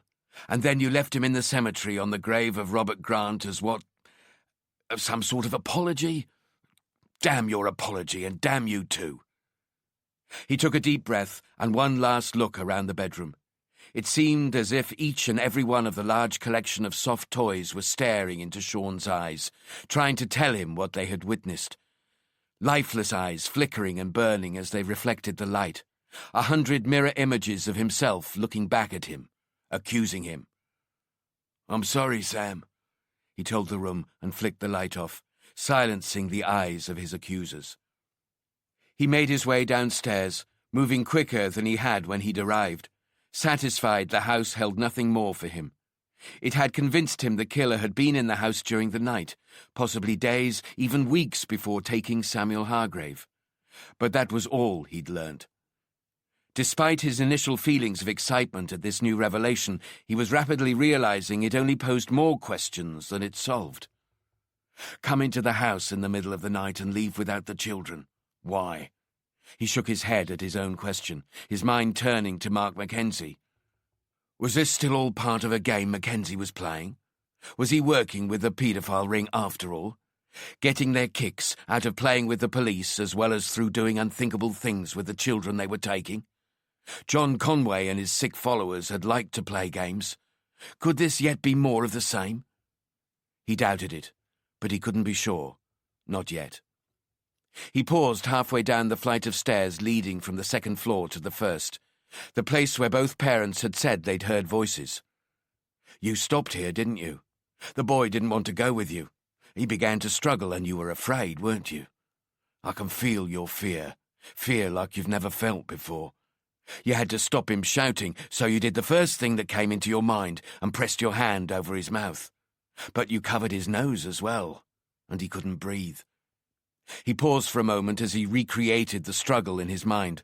The boy fighting to escape as a panicking man overpowered him, gloved hands at first soft and warm on his skin, but then constricting and suffocating, an unbearable pressure crushing the boy's face. Did you mean to kill him? Did he make you angry enough to make you want to kill him? Can you not bear the thought of facing up to what you really are? A murderer of children. He let the rest of the scene play out behind his eyes, as clear as if he was watching a recording. the heavy, dark figure picking up the boy and hurrying down the stairs, afraid to look over his shoulder as he fumbled at the locks that only minutes earlier he'd opened from the outside with such skill and ease. Sean skipped down the remaining stairs, trying to catch up with the spectre of the man fleeing below. Sean pulled the door open and walked quickly outside without closing it behind him, looking up and down the road just as Sam's father had, in some forlorn, desperate hope that even now, hours later, he might somehow see the man and boy under the yellow streetlights. He found himself frozen to the spot, unable to decide which way to walk, waiting for some unseen power to direct him, turning one way, then the other, squinting to try and tell which way to head. But nothing revealed itself. In the end, he decided to walk in the direction where the road was longest, past the rows of parked SUVs and top-end estate cars, looking for a place where the man he hunted could have parked without disturbing the solitude of the street in the middle of the night. You didn't park here.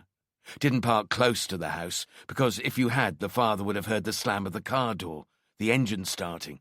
He would have seen you speeding away. So you were parked somewhere else. In the next street, at the end of the road and around the corner. But you couldn't have made it all the way to the end before he saw you. Not while you were carrying the dead weight of the boy. The father said he couldn't see anyone, couldn't hear anything. Sean stopped and looked around. So you hid. You hid with the boy, listening to his father running in the street, his footsteps little more than dull thuds as he searched for you in his bare feet. But the sounds of those footsteps must have been terrifying while you cowered like a hunted animal. And you had to stop the boy calling out or making a sound. You had no choice. So you kept your hand pressed across his face, didn't you? You kept your hand pressed across his face until the footsteps disappeared. And then you ran. You took the boy to wherever your car was. But where did you hide? Again he searched the street. Between the parked cars? No. Where then? He walked to the closest house and peered over the iron railings into the basement, before moving to the next house and doing the same, and then the next and the next. They were all the same, a mixture of chained-up bikes and wheelie bins, most in complete darkness, but not all. You hid down here, didn't you? Like the coward you are. But which one, you bastard son of a bitch? He kept moving along the street, looking into the basements, desperately searching for something that would tell him it was the one where the taker of children had hidden. But he could find nothing, feel nothing. Fuck, he told the emptiness. Now he'd have to get forensics to search every basement in the street. If he wasn't already Mr. Unpopular, he soon would be. Damn you, and damn me too, he whispered. I don't know you yet, but I will find you. I just need more. I need something else. I need the post-mortem. Douglas Allen sat in his study that resembled a small workshop on the first floor of his house, surrounded by his collection of clocks and mechanical toys. He wore a magnifying eye scope over his right eye, with his mini potholing lamp strapped around his forehead, which was switched on despite the bright circle of light provided by the large flexible desk lamp he pulled close to where he worked. The rest of the room was in semi-darkness. He hummed along to the choral music that was quietly playing in the background as he selected a log from his large collection and began to insert his delicate tools into the keyhole, reminding himself of where each pin and hole inside could be found, of every tiny sound they made as he gently maneuvered them into exactly the right position to spring the device open. Within a few minutes, he heard and felt the pins drop into their housings and the deadbolt suddenly retracted into the body of the lock. He put it to one side and reached for the next, only to be instantly frozen by a sound, real or imagined, coming from somewhere in the house. He cocked his head and listened intently, filtering out any sounds from beyond the house as he tried to allay or confirm his fears. Had one of the children wandered from their bedroom against his express wishes? He'd fed them, bathed them and put them to bed over 2 hours ago, and checked on them since, finding them soundly asleep in their pristine pyjamas and bed linen. Maybe one of them had had a bad dream. After a few minutes, he was satisfied the sound had been nothing and returned to his work. pulling the next lock into the circle of light before abandoning it just as quickly and reaching for a small framed photograph of his wife, lifting it from the desktop and holding it close to his face, unclipping the eye scope from his spectacles. The sadness of the previous night still hung over him like oppressive black clouds, haunting his every waking moment. "What should I do, Iris?" he whispered, his voice trembling. "I don't know what to do. If you were only here with me, I'd know what to do." "You do know what to do, Iris. You must carry on God's word." I don't know, Iris. After what happened with the last time, the Lord is thy shepherd. Is this truly what God wants? He lets me rest in the meadow grass and leads me beside the quiet streams. He gives me new strength. He helps me to do what honors him the most. And do I honor him? Does doing what I do truly honor him? But Jesus said, "Suffer little children, and forbid them not to come unto me, for of such is the kingdom of heaven." Is Samuel with the Lord now? He lives with him forever in his home now. Alan choked back his joy and relief, but the tears still streamed down his face until he could taste the salt on his lips. "You must save as many as you can before it's too late. Time is always against us." He felt her fade away as suddenly as she'd arrived, and the emptiness returned, tearing at his chest and pounding in his head, the pain making him dizzy and nauseous. "God, give me strength to carry on," he called out, his eyes tightly closed, hands clamped to the side of his head, trying to squeeze the demons from inside his mind. "God, give me strength." But the pain was unrelenting and merciless. With his eyes still firmly closed, he clumsily felt around in the dark, fumbling at the small drawers of the desk until he believed he'd found the one he needed. He pulled it open and groped inside until his fingers coiled around the first small bottle as his other hand pulled at the lid, ripping it off and sending lilac pills cascading across the desk and onto the floor. "God, give me strength," he begged again. "God, give me strength to bear my burden." But the pain in his head had begun to exhaust his strength. "Just take the medication," his doctors had told him. "Just take the medication and you'll be fine. Painless." But the drugs took the voices away too. The voice of his wife, the voice of his Lord. Blindly, he gathered up a handful of pills from the desktop, not looking to see how many he was about to swallow, weeping with pain and shame. Shame that he was about to betray his own wife, the only person who'd ever really loved him. Please, God, give me strength," he begged one last time, his hand moving closer and closer to his mouth, as if it was controlled by the devil himself, pushing the poison relentlessly nearer. But as his lips reluctantly began to part, the white pain suddenly broke like a giant wave over the shore, its energy spent and fading. His breathing began to return to normal, his eyes flickering open, still dazzled by the lamplight, but increasingly able to tolerate it.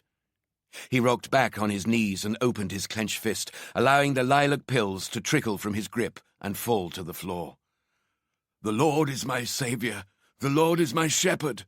The Lord is my Saviour. The Lord is my shepherd." He swayed back and forth as he chanted his allegiance. "Lead us not into temptation, but deliver us from evil. Lead us not into temptation, but deliver us from evil." Over and over he repeated the words of the Lord's Prayer, frantically at first, then more calmly, until he could feel only a trace of the pain that had threatened to defeat him.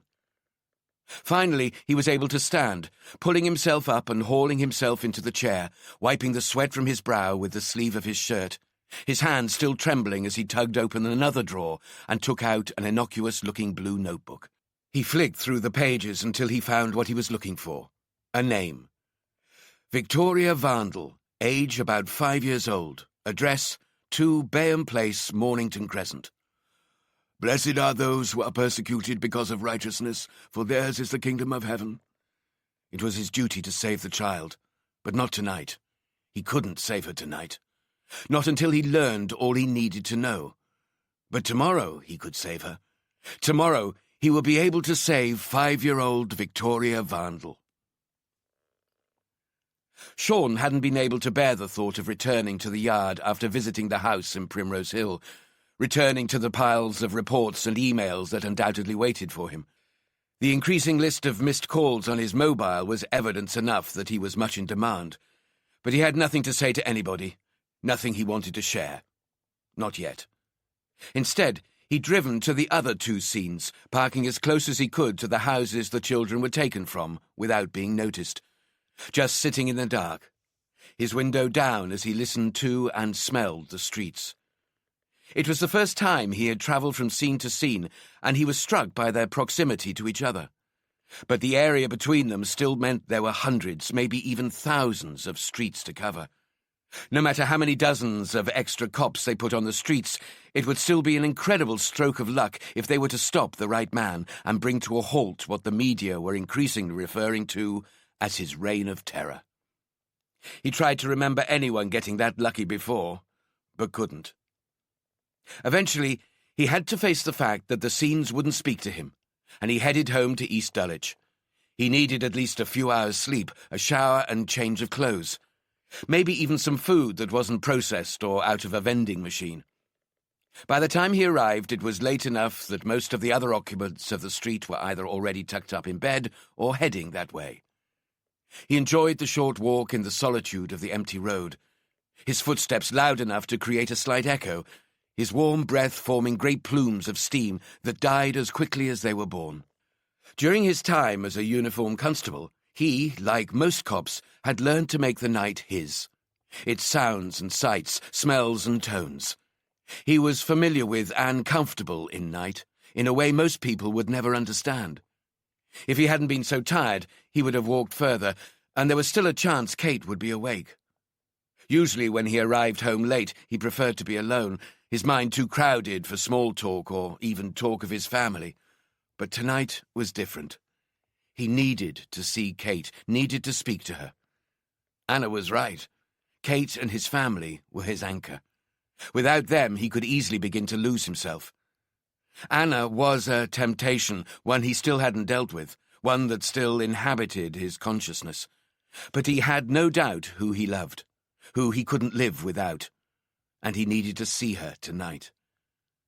As he slid the key into the only lock securing the front door, he couldn't help but wonder how long it would take the man he hunted to open and enter his own house, gliding up the stairs to where his daughters slept, his wife not hearing a thing as he slipped into their bedroom and chose one to take. But which one would he choose? Sean found himself asking, before shaking the ugly thought away and letting himself in, closing and locking the door behind him, kicking off his shoes, and walking to the rear of the house where Kate and the kitchen waited. She looked up from her laptop and greeted him as if he was a normal man returning from a normal job at a normal hour. "Wasn't expecting to see you for a while. I thought I'd grab a few hours at home while I can. Not that the world and his wife aren't looking for me." "Trouble? When is it ever anything else?" "That's not what I meant. I mean, are you in trouble? You, specifically." "Not especially," he half lied. "Powers that be want this one sorted as soon as possible. They're putting the pressure on a bit, like they do. You would think I didn't want to find whoever's taking these children. Fools." "Do you still think they're alive?" "Not all of them," he told her. "You find something, then?" "Yeah, a body," he answered coldly. "I'm sorry," she said, and meant it. "So am I." "One of the children you were looking for?"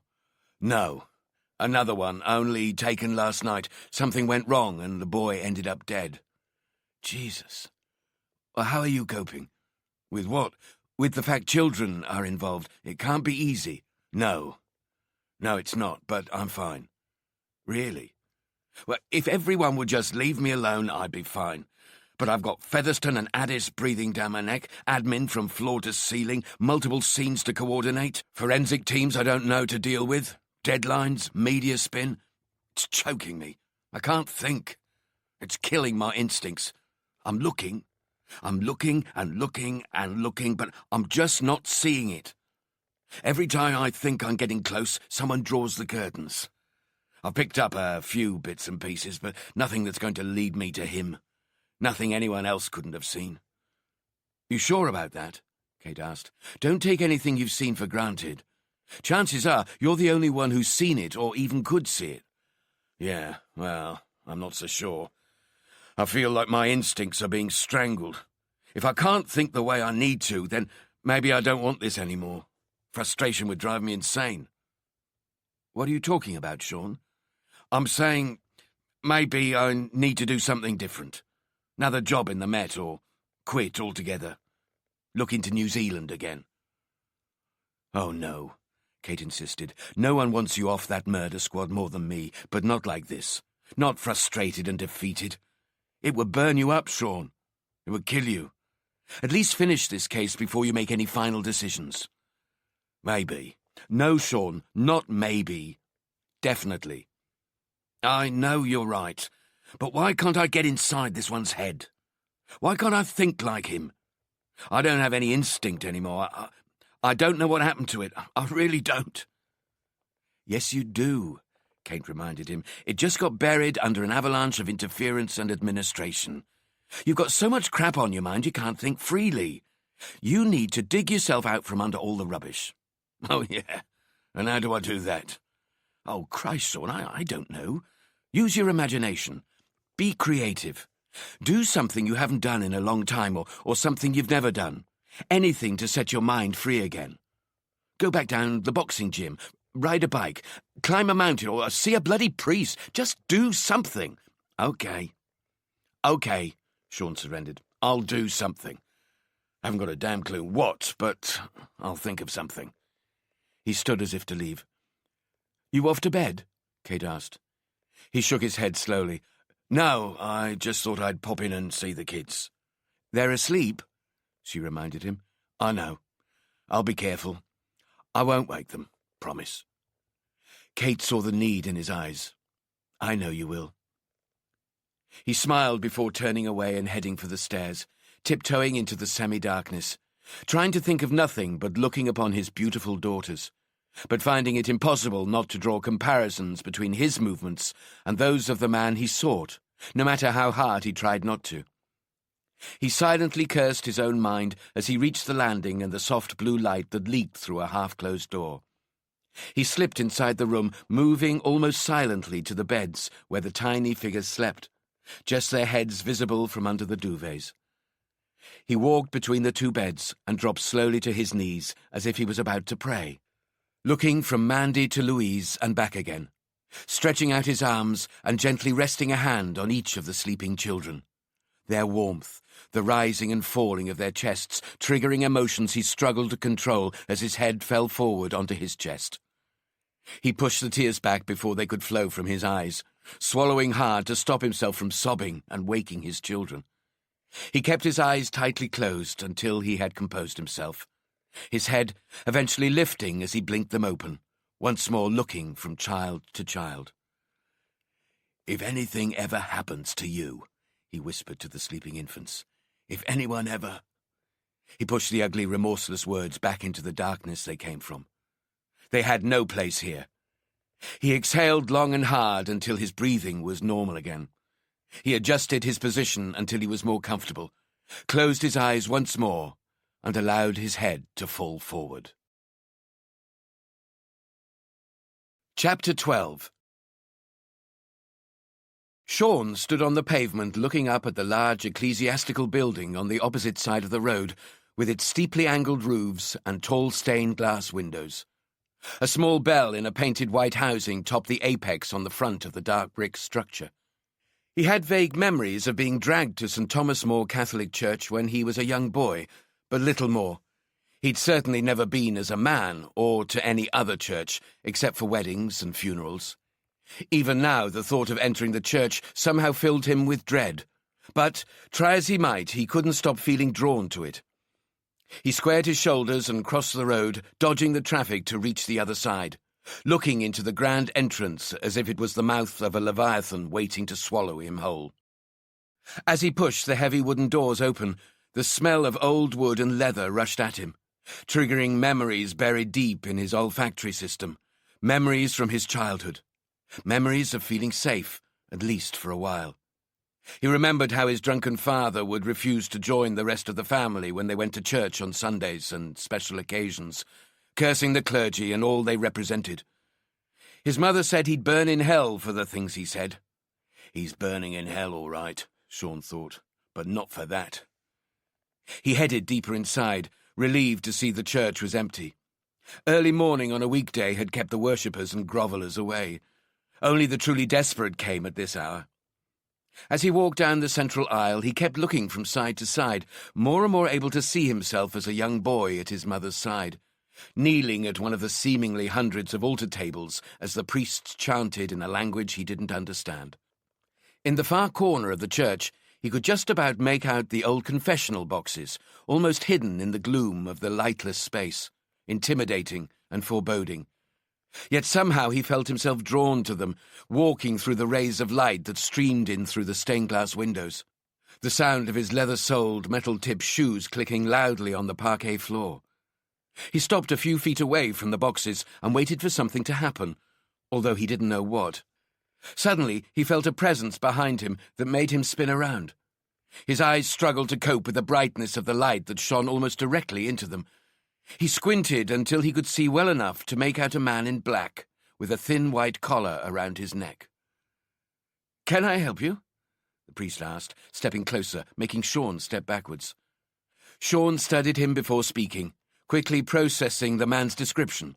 6 foot tall, slim but athletic, about 33 or 4, black collar-length hair and startling blue eyes. His accent was neutral, but with a hint of southeast London. "No," Sean answered. I was just looking around." "A trip down memory lane, perhaps?" "Something like that," Sean told him, and unconsciously looked towards the exit, telegraphing his intentions. "Always my favourite time of day here," the young priest explained. "The calm before the storm, you might say." "The storm? I'm surprised you ever get enough people in here to amount to a storm." "Ah, well, we do all right. I suppose we're in a good spot. Location, location, location. Isn't that what they say?" "Yeah," Sean answered casually, still looking for an escape route. "That's what they say. Still, I've wasted enough of your time. I'd better get back to work." "Is there something you wanted to talk about? Something you wanted to get off your chest, maybe? Only I saw you heading for these confessional boxes. Perhaps you'd be more comfortable discussing whatever's on your mind the old-fashioned way, huh?" "You mean inside one of those boxes?" Sean asked incredulously. "If it suits you. I'm Father Jones, by the way." "Jones?" Sean asked with a slight smile. "I assumed you'd have an Irish name." "Everybody does," the priest smiled back. "Welsh father, English mother. Sorry to disappoint." "When was your last time?" "Last time what?" "At confession." "Oh, Jesus, can't remember." "No blaspheming in church, please," the priest said, his smile broadening. "Sorry, Father." "Come on." Father Jones encouraged, his hand gesturing to the confessional box closest to them. "It might make you feel more at peace with yourself, and I could do with the practice." He walked past Sean and into the box, closing the door without waiting for Sean to follow, leaving him alone in the church, looking from the box to the exit. Kate's words etched into his mind. "Do something you haven't done in a long time, or something you've never done."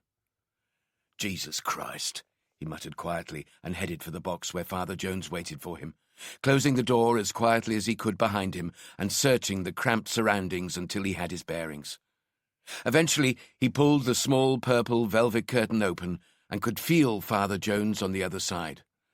"I can't remember what I'm supposed to do," Sean admitted. "Well, I believe you're supposed to say something like, 'Bless me, Father, for I have sinned.'" "Fine. Bless me, Father, for I have sinned." "How long since your last confession?" "Years. Never since I was a man." "That's a long time, so you've either been living like a monk or you'll have a fair bit to get off your chest, I would imagine." "I'm a cop," Sean told him without knowing why. "I know," the priest answered with empathy. "How do you know?" "I could tell. I suppose our jobs aren't that dissimilar. We both see and hear things most people will be lucky enough never to have to think about. After you've done this job for a few years, you get to be able to tell a lot about people very quickly. Same way you do, no doubt." "I see," Sean agreed, still a little suspicious. "So, where would you like to begin?" "Sorry? Your confession?" "I don't know where to begin." "The beginning, perhaps?" "Well, I'm not sure I know when the beginning was." "Ah, all a little overwhelming, is it?" "Well, what can I say? I've beaten men to get them to tell me the truth. I've lied under oath when that's what I had to do to get the right man sent to prison. I've planted evidence, I've had terrible thoughts, and I've been unfaithful to my wife." He hadn't intended to confess the final sin, and it silenced him. "Well, you've got a lot on your plate there, but I sense it's only the last thing you mentioned that you're truly sorry for." "Maybe." "And when you say you were unfaithful, do you mean in the full biblical sense?" "No, but I wanted it. I wanted to." "But you didn't." "Doesn't the Bible say thinking it is as bad as doing it?" "I say unto you, that whosoever looketh on a woman to lust after her hath committed adultery with her already in his heart." To be exact, part of Jesus' Sermon on the Mount. But I always thought that was a little harsh. We are flesh and blood at the end of the day. The important thing is that you didn't sleep with this other woman. You resisted. "More a case of she resisted," Sean confessed. "Either way, I'm sure the Lord has already forgiven you. As for the other things, there's nothing that a bit of good hard praying couldn't fix, although perhaps you may want to consider following a different path in the future." "Praying? God, those things have no part of my life anymore. God abandoned me a long time ago.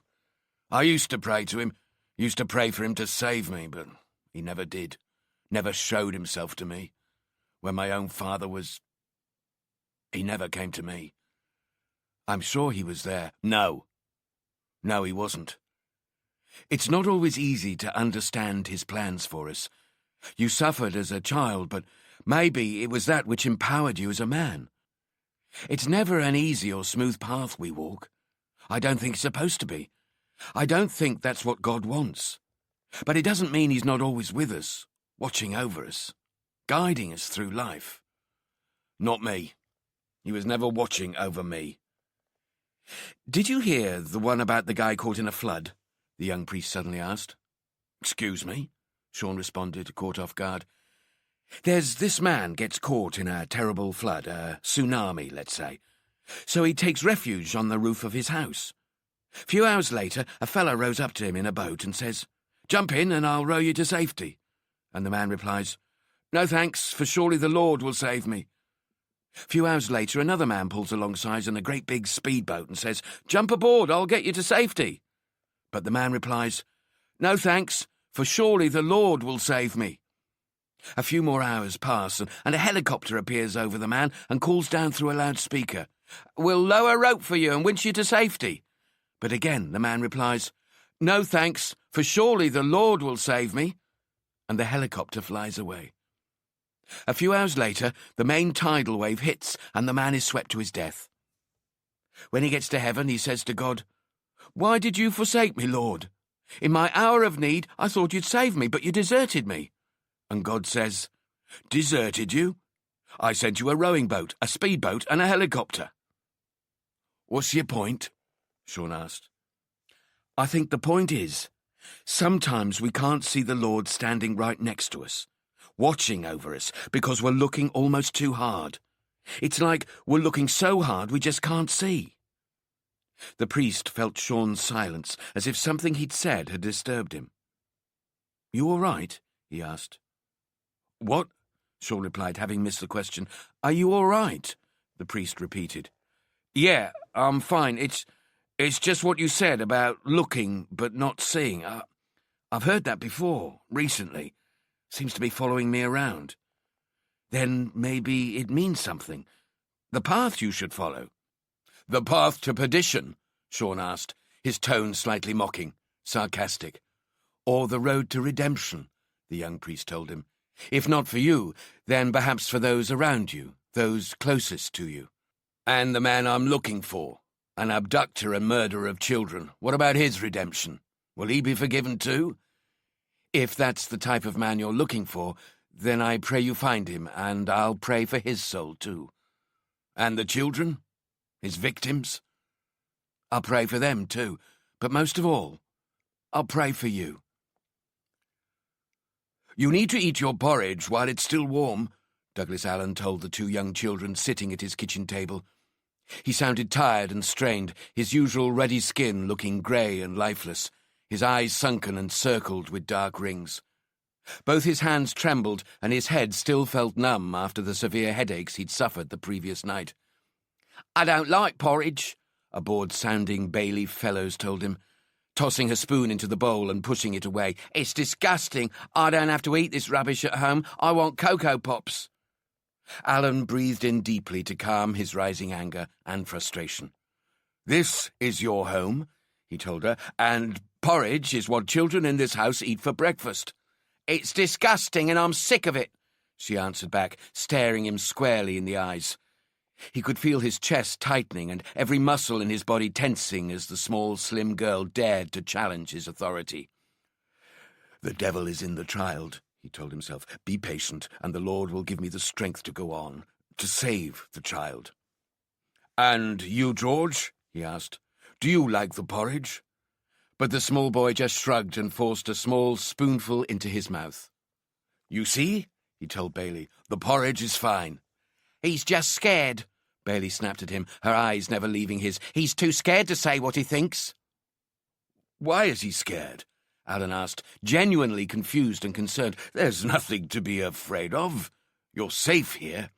"I want to go home, and so does he," Bailey insisted. "We don't like it here. There's nothing to do, and the food's disgusting."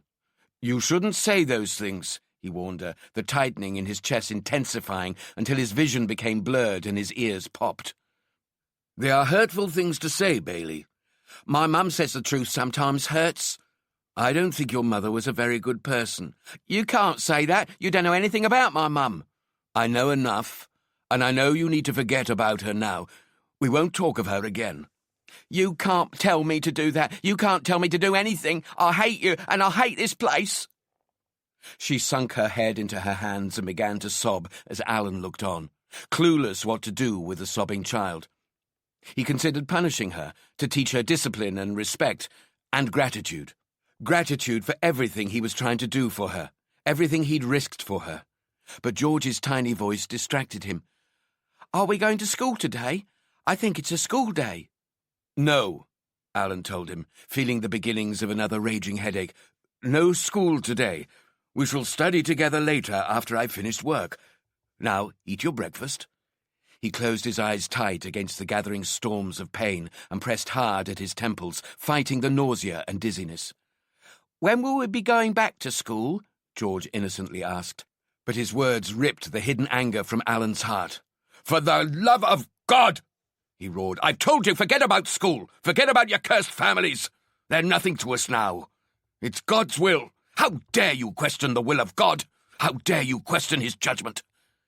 He fell backwards as he spoke onto the nearby work surface. The pain made him call out in anger before he steadied himself and forced his eyes open. The two children were cowering at the table, weeping uncontrollably, fear and loathing etched into their faces. "I'm sorry," he managed to say between painful swallows. "Please, forgive me." Another shot of pain forced his eyes closed once more. "God forgive me. Dear God, forgive me for what I've done."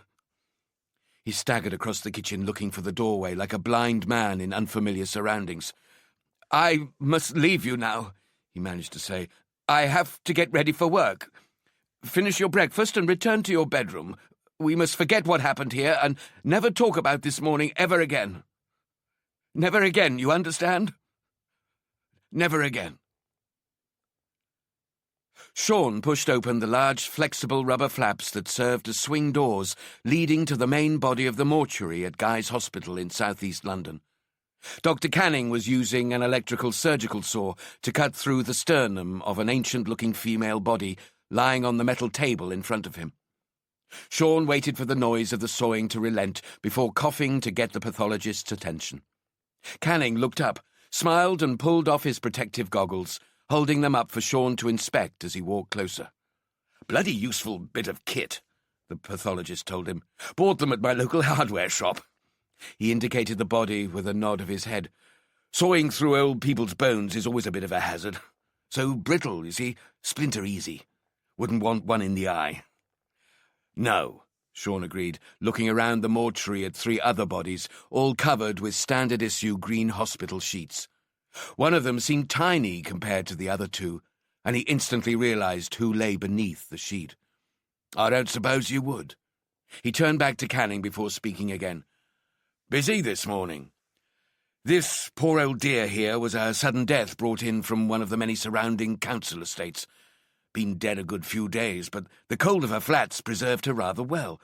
No obvious cause of death, and we can't find a GP for her, so an autopsy it is, although I don't expect to find anything too exotic.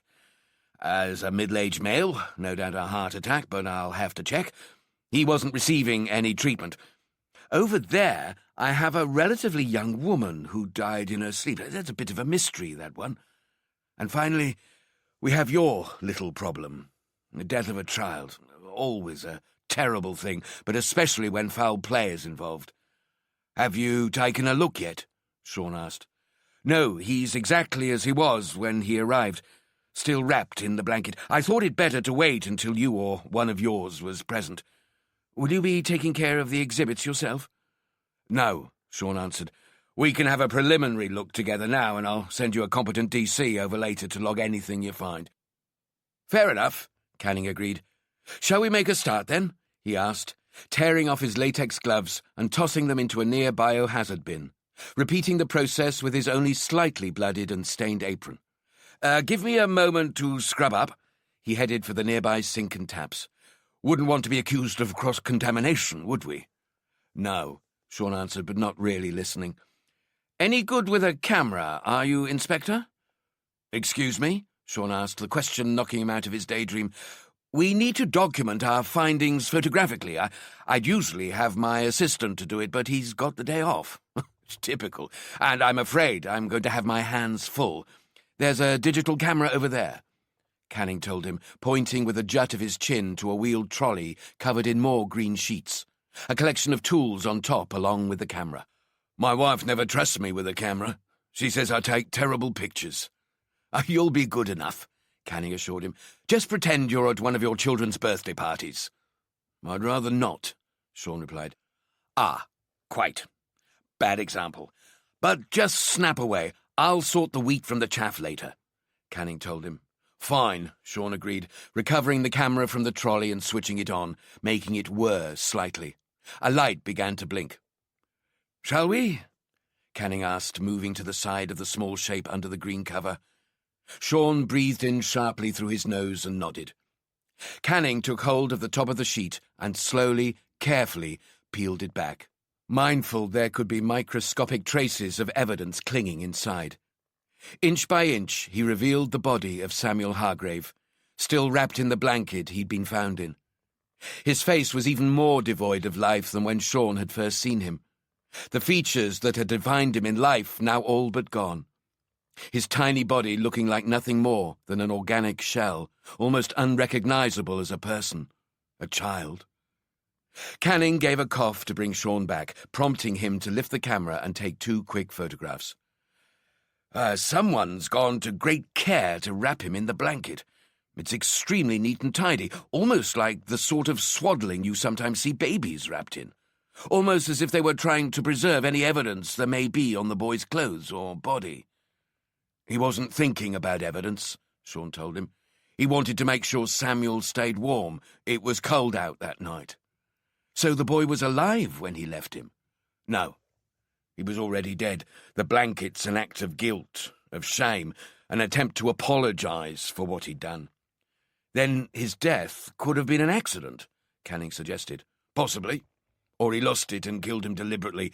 Too early to say, which is why we're here, isn't it?" Canning didn't answer, but instead leaned in close over the boy's face. "His lips are quite blue and his skin extremely pale, even for someone who's been dead for this length of time, so my immediate thoughts are suffocation or strangulation." "If it's suffocation, then it could be an accident," Sean considered. "But if it's strangulation, we'll know it's a straight murder, although there'll still be the CPS to convince. Well, fortunately, that's your job, not mine. Now, no doubt you've noticed the plastic? I did, Sean admitted, glancing at the large plastic sheet spread out under the metal stretcher the body had been placed on. If anything falls from the body or blanket, the sheet should catch it. After we've had a look round, I'll remove it for later examination. Fine, Sean agreed, grateful for Canning's professionalism, but eager to press on. Canning scanned up and down the wrapping before speaking again. There doesn't appear to be any fastening or adhesive. The blanket seems to be held in place solely by the skill of the folding. Whoever did this has either done it many times before, a nanny or paediatric nurse perhaps, or they took great care to make it so. The families used nannies, but we could find no links between them, Sean explained, but it's still worth considering. I'm going to open the blanket now, Canning continued, see what we can find. He rested his fingers on top of the blanket, close to the boy's face, pausing a moment before loosening it. He moved painstakingly slowly, examining each newly revealed section until he could clearly see the boy's neck and the clothing around it. There's no bruising around the neck area, but I can see the early signs of bruising developing around his face, particularly the mouth. So, he was smothered, not strangled, Sean interrupted. It would appear so, but we'll have to wait until I examine his trachea. Internally, that is. I understand, Sean replied, keen not to be around when Canning undertook the surgical aspect of the post-mortem. And he appears to be still in his pyjamas, unless these are something the killer dressed him in before or after he killed him. Ever tried dressing a dead person, Doctor? Even with a child, it's almost impossible. These are the boy's own clothes. The more I see, the more I think he panicked, smothered the boy to try and shut him up, and accidentally killed him, as easily and quietly as that. Canning had dealt with more detectives than he could possibly remember, but none were quite like Sean. He sometimes envied Sean's insightfulness, and other times was grateful he wasn't blessed with such a cursed gift. Eventually Canning looked back to the boy and continued to loosen the blanket, revealing more and more of the boy's pyjama-clad torso, until he suddenly froze before taking a step away from the body.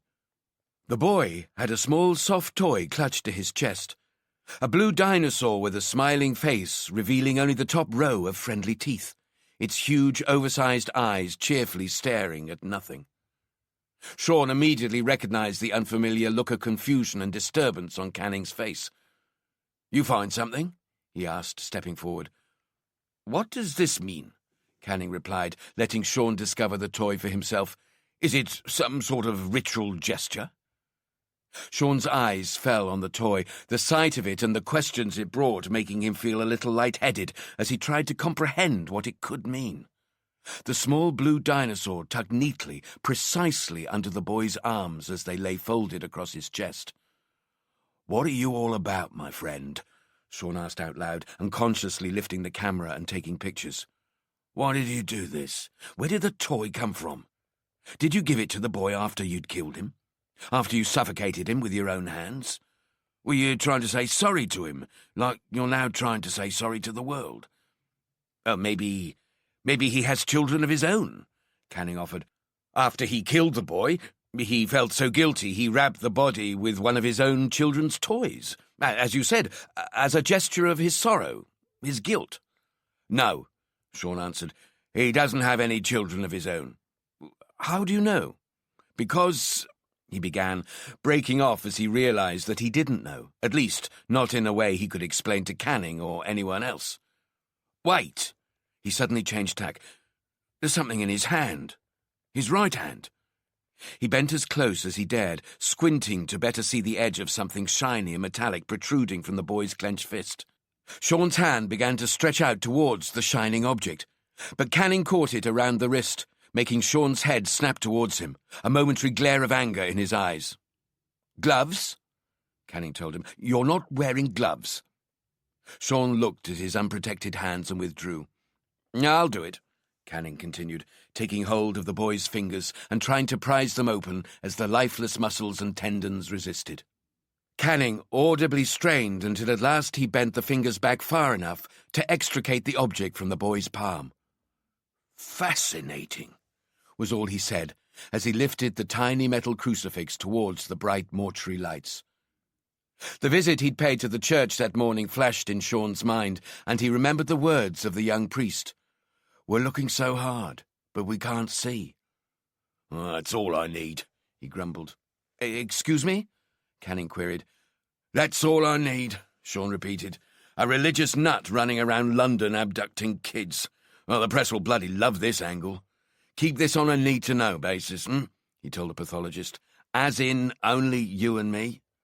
"I understand," Canning reassured him. "But this sort of behaviour, leaving religious artefacts, personal items with the body, Inspector, I've been doing this job long enough to know these are the hallmarks of a serial killer. Yet, if I understand you correctly, you believe the perpetrator killed the boy accidentally. It appears your man is becoming something of a contradiction." "Maybe I'm wrong." Sean put down the camera, tried to gather his thoughts. "Or he's becoming what you say, but doesn't know it. In which case you need to find him, and find him quickly. He still has 2 other children, does he not?" "He does," Sean confirmed with a sigh and a frown. "And there'll be more, soon." "I can see there's something else bothering you, Inspector," Canning added. Would you like to tell me?" Sean sighed again, but knew he could speak to Canning more freely than most. "The toy," he confessed. "The crucifix, I understand. He placed it in the boy's hand after he realised he was dead, as an offering, a religious token, something to try and make himself feel better, to dull his own grief and guilt, but the toy, He stalled. The thought had seemed so clear only moments ago, suddenly drifting away from him. All he could do was wait. If he tried to grab at the thought, it could slip between the fingers of his consciousness and be lost forever. Slowly, it drifted back to him. He goes into their houses and he takes the children. They make no sound. They go with him silently, willingly. What's one way of pacifying a child? What would win a child's trust in the middle of the night? He looked at Canning as if the pathologist might mouth the answer for him, but he just shook his head slowly and with no small degree of concern. So Sean supplied the answer. "You take them a gift. A present. Bastard takes them a toy. He took them all a toy. They wake up sleepily, not sure whether they're dreaming, and the first thing they say isn't a stranger in their bedroom, but a beautiful new toy only inches away from their face. They reach out for it, and he lets them take it. Lets them begin to trust him before he even has to speak. That's how he does it. That's how he can take them so quietly. I should have thought of this earlier." "But what if the toy's not something he brought with him?" Canning argued. "What if he simply took the toy from the child's bed before waking them?" Sean considered it, chewing his bottom lip. As plausible as Canning's suggestion was, his instinct wouldn't let him accept it. "No," he eventually said. "No, because it could too easily backfire on him. If the child woke and saw a stranger holding his favourite soft toy, he might think he was taking it. Instead of building trust, it could destroy it. Our man's a thinker and a planner. He wouldn't risk it. He couldn't take the chance. He has to have brought the toy with him. But we'll check back with the parents anyway." "I see," Canning murmured. "Shall we continue?" Sean nodded, and the pathologist continued to unwrap the blanket as carefully as he could, inch by inch, until it lay hanging underneath the boy like the dead petals from the head of a flower. Canning moved on to the blue dinosaur print pyjamas and began to unbutton them. He moved the cloth aside as carefully as if the boy was a living, breathing patient, and revealed his tiny, slim chest and abdomen, the skin as pale and soft as milk. "No obvious sign of injuries," Canning announced, before rolling the body to one side to examine his back, then repeating the process on the other side. "No apparent injuries or wounds to the back, either." Sean watched, knowing they would find nothing, but also knowing they had to look anyway, the sombre, darkening mood of both men tangible. Next, Canning began to remove the boy's pyjama bottoms, folding each section meticulously to catch any tiny pieces of evidence as they came free from the body. He placed them in a medium-sized brown paper evidence bag that had a transparent cellophane window running down the full length of one side. All clothes were bagged this way. If they were placed in plastic evidence bags, Any organic evidence on the clothing could turn to mould by the time the item reached the lab. Paper allowed the evidence to breathe, keeping it alive as long as it took to betray its owner. Canning turned to the victim's immature genitals and anus. Sean didn't expect him to find anything, but still he prayed he wouldn't, looking down at his feet while the pathologist completed his initial examination of the boy's most intimate places. "No obvious signs of sexual assault, either," Canning announced, immediately qualifying his statement, "although I can't say with absolute certainty until I examine him more thoroughly. But it doesn't look like he was touched in any way?" Sean asked. "No," Canning agreed. "It doesn't appear so." "Thank God," Sean murmured, then gave a start as his mobile phone rang. It took him a moment to disentangle it from his inside coat pocket and answer. "Governor, it's D.S. Noble. It's my forensic team that's been examining the scene of 10 Hawtrey Road." The voice went quiet while he waited for some recognition. Eventually Sean realised he was talking about the home of the dead boy lying only inches away. "Of course," he managed to say, as if he'd never been in doubt. "What do you have for me?" Not much, but enough. A couple of fibres and a couple of hairs from the boy's bedroom that are probably the suspects. No fingerprints, so I'm thinking he wore gloves. The lab can work the hairs up for DNA. They'll convict him once we have him, but if he doesn't have any previous convictions, then they're not going to help us find him. We'll make sure the lab compare your samples to any from the other 2 scenes. At least they might be able to confirm we're only looking for one man. I'll make sure it's done," Noble assured him. "Let me know if you find anything else," Sean told him. "Anything at all." He hung up before Noble could answer. "Everything all right?" Canning asked. "No," Sean answered, once more looking down on the broken little body. "This man's crossed the line now. Broken his last taboo. Next time it'll be easier for him to kill and it'll take less to provoke him. It always goes the same way." "I thought you said this was, in all likelihood, an accident?" Canning queried. "It was," Sean explained, "but next time won't be.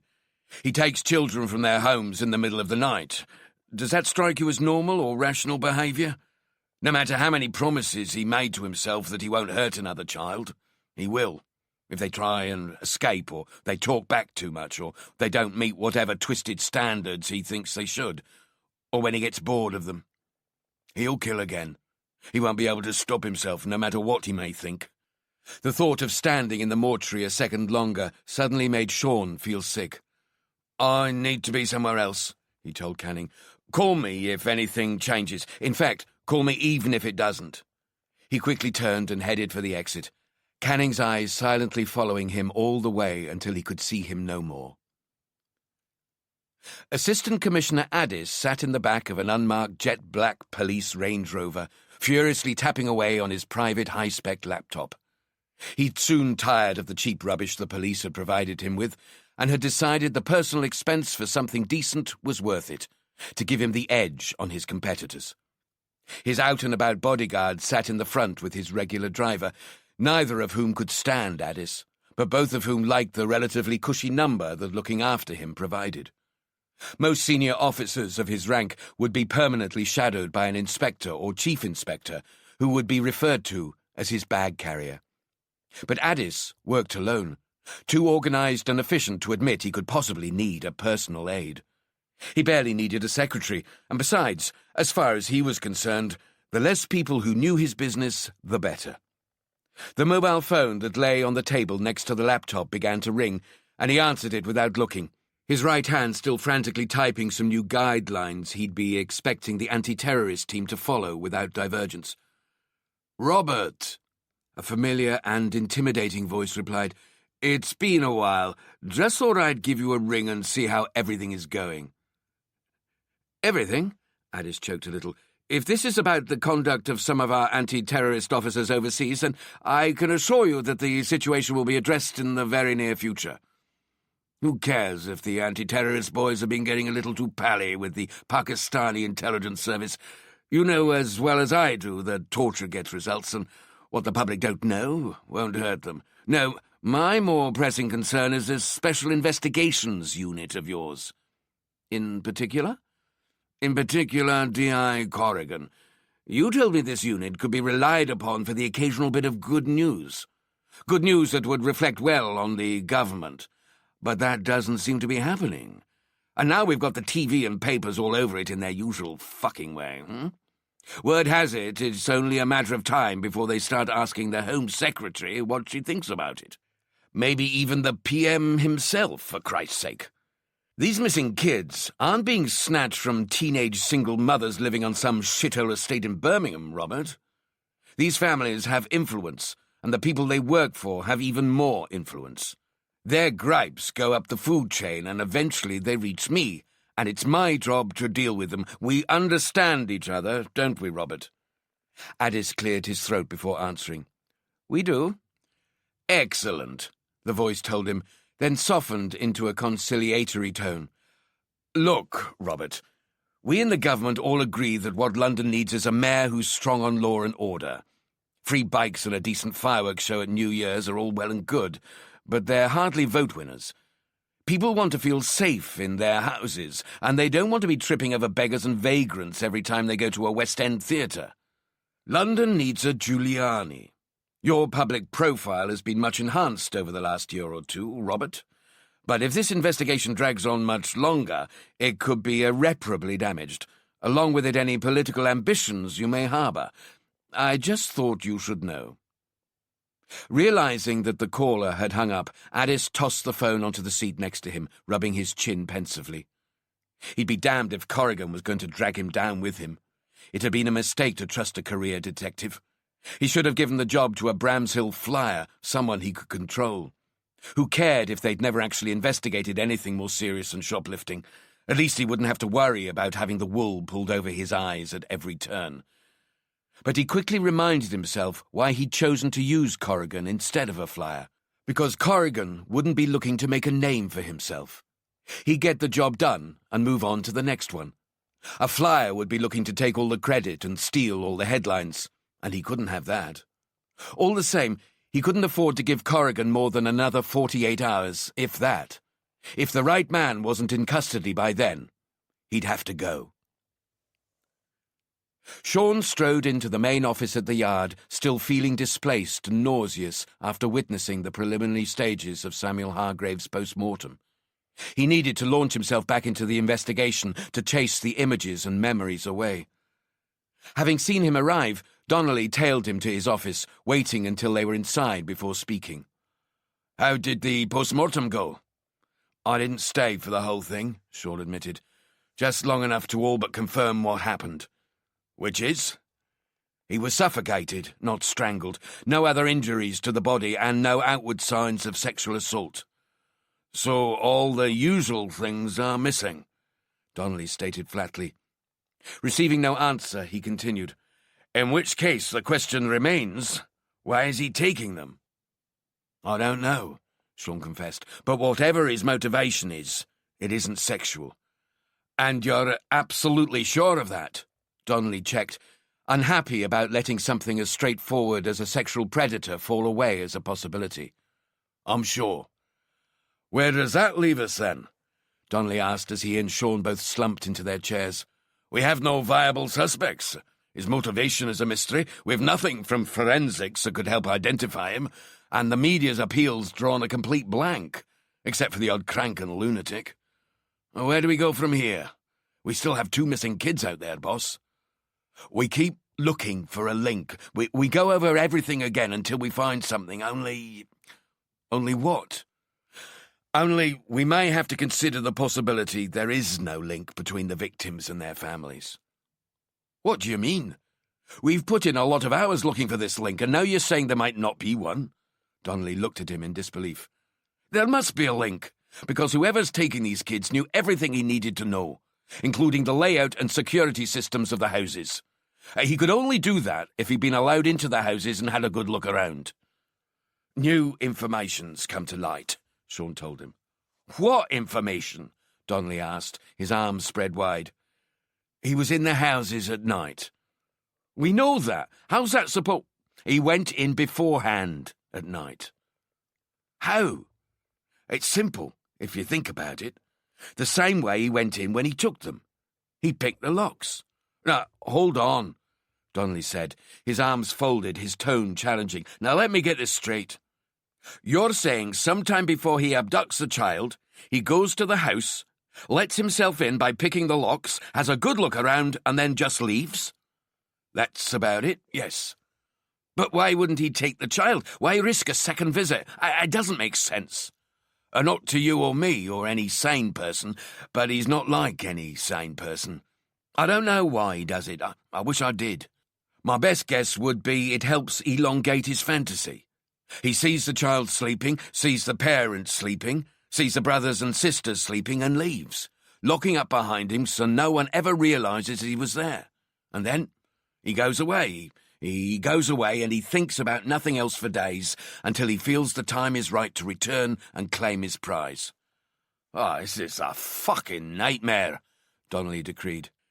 It's our job to deal with nightmares, Sean reminded him. But this could also help us, give us some new angles to look at. Well, such as? Such as, if this is how he finds out whether the alarms are working or even whether they set them at night, then he may have tried to enter other houses as well as the ones we know about. Get the door-to-door teams to revisit the areas near the scenes. Ask the occupants if anyone has had any unexplained alarm activation in the middle of the night. Maybe they even found their front door ajar because he had to leave in a hurry. If we're lucky, someone might have looked out of a window and seen a man run off or a car pulling away. Who knows? Maybe they can even give us a description or, even better, a number plate. You mean if we're very lucky, Donnelly pointed out. Most cases like this are solved by a lucky break. We've just got to keep looking. Fair enough, Donnelly agreed half-heartedly, lifting his heavy frame from the chair with the ease of a much lighter younger man. I'll get straight on it. Good, Sean thanked him. Oh, and one more thing. The boy, Samuel Hargrave. When we unwrapped the blanket, we found he was holding a soft toy in his arms and a crucifix in his right hand. That's an interesting combination. The crucifix is probably old and no doubt all but untraceable, but the toy, we might be able to find out where it came from. Maybe a shopkeeper will remember selling it to someone who left an impression on them. You mean a weirdo, if you like. And you think he gave the toy to the boy? Makes sense. He takes toys with him when he goes to abduct the children. To pacify them. To show them he's a friend. Exactly. But the toy could be the boy's. He could have just grabbed it when he was leaving. It could be, but I doubt it. He wouldn't want the child to think he was trying to steal their favourite toy. Safer to take a new one. But check it out anyway. I'll get Paolo to look into it, Donnelly assured him. Good. Dr. Canning has the details and photographs. I'll let Paolo know. And by the way, you look like shit. Thanks, Sean winced. He watched the grinning Donnelly head into the main office in search of D.C. Zukov, then removed a small mirror from one of his desk drawers. Donnelly was right. He did look like shit. Exhausted hollow eyes and unhealthy pale skin. He tossed the mirror back into the drawer and slammed it shut, looking across his desk at the piles of memos and reports that were rapidly accumulating. Could the one tiny piece of information that would turn the entire case be hiding in that mountain of paper, or in amongst the seemingly endless sea of information now stored on the inquiry's computer databases? He knew it was entirely possible, even probable, but he couldn't stomach the thought of sifting through any of it right now. The image of Samuel's tiny body embracing the little plush dinosaur haunted his consciousness and stopped him thinking straight or concentrating. He needed to get out and do something, anything that could give him the insight he needed to find the man he hunted, and find him quickly. Find him before he took another child or took another life. He jumped to his feet, stuffed his coat pocket full of the things he needed, and headed for the exit. Less than an hour later, Sean pulled up outside number 7 Courthope Road, the scene of the first abduction. He checked the area for any sign of the media and was relieved to see so far they were sticking to their promise to leave the victims' families alone, so long as the police gave them regular updates. But he was still pretty sure that as soon as he stepped from the car he'd fall into the frame of a long lens hiding behind a window or on a rooftop not too far away. He dragged himself from the car and to the front door, remembering the first time he'd been here. the poisonous atmosphere of desperation and mistrust. After ringing the doorbell, he stepped back, listening to the sounds coming from inside the house. Normal sounds that masked the truth of what had happened here. A minute or so later, he was relieved to see the door opened by one of his own, DC Maggie O'Neill, who was still acting as the family liaison officer for the Bridgemans. "Sir," she said with surprise, "I wasn't expecting a visit." "I wasn't expecting to make one," he answered, stepping inside without waiting to be invited. "How have they been doing?" he whispered. "Okay," Maggie told him. "Closer since the DNA results showed the dad was also the biological father." "Wonderful," Sean said sarcastically.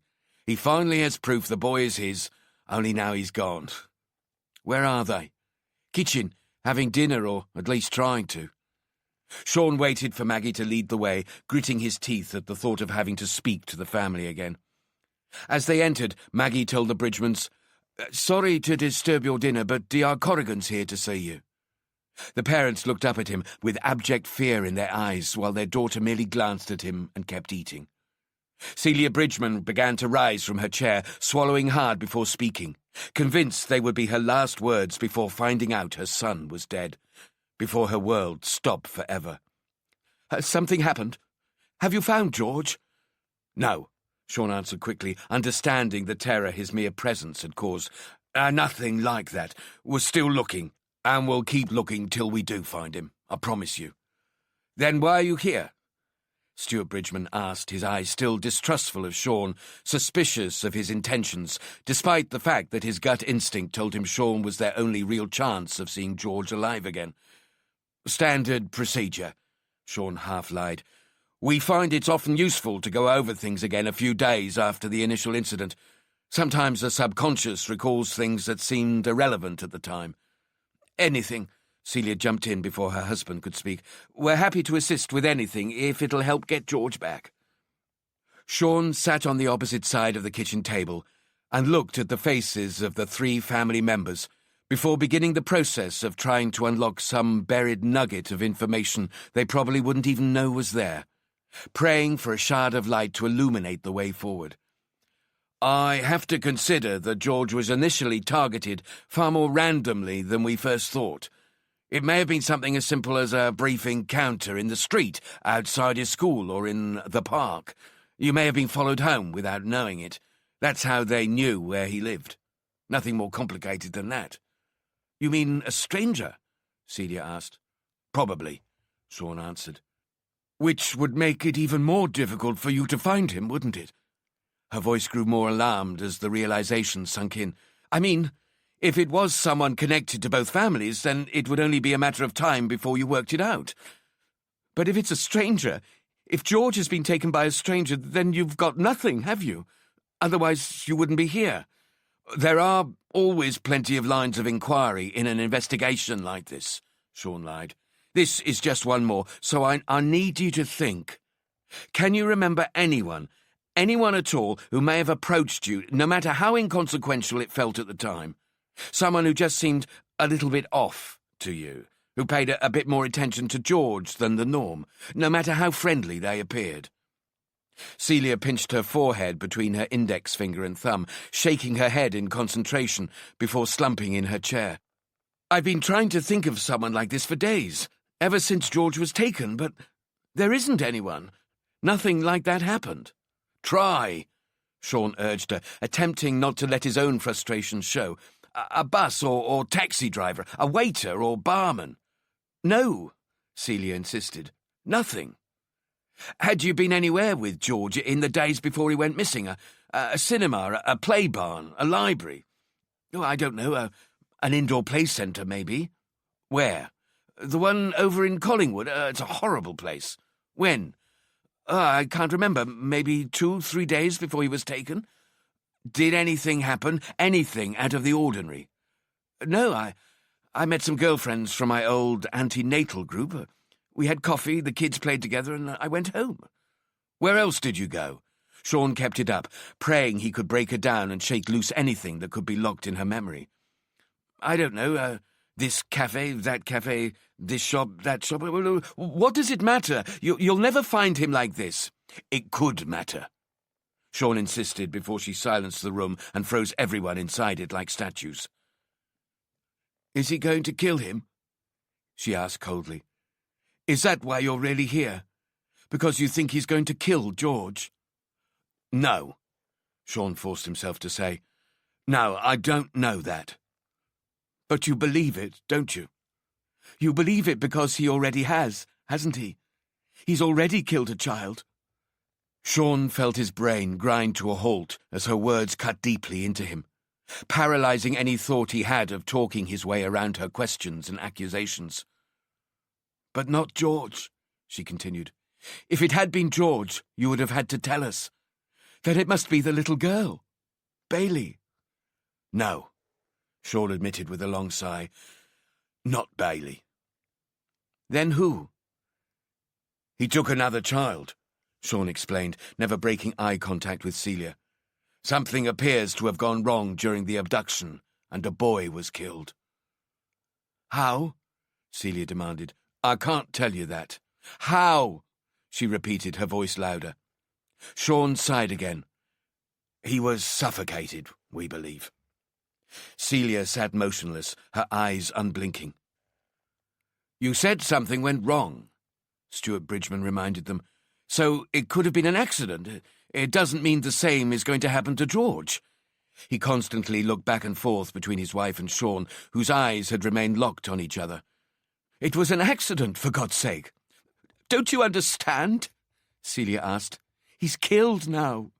He's killed a child, whether by accident or not. He tried to abduct another child and ended up killing them. He's even more desperate now and capable of anything. Isn't that right, Inspector? And he still has George."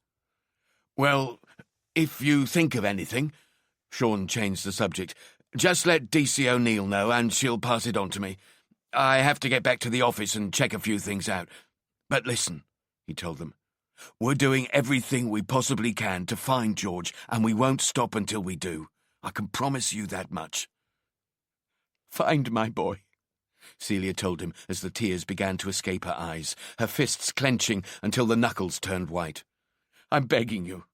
Find my boy alive. Bring him home to me. You're our only hope." "I'll find him," he tried to assure them while feeling like a liar. "There's still time. I know there is." He stood to let them know he was leaving. "Mrs. Bridgeman, Mr. Bridgeman." Finally, he broke eye contact with Celia and made his way slowly from the kitchen, heading for the front door with Maggie close behind him. He waited until he was out of the front door and standing on the steps before speaking. "Keep an eye on them," he told her. "What they're going through must be hell. Mrs. Bridgeman isn't the weeping, wailing type, but that doesn't mean she's not on the edge." "I'll look after them," Maggie promised. "Call me if they remember anything," he told her. Then he turned and headed down the steps towards his car, stopping only when he heard the heavy door close behind him. He looked up at the clear darkness in the sky. Late afternoon had turned into early evening, and the moon was already full and low above London, as another day all too quickly slipped past, and still the case wouldn't break.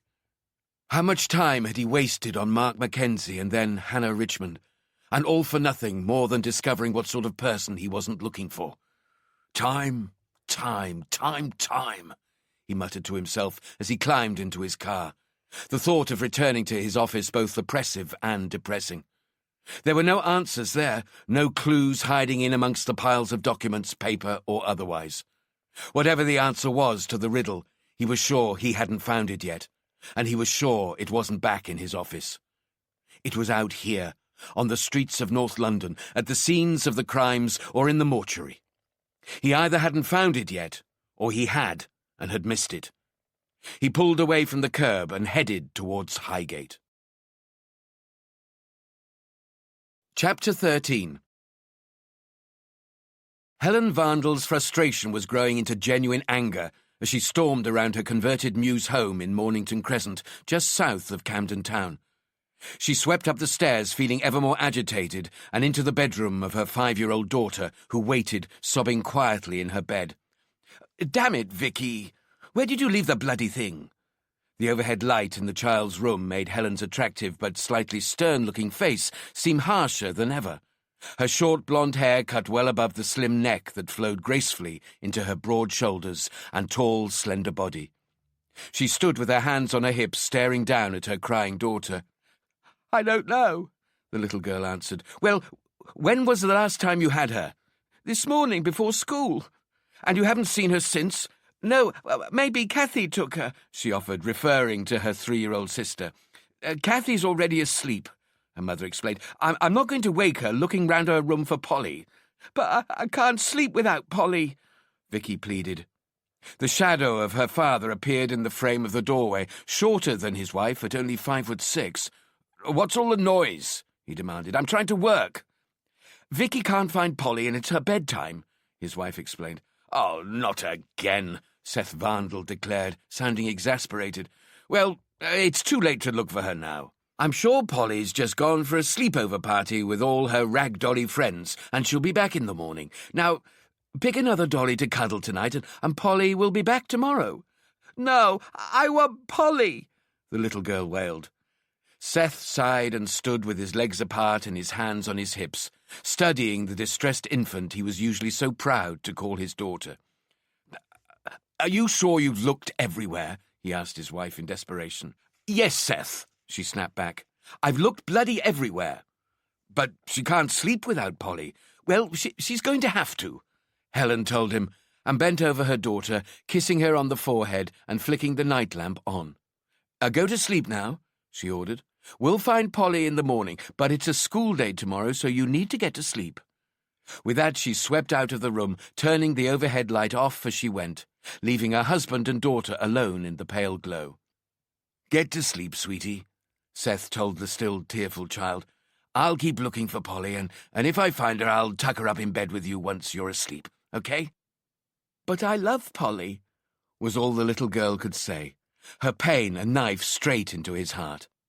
"I know, sweetie, I know," he told her as he backed out of the room and closed the door until it was slightly ajar, before heading downstairs to begin his impossible search for the rag doll.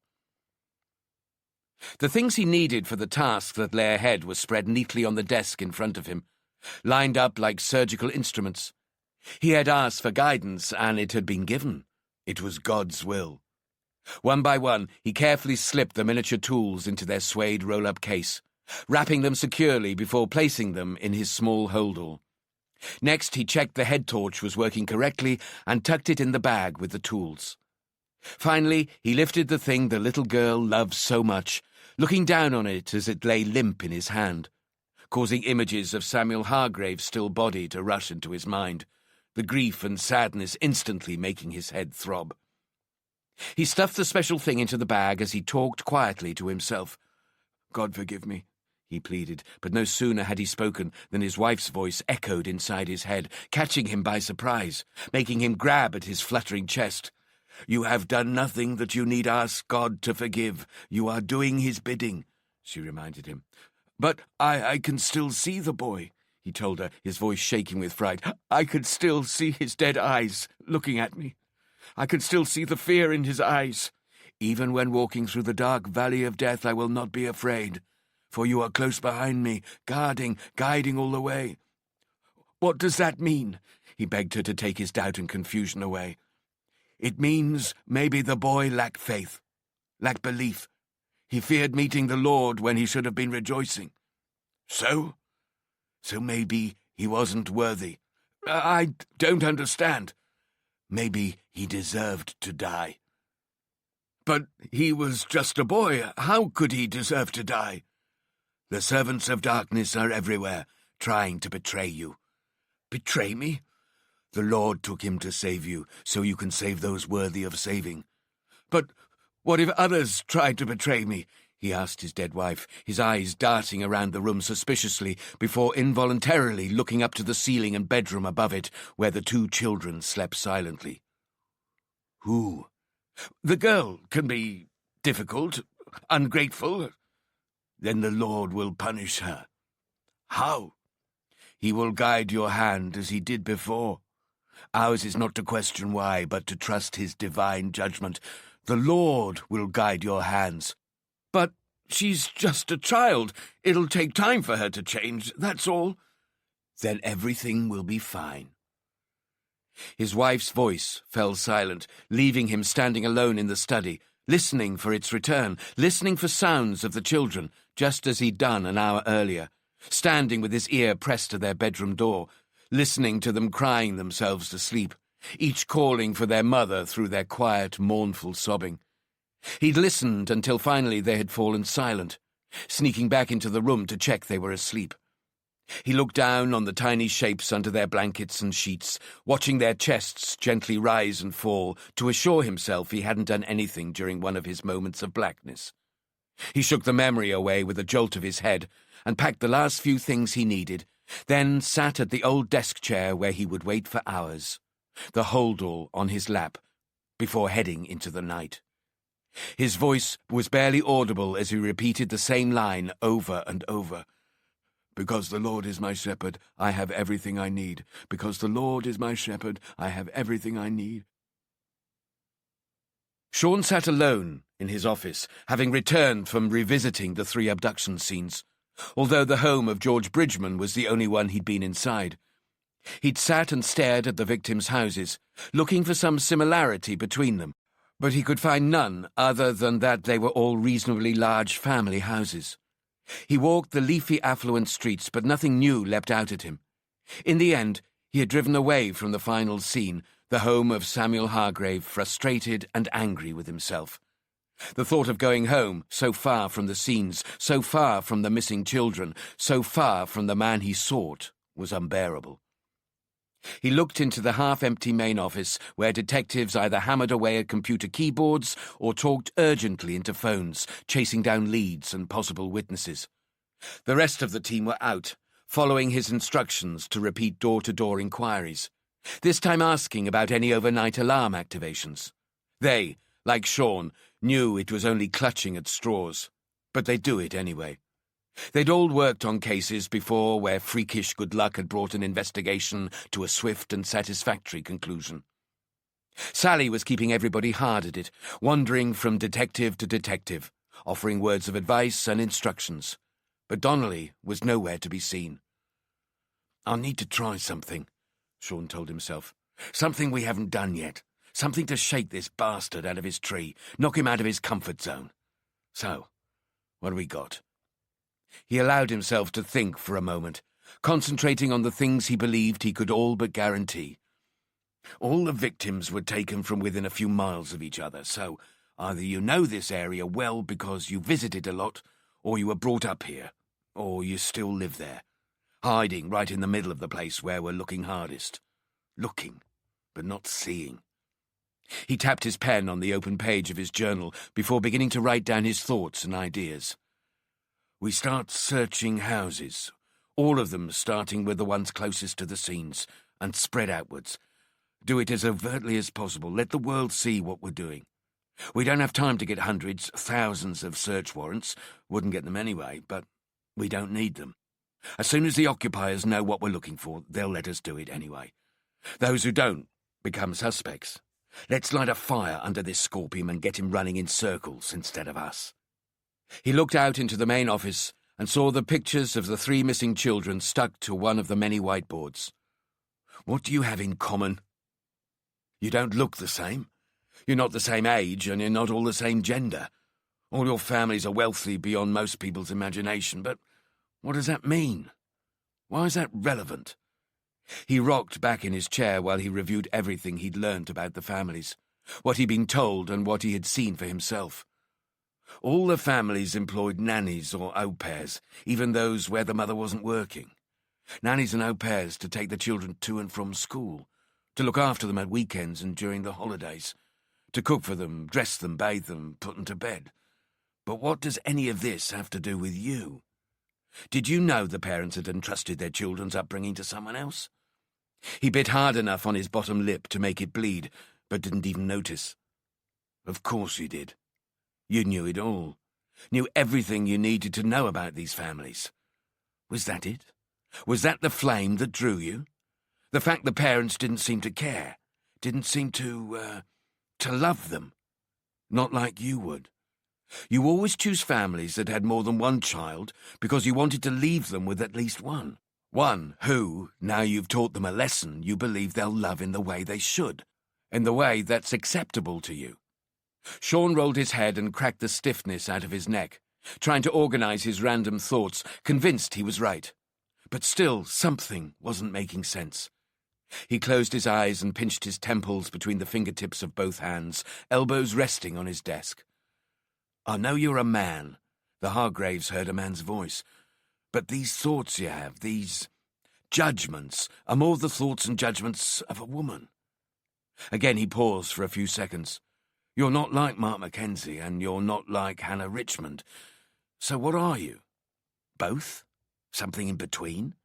You take the children because a woman tells you to. You snatch them and take them home to your loving wife to raise as your own." His eyes opened as he suddenly stood and almost knocked over his chair, the frustration enough to make him want to sweep everything from his desk. "No," he told himself. "No, that's wrong. There's no woman waiting for you to bring them to her. Your motivation is female, yet your actions are male. Taking the body to a cemetery, leaving it on the grave of a war hero, and a cop were the actions of a man. Oh, why can't I see? Why can't I understand you?" The words of the priest began to snake around his mind, drowning out everything else. "We look, but we can't see. We look, but we can't see." He could feel them as soon as he entered the house, waiting upstairs for him to come while he stood feeling the warmth of the house, chasing the chill from his muscles. He remembered the strange layout of the house, with its living room, kitchen and main bathroom all on the ground level, where he was now. 2 short flights of steep, narrow stairs led to the second floor, and the bedroom of the little girl he'd come to take. But now he was here, safely inside the silent, sleeping house. His legs refused to move. Doubts and fears swept through his mind. The harrowing memory of Samuel's lifeless body lying across his desk, robbing him of the will to continue, evaporating his strength. The pain in his head returned in a rush as he dropped onto one knee. "God, give me strength," he begged in a whisper. "The Lord is my shepherd. He will answer my prayers and offer me guidance." He squeezed his eyes shut and clamped his head between the palms of his hands, waiting for God to speak to him. But there was only darkness. "Iris," he pleaded to his dead wife, "the Lord has forsaken me. He has abandoned me." "No," she answered, making his eyes flash open. "He is with you now. He is always with you, and so am I, my love." "But he doesn't speak to me. He doesn't tell me what I should do," he whispered. "He speaks through me. He tells me what to tell you." "But what if he's wrong? What if he's wrong about the parents? What if we're taking children from parents who love them?" His wife's usually calm voice grew angry, like the time they had had that argument, when they were told they'd never have children, when she blamed him and called him those terrible names. "Our God is a vengeful God," she warned him, "and his word is not to be questioned by man, or they will feel his wrath." "I'm sorry," he implored her, on both knees now, his voice growing dangerously loud in the darkness. "I'm a weak man, and my faith grows weak inside me." "You must take the girl. God wills it." "I can't," he told her. "No more. I won't do it any more." "God wills it." "No more." "God wills it. Please." "No more. Leave me alone. I won't take the girl." "Our God is a vengeful God." "No." "They will feel his wrath." "Please." "You must save her from the darkness." His wife's tone softened. "What?" "Only you can save her from the darkness." "The darkness?" "Yes, only you can save her. You must take her." "I'm saving her." "Yes. Yes, only you can save her. If you leave her here, the darkness will take her." "No, no, the darkness can't have her. I won't let the darkness take her." He felt the strength seeping back into his body and mind. "Then save her. Go to her and save her." He hauled himself back to his feet and wiped the tears from his face with his gloved hands, placing one foot on the first stair. "God has made you strong again." "God, give me strength." "God will guide you." "The Lord is my shepherd." "He will protect you." "He gives me new strength. He helps me to do what honors him most." His other foot moved to the next step and pushed him forward, upwards towards the sleeping girl, his wife's voice fading as she repeated her last words over and over. "Let the little children come to me, and do not hinder them, for the kingdom of heaven belongs to such as these." He climbed the first flight of stairs and reached the floor where he knew the parents' bedroom was, drifting past it silently, staying to the right side where he knew the floorboards were less worn and made no noise. He tried to ignore the sense of the sleeping man and woman, blanking them out of his mind, convincing himself that at this moment in time they didn't exist. He was afraid his fragile resolve might be affected if he started to feel sympathy towards them. Over and over he reminded himself that they'd had their chance, been given the gift he and his wife never had, and that they had chosen to hand the child to the care of strangers, passing her from one carer to the next, nannies, au pairs, childminders, so they could pursue their careers and petty pastimes, to live their lives as if they'd never been blessed with children at all. No, they'd had their chance. She was a child of God and needed to be treated as one. He must stay strong, for her sake. As if coming out of a deep daydream, he suddenly found himself standing outside the little girl's bedroom, a moment of panic spreading in his chest as he tried to remember how he'd got there. He'd remembered being outside the parents' room, and now he was here, looking at the pale light from a child's night lamp seeping through the slightly ajar door. The moments of blackness were becoming increasingly frequent, and thoughts of what he might have done during them had grown increasingly troubling since he accidentally killed the boy. He looked at his trembling hands and listened to the sounds of the house, trying to detect any change in atmosphere, any sign that something terrible might have happened during the blackness. But he felt nothing. "The Lord is my shepherd," he whispered as he pushed the door open slowly, inch by inch, allowing the light from within to gradually intrude into the darkness of the hallway, casting a shadow behind him that crept across the floor and climbed the wall opposite, grey tendrils creeping through the gaps in the door opposite that led to the younger sister of the one he'd come to save, to give a better life to, until finally the door was all but fully open and he could see clearly inside, the pale light more than enough for eyes that already adjusted to the dark. He stood frozen, unable to cross the threshold into her room.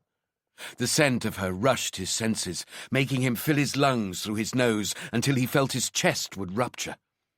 He could feel her warmth, but the beauty of her life made him stall, begin to lose faith. The doubts urged him to run from the house and keep running to somewhere far, far away where the voices couldn't find him. But in his soul, he knew there was no such place. The voices would always find him. They were part of him. He crouched down and placed his bag carefully on the floor and unzipped it with only the faintest sound, both his hands sliding slowly inside before reappearing, holding the small, inanimate thing that he knew would be so special to the girl that he would instantly have her trust. He held it as if it was a newborn life. She wanted it more than almost anything in the world, and only he could make that happen. That knowledge gave him strength. The strength to stand, the special thing in one hand, the bag in the other, and to walk into the room, moving closer and closer to the tiny figure huddled under the duvet. The next thing he knew, he was standing at her bedside, looming over her like a malevolent cloud, still clutching the special thing. "The Lord is my shepherd," he whispered softly as he crouched at the little girl's bedside, placing the bag on the floor as he held the special thing towards her face. Her beautiful porcelain face, pale blue in the nightlight, eyes still closed peacefully as she breathed softly through her slightly pursed lips. He could just make out the bottom of her two front teeth.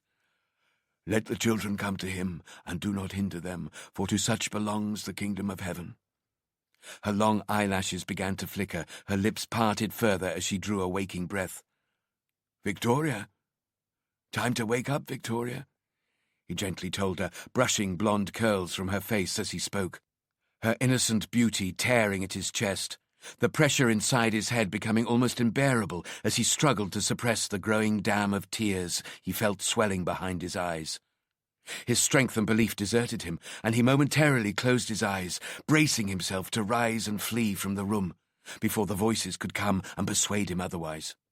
But when he opened them again, he saw that her penetrating green eyes were now wide open, staring in disbelief, her pink lips spreading into a wide smile as she was suddenly completely awake. "Polly!" she called out loudly enough to be heard beyond the bedroom, replacing his doubts with fear and panic. "Where have you been, you naughty dolly?" "Shh!" He tried to hush her, watching her eyes focus beyond the rag doll and onto him for the first time. "We need to be very quiet now. We could get into trouble if we wake anyone else up." "You found Polly," she told him excitedly, with no fear or apprehension. "Yes, I brought her back to you, but we need to be quiet now, or they may take Polly away again." "Who? Who wants to take her away again?" "Bad people," he lied to her. "People who don't understand things." "What things?" "Just things," he answered, his fear subsiding. "But where has Polly been? Mummy and Daddy looked everywhere for her, but they couldn't find her." "Ah, she's been to a very special place.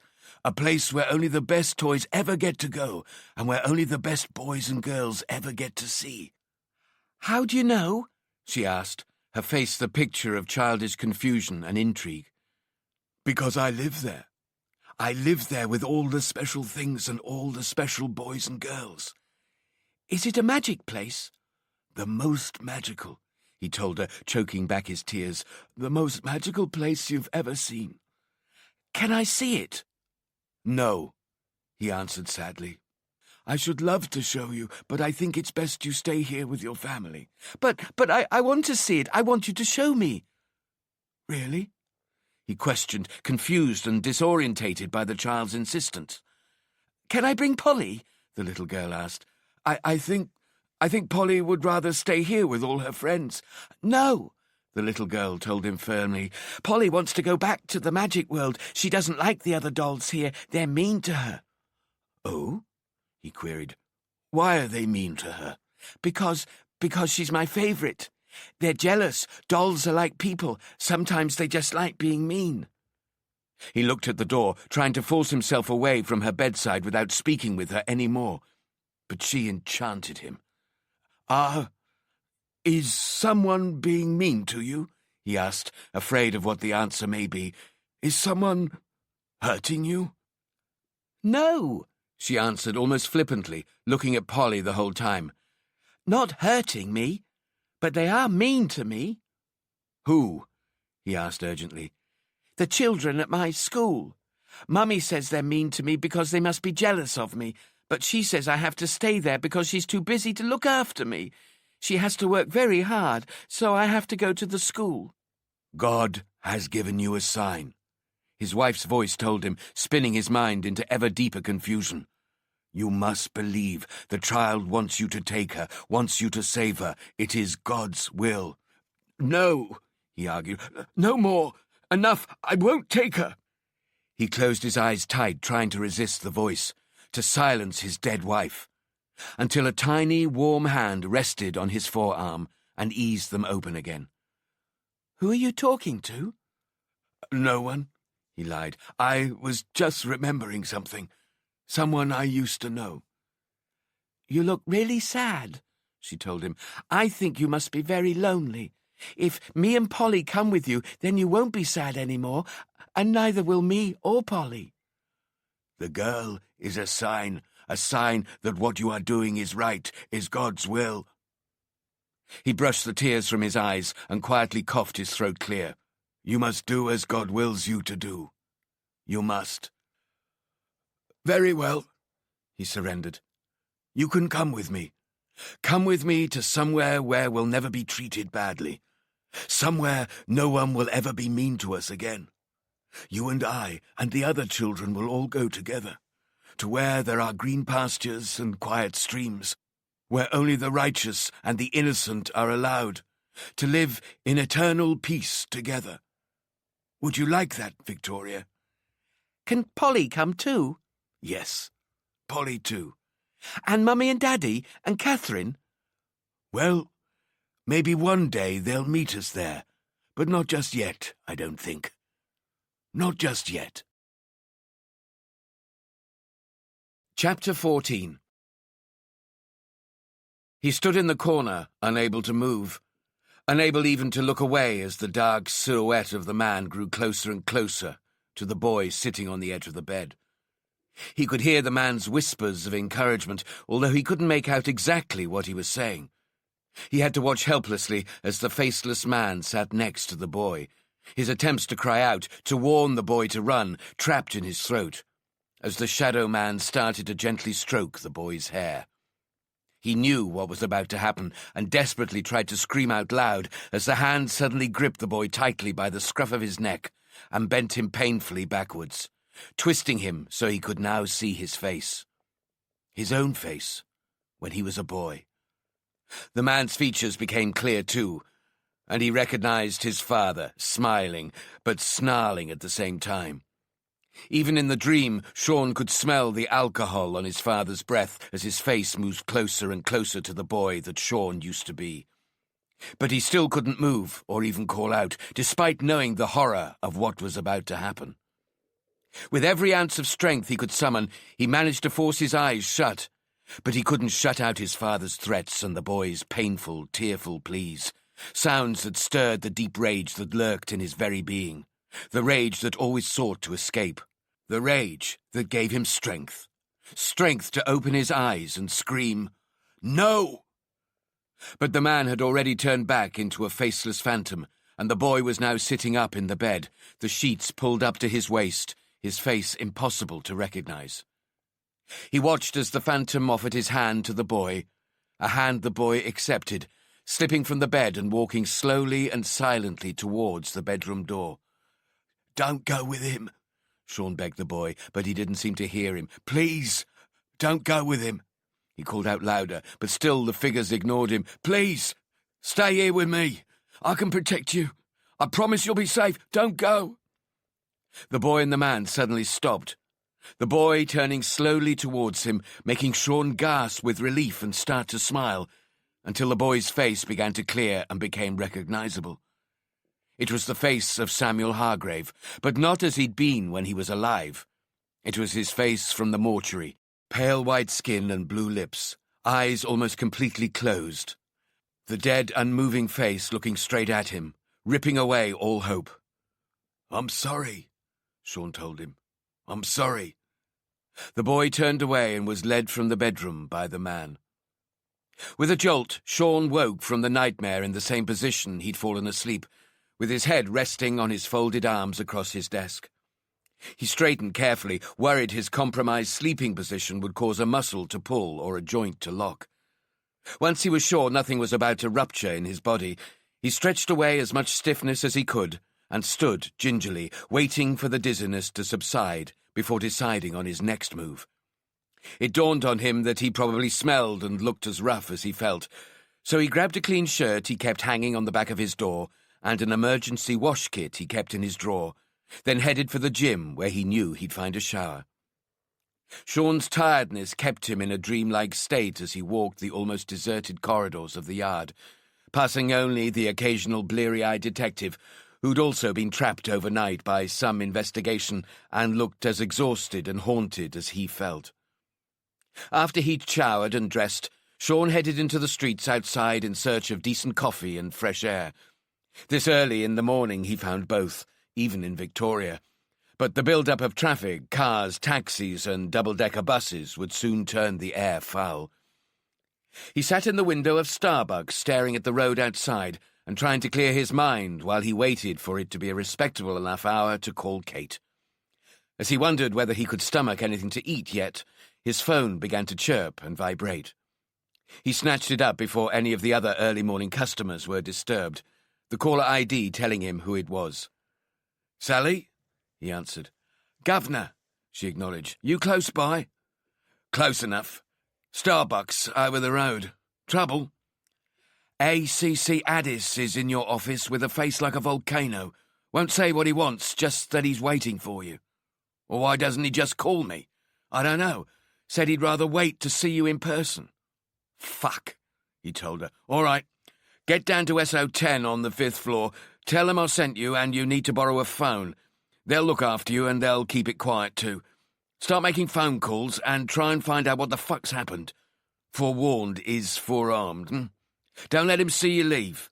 Call me when you find something. And you? I'm already on my way back, he answered, but call me the minute you have news. He took his time gathering his things and thoughts, strolling from the cafe and across the now treacherous road, along the street and through the revolving security doors at the yard, flashing his warrant card as he passed the security scanners. A few minutes later, he entered the main office and walked as casually as he could to where Addis stood like a heron waiting to strike at a fish. Sean tried to act as surprised as he could to find him in his office. "Morning, sir," he greeted him, pausing to empty his pockets and hang up his coat before sitting behind his desk, further firing the fury in the Assistant Commissioner's eyes. "Is there something I can help you with?" "I saw D.S. Jones leaving the room a few minutes ago," Addis began. "I assume she's gone to do your bidding." Sean shrugged. "I don't know what you mean." "Oh, I'm sure you do," Addis told him, tapping the file he held across his chest with his thumb. "But let me save you the bother. This, Inspector, is why I'm here." He tossed the pink file marked Confidential onto Sean's desk. Sean tentatively opened it, holding his breath. The first thing he saw was a MISPER report, with the photograph of a smiling little girl attached to it with a paperclip. "Fuck," Sean barely whispered, but Addis heard him clearly enough. "Fuck indeed, Inspector. More precisely, what the fuck is happening with this investigation? Another child taken, Victoria Vandal, 5 years old, snatched from her home in Mornington Crescent." Sean ignored the vitriolic tone, tuning out Addis's presence as he speed-read the file. He didn't know the area, but was pretty sure it was reasonably close to the other sites. 4 children taken, 1 killed, for Christ's sake, and the media all over it, all over us. Taken in the middle of the night. No sign of forced entry, and nobody heard anything, except for the mother, who now thinks she may have heard whispering voices, but she thought she'd just been dreaming. Made any progress at all, Do we have anything for those media bastards, or are you still flying blind, blundering? The family, seemingly wealthy, live in a converted mews. Father a merchant banker, mother a fashion designer with her own label. Brought you here to solve high-profile cases quickly, not to make us look like incompetent, bungling idiots. I was told, wrongly as it turns out, that you are one of the best in the business, that you could make the connections. There was another child in the house at the time, the missing girl's 3-year-old sister, Catherine, who doesn't appear to have been touched. State of you and your office, bloody mess, like this investigation. And look at the state of your team. They look like shit. They're a disgrace. You're a... The house was alarmed, but the alarm wasn't activated at night for fear of the children setting it off if they went wandering. Sorry, Inspector Corrigan, but I'm going to have to remove you from this investigation, effective immediately. The people of London want to see the police taking action. Replacing you with someone more suited to this investigation will hopefully at the very least buy us time. Sean finally looked up from the file, not having heard a word Addis had said. Something told him he needed to get to the scene as fast as he could, that the answers were there. He needed to see it while he was still in a semi-exhausted, dreamlike state, while his mind was too tired to be cluttered with the irrelevant vines that clung to all major investigations, and too tired to be even slightly affected by Addis's sermon. "It'll be done quietly," Addis continued. "You have my word on that. As soon as it can be arranged, you'll be moved back to a borough that'll suit where you live.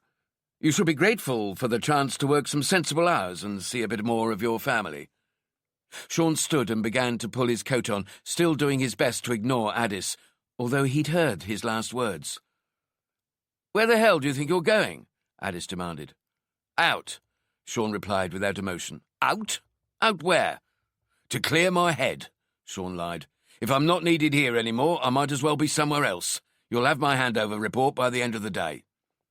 "Fine," Addis stuttered as Sean brushed past him on his way out of the office. "And I'll need you to clear your desk and vacate by tonight.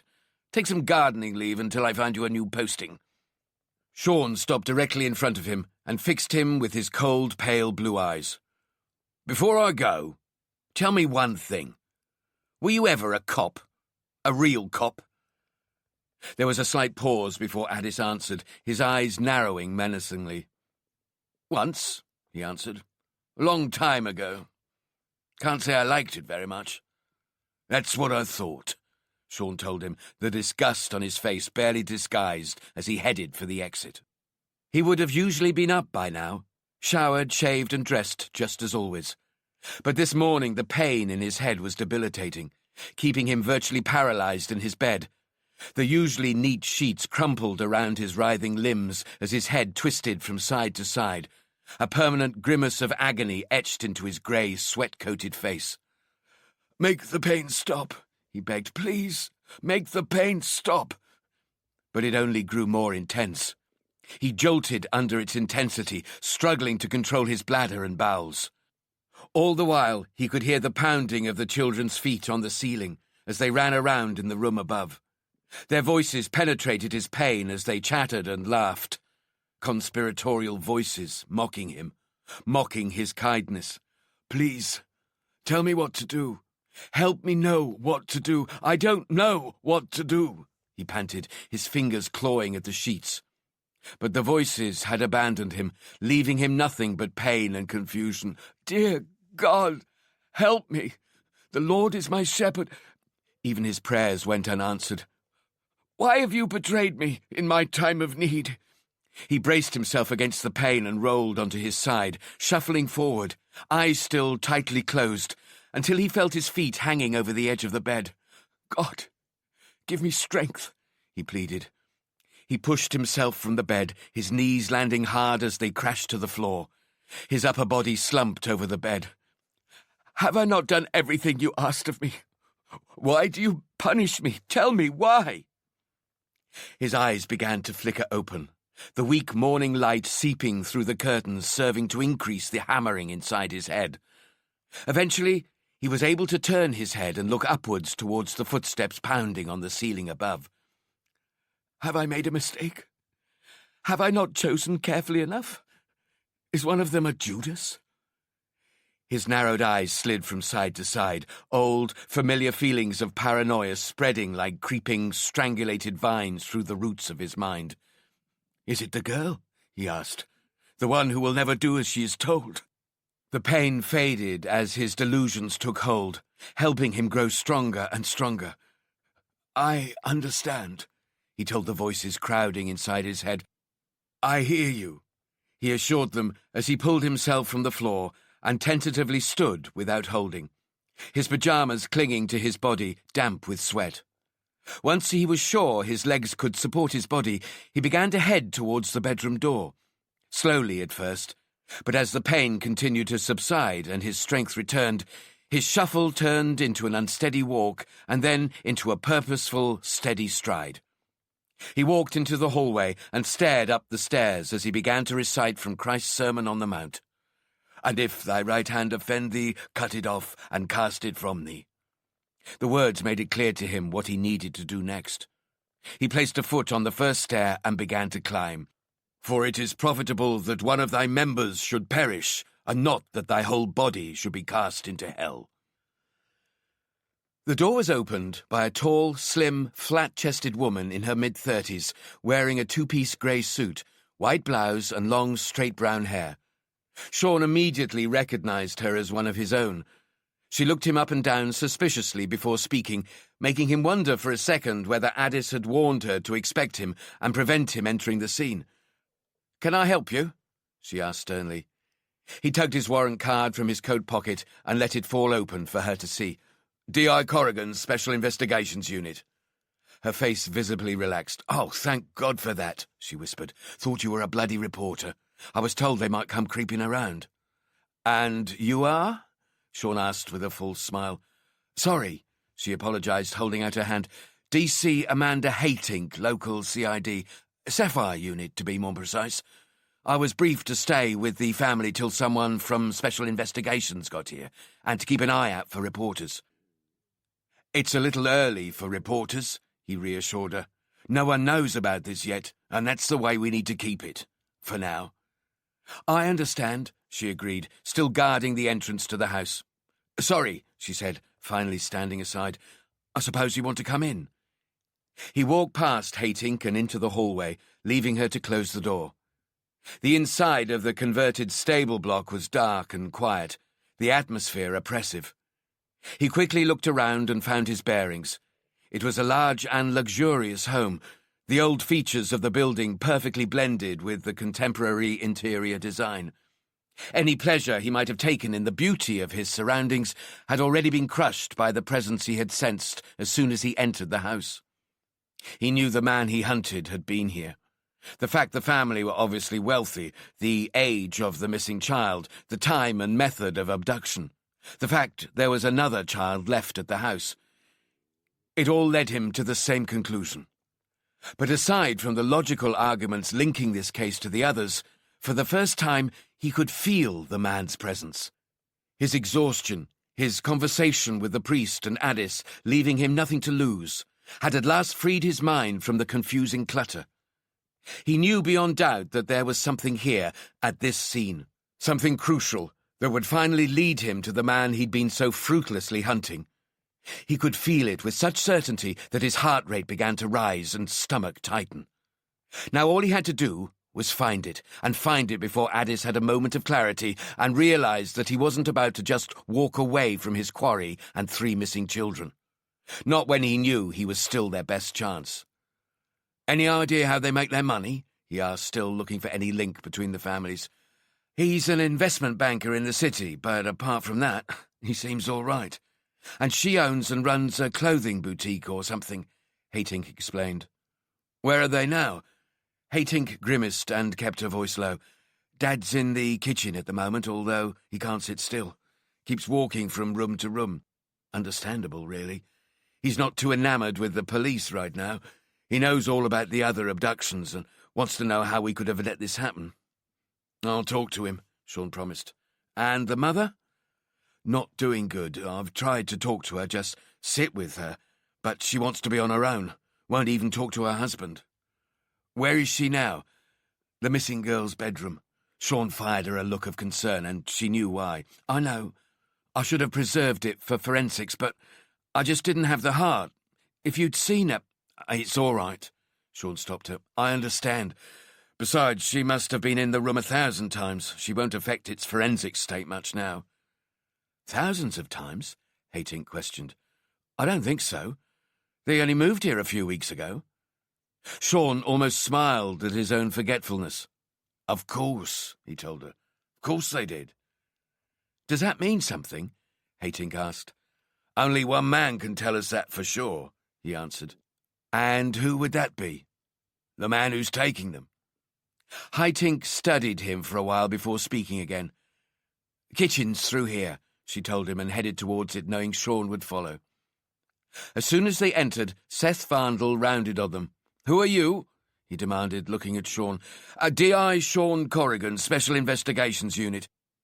"It's my job to find your daughter," he told him, trying not to think of Addis and what he'd do if he knew Sean was here now. "Then maybe you can start by telling me what the hell's going on." Vandal's short, stocky frame was taut with tension, his almost invisible spectacles magnifying terrified eyes. "We reported Victoria missing hours ago, and nothing seems to have happened. Where are the forensic people? Why aren't the streets full of cops searching for her? And what about search dogs and helicopters? Why isn't anything happening?" "That all takes time to organise," Sean tried to explain, "but it will be all done. Trust me." "Time to organise," Vandal mocked. "No wonder you haven't caught him yet. Why is he doing this? Is he some sort of pervert, or has he got a grudge against people working in the city? Is this a revenge attack? How could you let him do this?" Sean fought hard to resist the temptation to bite back. "Unfortunately, these abductions aren't the only bad thing happening in London right now, and I don't have a limitless supply of people. But I can assure you we're putting as many resources as we possibly can into finding the man responsible and getting the children back safely." "Safely?" Vandal questioned. "Safely? Isn't it already too late for one of the children? I haven't just arrived from another planet," he continued. I saw it on the news last night. You found a boy in Highgate Cemetery, right? Dead. And you think he was taken by the same man who's—" He suddenly stopped himself, his hands searching for something to support him as his legs suddenly could no longer bear his weight. Sean sprang forward and managed to get both arms around Vandal's chest and manoeuvre him into one of the chairs at the kitchen table. You all right? Sean asked with genuine sympathy.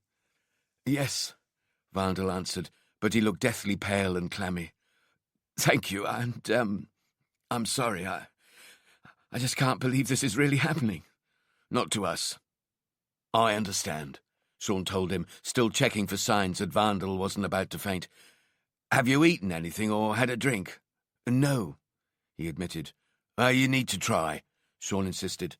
DC Hating here will fix you something, a cup of sweet tea at least. Sean looked to her for backup. Of course I will, she told Vandal pleasantly.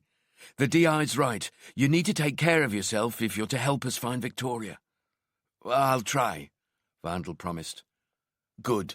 Sean patted the man's shoulder. And while you do that, I need to speak with your wife. Helen?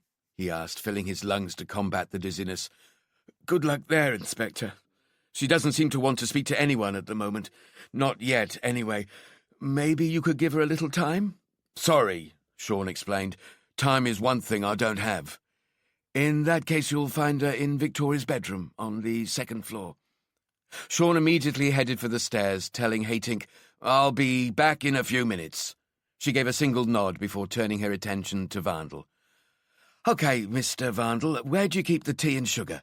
Sean heard her asking as he made his way up the steep staircase, towards the bedroom where hours before Victoria Vandal had been sleeping, only a matter of feet from her parents. There's something here, Sean whispered to himself as he climbed the stairs. Something here for me to find, but I need to see, not just look. All I've been doing is looking, but now I need to see. Need to see like you see. You left something for me at George Bridgeman's house, didn't you? But I didn't see it. I looked, but I didn't see it. And you left something for me at Bailey Fellowes' house too, didn't you? But I didn't see that either. So you left Samuel Hargrave in the cemetery for me so I would see what you are. He climbed the remaining stairs in silence until he reached the almost fully closed door of Victoria's bedroom, the quiet crying inside telling him he was in the right place.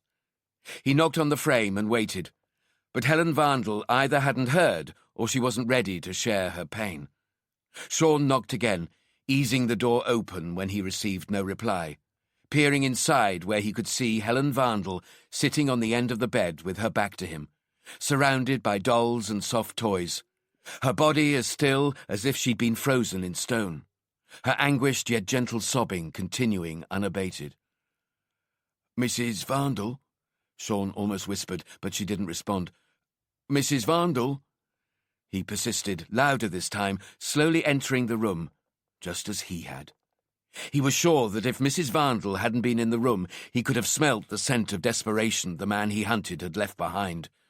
But as it was, he couldn't be sure it didn't belong to the mother. Mrs. Vandal, I'm sorry to disturb you, but I'm Detective Inspector Sean Corrigan. I need to speak with you, if I can. Still, she didn't respond. He walked deeper into the room until he was level with her. I understand you want to be alone. I would too, but I have to speak to you. I need to know what happened here. Her head snapped towards him, almost making him jump. Someone took my baby, she told him clearly, despite the tears that slid down her cheeks. He came in here and he took her. The same man who took those other children. The same man who killed that boy. Samuel Hargrave, Sean explained. His name was Samuel Hargrave. I didn't know that, she answered. I wasn't paying that much attention when I saw it on the news. For a second I thought, God, how terrible that must be for the parents. Then I didn't think about it again until this morning when I went to get Victoria and saw that she was gone. And I knew. I just knew straight away that she'd been taken. I remembered seeing it on the television, but I still couldn't remember the boy's name. It's understandable, Sean tried to comfort her. We never think these things will happen to us. We have an alarm, she told him, pain and guilt shining in her eyes, the thought of actions not taken haunting every line of her face. When we saw it on the news, I said to Seth, I said we should set the alarm at night. But we forgot. We just forgot. And now Victoria is gone. No, Sean insisted. That's not why she's gone. She's gone because someone took her. That has nothing to do with anything you did or didn't do. This man is like a bolt of lightning. Who knows why lightning misses 1,000,000 people standing in the open, but then hits one man as soon as he steps outside? Some things we just can't predict, and we can't live our lives always fearing the worst, or we would have no life. I see these things almost every day, but do I make my wife and kids live their lives in some sort of protective bubble? Of course I don't, and I never would, no matter what. Maybe, she told him, but if something happens to her, I'll never forgive myself. I'll be dead inside. I'll always be dead inside. Sean sat next to her on the unmade bed, unable to think of anything else to say. Exhausted by the effort of being understanding and trying not to absorb her pain, until for the first time he noticed she was holding a small toy in her hands, almost concealed between her palms. "Is that her favourite toy?" he asked, remembering the toy placed so caringly under Samuel Hargrave's dead arms, and making a mental note to check what progress Zukov had made in tracing the toy's origins. Mrs. Varndl looked down at the toy she was caressing, then answered with a resigned shrug, "This thing? God, no." She opened her hands, and Sean saw that the toy looked more like an antique from the Victorian age than a child's plaything. A monkey with a grinning porcelain face, dressed in a red soldier's uniform with a little red cap perched at an angle on its head, while each hand grasped a miniature brass cymbal. "I never wanted her to have it, but she insisted. It's a horrible-looking thing. Scary. I don't know why I even picked it up. Perhaps because it was one of the last things I bought for her."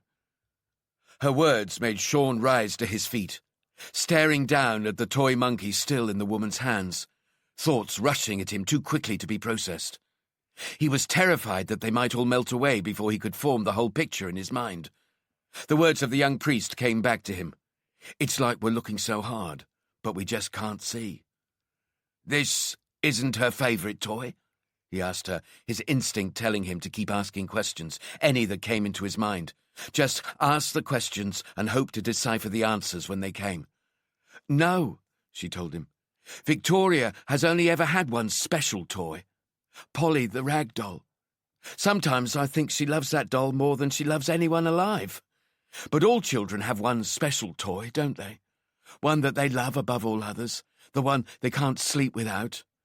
The one that all parents are afraid of losing. Even if you give them an identical replacement, they know it's not the real one." Yes, they do," Sean agreed, thinking of his own daughters and their special soft toys. The ones they'd had since the day they were born. Never the largest or most expensive, but somehow the ones that each particular child form a seemingly unbreakable bond with. "So, where is Polly now? She's still here?" "No," she answered, "or at least I don't know." "Have you looked?" "Everywhere, but we can't seem to find her." "Then it's possible that whoever took her also took the doll." Sean thought of the soft blue dinosaur in Samuel's arms and realised that the killer hadn't brought it with him. It had always belonged to the boy, and he'd taken it at the same time. But Mrs. Varndl hadn't finished yet. "No," she contradicted him. "He couldn't have done that." "I don't understand," Sean admitted, his eyes growing narrow with strain. "Why couldn't he?" "Because Polly didn't go missing last night. She went missing the night before." She continued talking, but Sean wasn't listening anymore as the significance of her words began to sink into his strained mind and settled into a composite picture he could finally understand. He'd had all the pieces of the puzzle he needed right from the first scene. But only now was he able to put them together. Only now was he able to realize the significance and importance of each separate piece. "We looked everywhere, but we couldn't find her, so he couldn't have taken Polly at the same time as he took Victoria because Polly wasn't here." Sean staggered backwards a step, the weight of the unravelling truth making him dizzy as he began to speak out loud, not caring who heard or what he sounded like. He just needed to say the words that were racing through his head before they were lost. "He knows the houses, knows everything about them, because he's been inside them before, during the night. And the children never cry or call out because he brings them something. Something special, something more special to them than almost anything else." He paused for a second as the final picture took shape behind his eyes and at last solidified. Jesus Christ! He was in the house the night before he took the child. He was in all the houses the night before he took the children. He let himself in, checked everything he needed to check, and then he went to the children's room and he saw which toys they were holding tightest. He knew they would be the ones he needed, and he took them. And then he left as silently as he came, locking the door behind him so no one even knew he'd been. And when he came back the following night, he came with the toy. That's how he kept them quiet, by giving them back the thing they wanted more than anything, the thing they loved. "Oh, my God," Mrs. Vandal said through her distress, covering her mouth with one hand as if she was going to start retching. "Oh, my God, he's been here before, walking around inside my house. Oh, my God." Sean ignored her because he had to. He was too close to the final answer to let anything stand in the way. But that's not enough. No, not for this one. He plans. Everything is planned. If he went to the bedroom and the child wasn't holding the toy, then all the other parts of his plan would collapse, and he wouldn't risk that, so he already knew which were their favourite toys. The bastard already knew. But how? How did he know that? He looked down at the sobbing figure of Mrs. Vandal and the toy monkey in her hand, its porcelain face staring straight at him, just as the doll with the porcelain face had done when he stood in the bedroom of Bailey Fellows. Toys from a bygone era, out of place in the rooms of young children nowadays.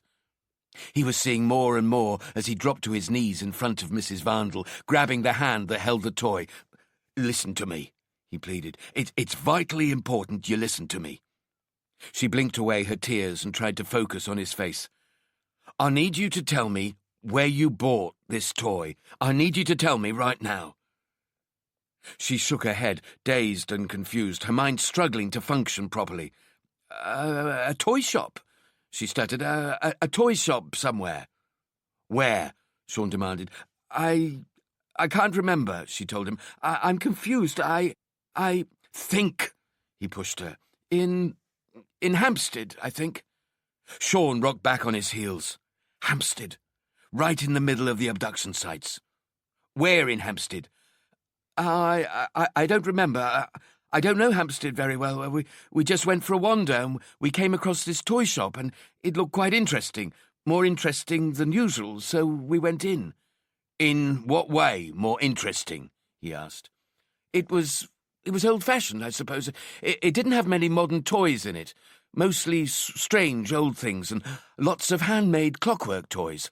God knows who'd buy clockwork toys nowadays." "Clockwork?"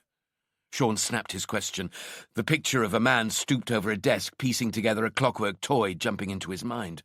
Small, delicate tools in the man's nimble, practiced fingers, tools like the ones used to pick locks. "Yes," she answered. "They were everywhere. He told us he made them himself." "Who did? Who told you that?" "The shopkeeper," she told him, shaking her head in surprise that the answer hadn't been obvious to him. "What was it called?" he asked, his heart thumping against his chest wall. "I need to know the name of the shop." I can't remember," she told him. I don't understand. Do you think the man from the toy shop could have taken Victoria?" Sean's silence answered her question. "No," she pleaded, suddenly tossing the toy monkey to the ground as if it had magically transformed into a poisonous snake, kicking it away with her feet. "He picked that for her," she told him, staring disgustedly at the discarded toy. "Took it off the shelf and gave it to her. He touched it with his hands, and now he's touching my—" "The shop," Sean stopped her. "I need the name of the shop." I can't," she begged him. "I just can't." "Okay," he relented with a sigh.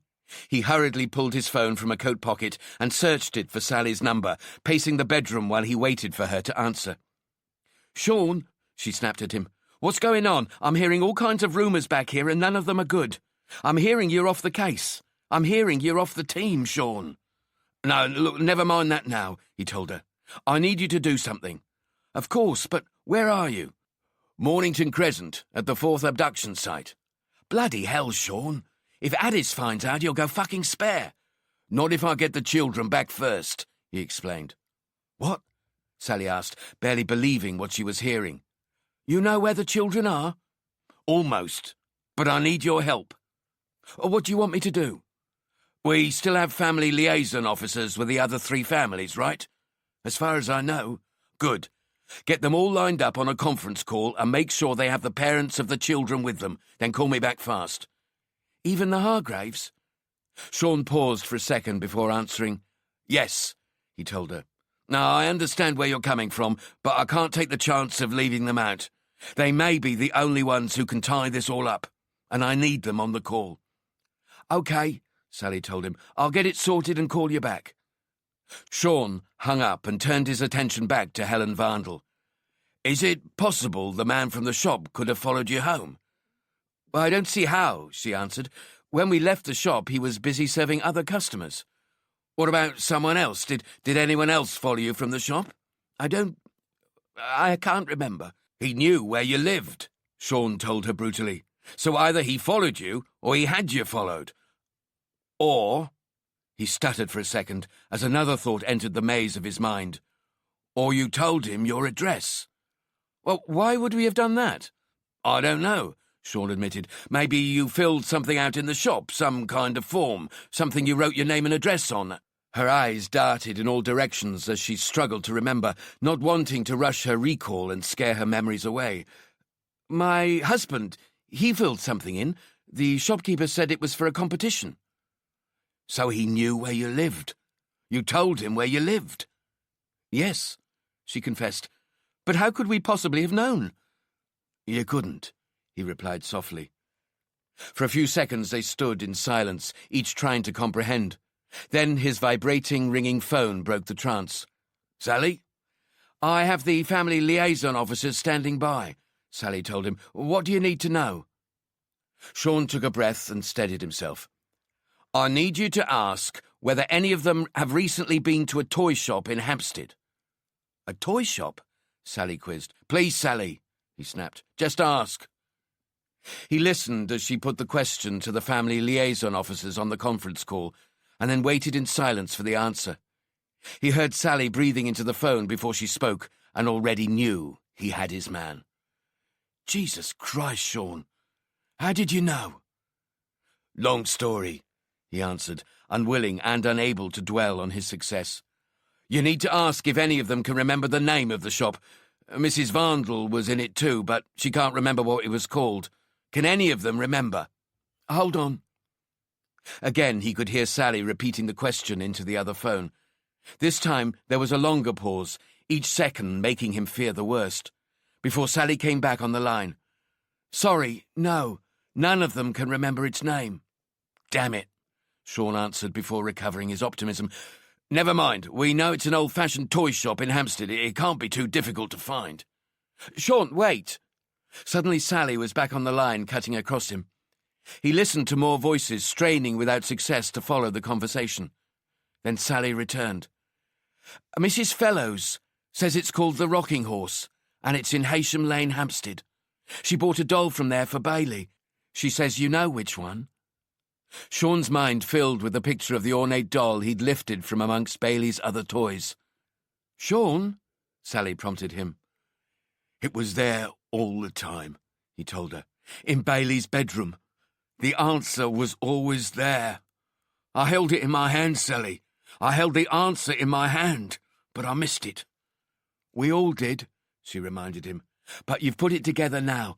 I don't know how, but I know nobody else could have. Question is, what do you want to do next?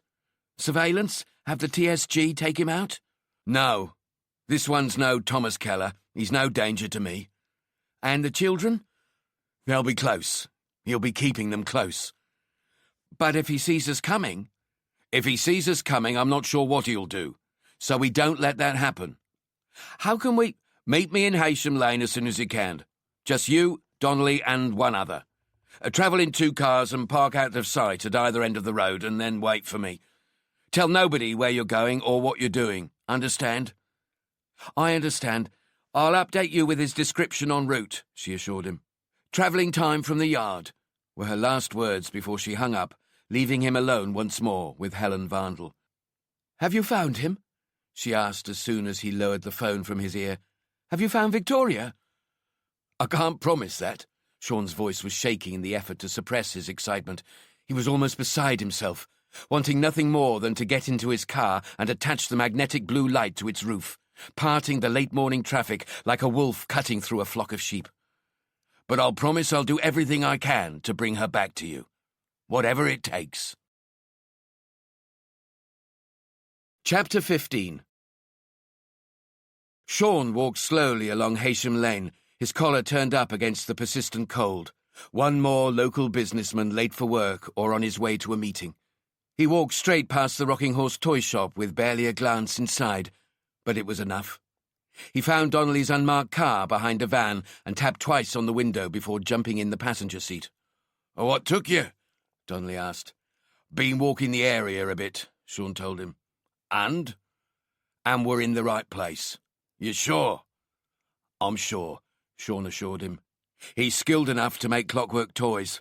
Not much of a stretch from that to picking locks. He lives in the right area, he knew all their addresses, and he understands children and toys. Last, but not least, he's the only thing that connects all four families. He feels right. He just feels right." "How did he get their addresses?" "Had them fill in some forms for a bogus competition. Everything he needed to know, the families gave him themselves." "You know they all did this?" Donnelly asked. "Yeah, I confirmed it on the way here. The bastard broke into their homes the night before he took the children and stole their favourite soft toy or doll. Learned all he needed to know about the inside of the house. Then the next night he comes back with the same toy, gives it back to the kid and makes himself an instant hero. No wonder they went with him so easily, so quietly." "Fuck me," Donnelly answered, trying to understand the mind of a man who would do such things. "So, what now? Surveillance?" "No, won't tell us anything." "Well, could tell us if the children are here, assuming they're..." "They're here," Sean insisted. "I know they're here."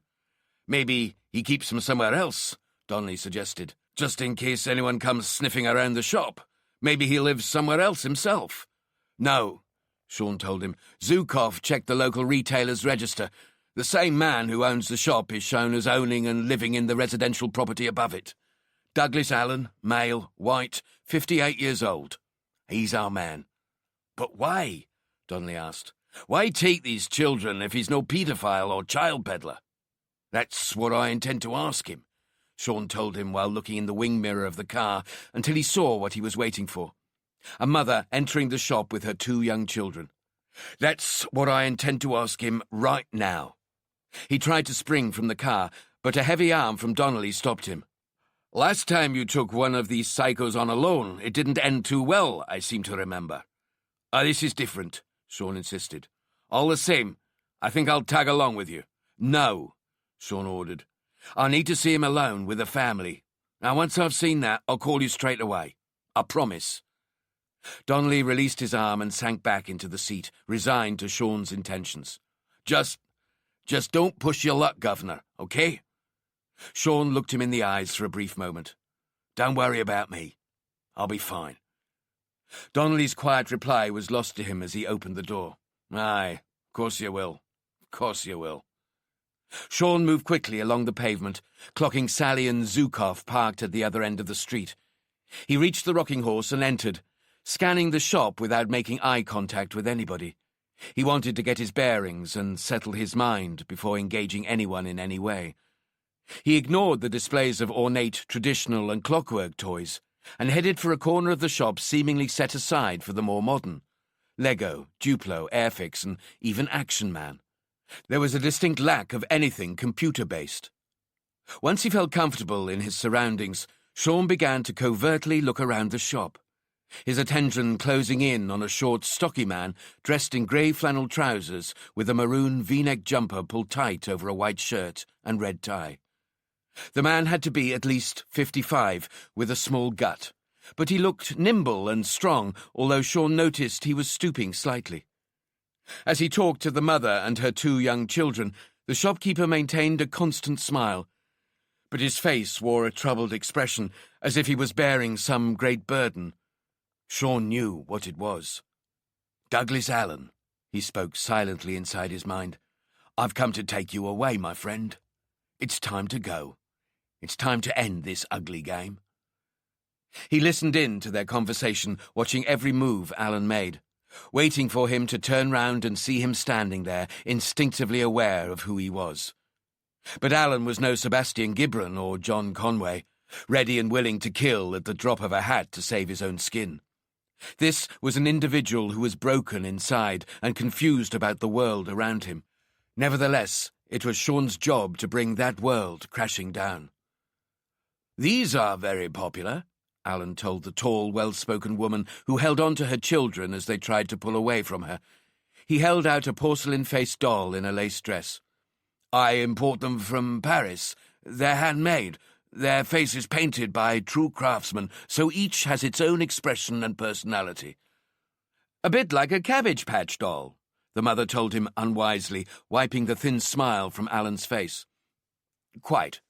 He bent down to show the doll to the eldest girl, who Sean guessed could only have been 5 or 6.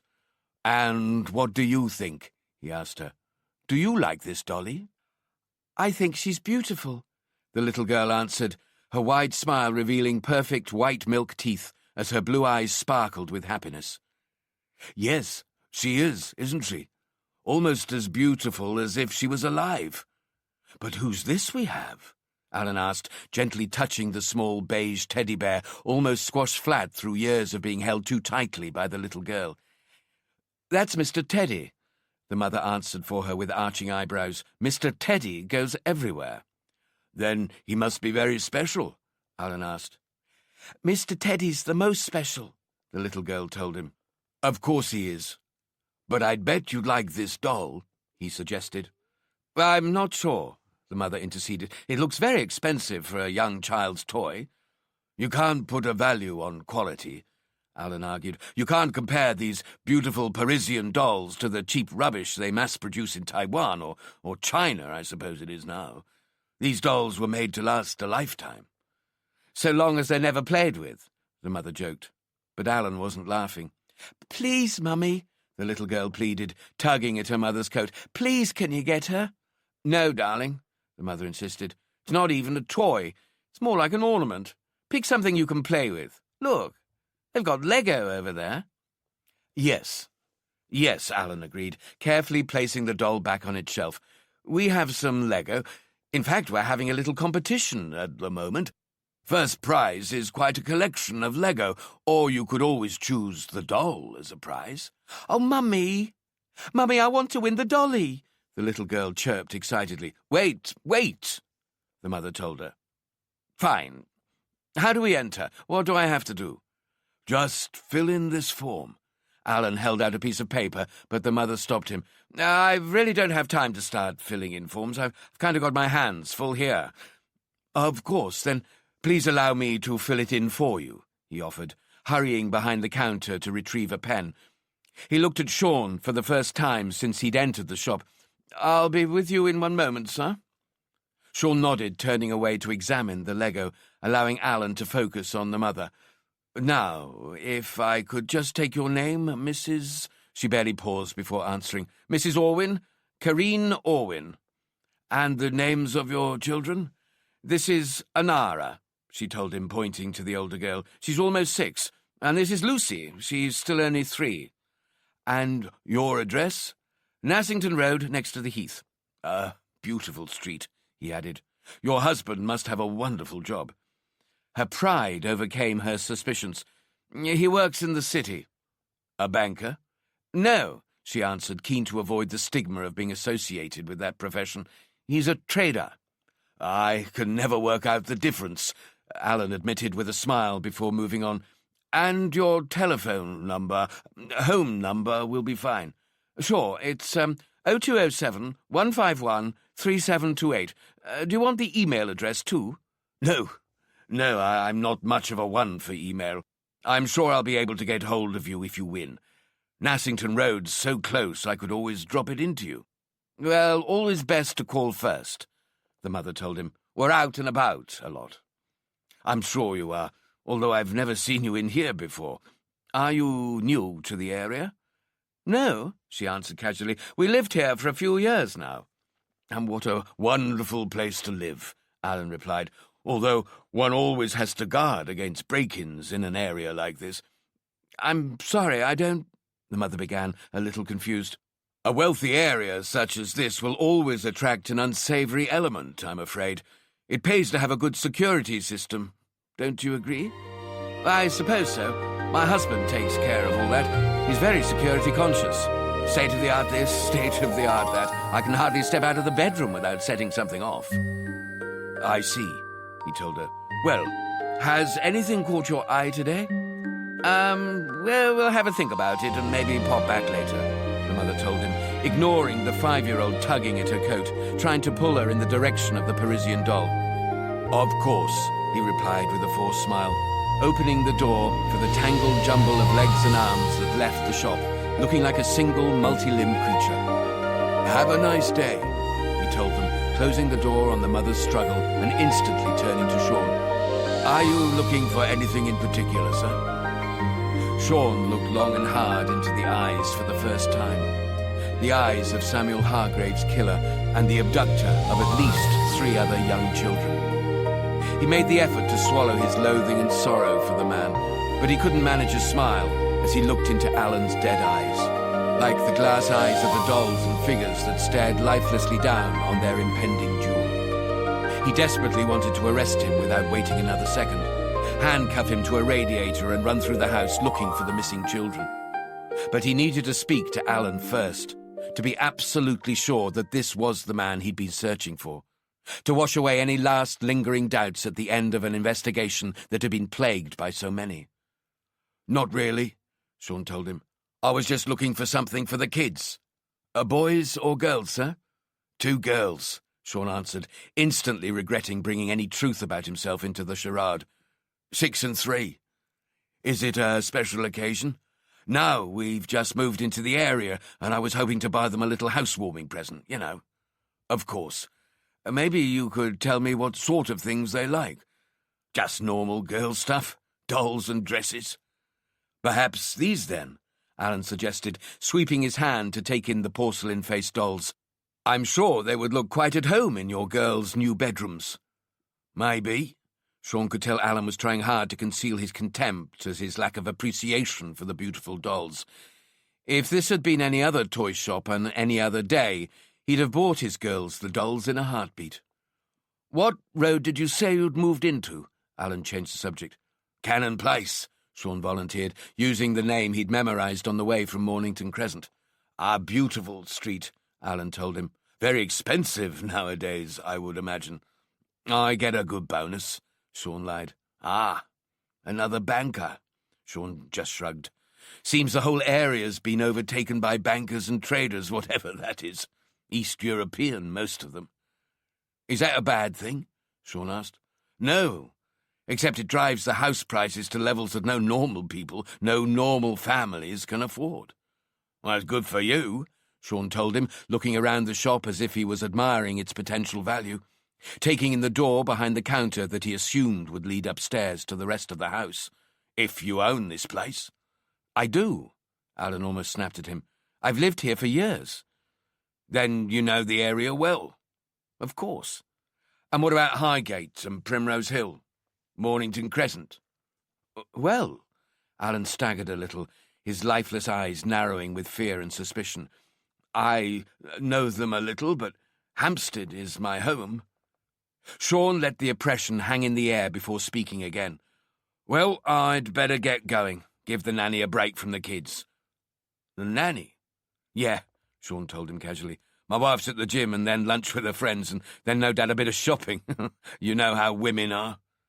"Quite," Alan lied. "I got the guy from the alarm company coming sometime this afternoon, so I might as well give the nanny a couple of hours off before her late shift." "Alarm?" Alan asked, his eyes opening wider. Yeah, new house, old alarm system. I'm getting it upgraded.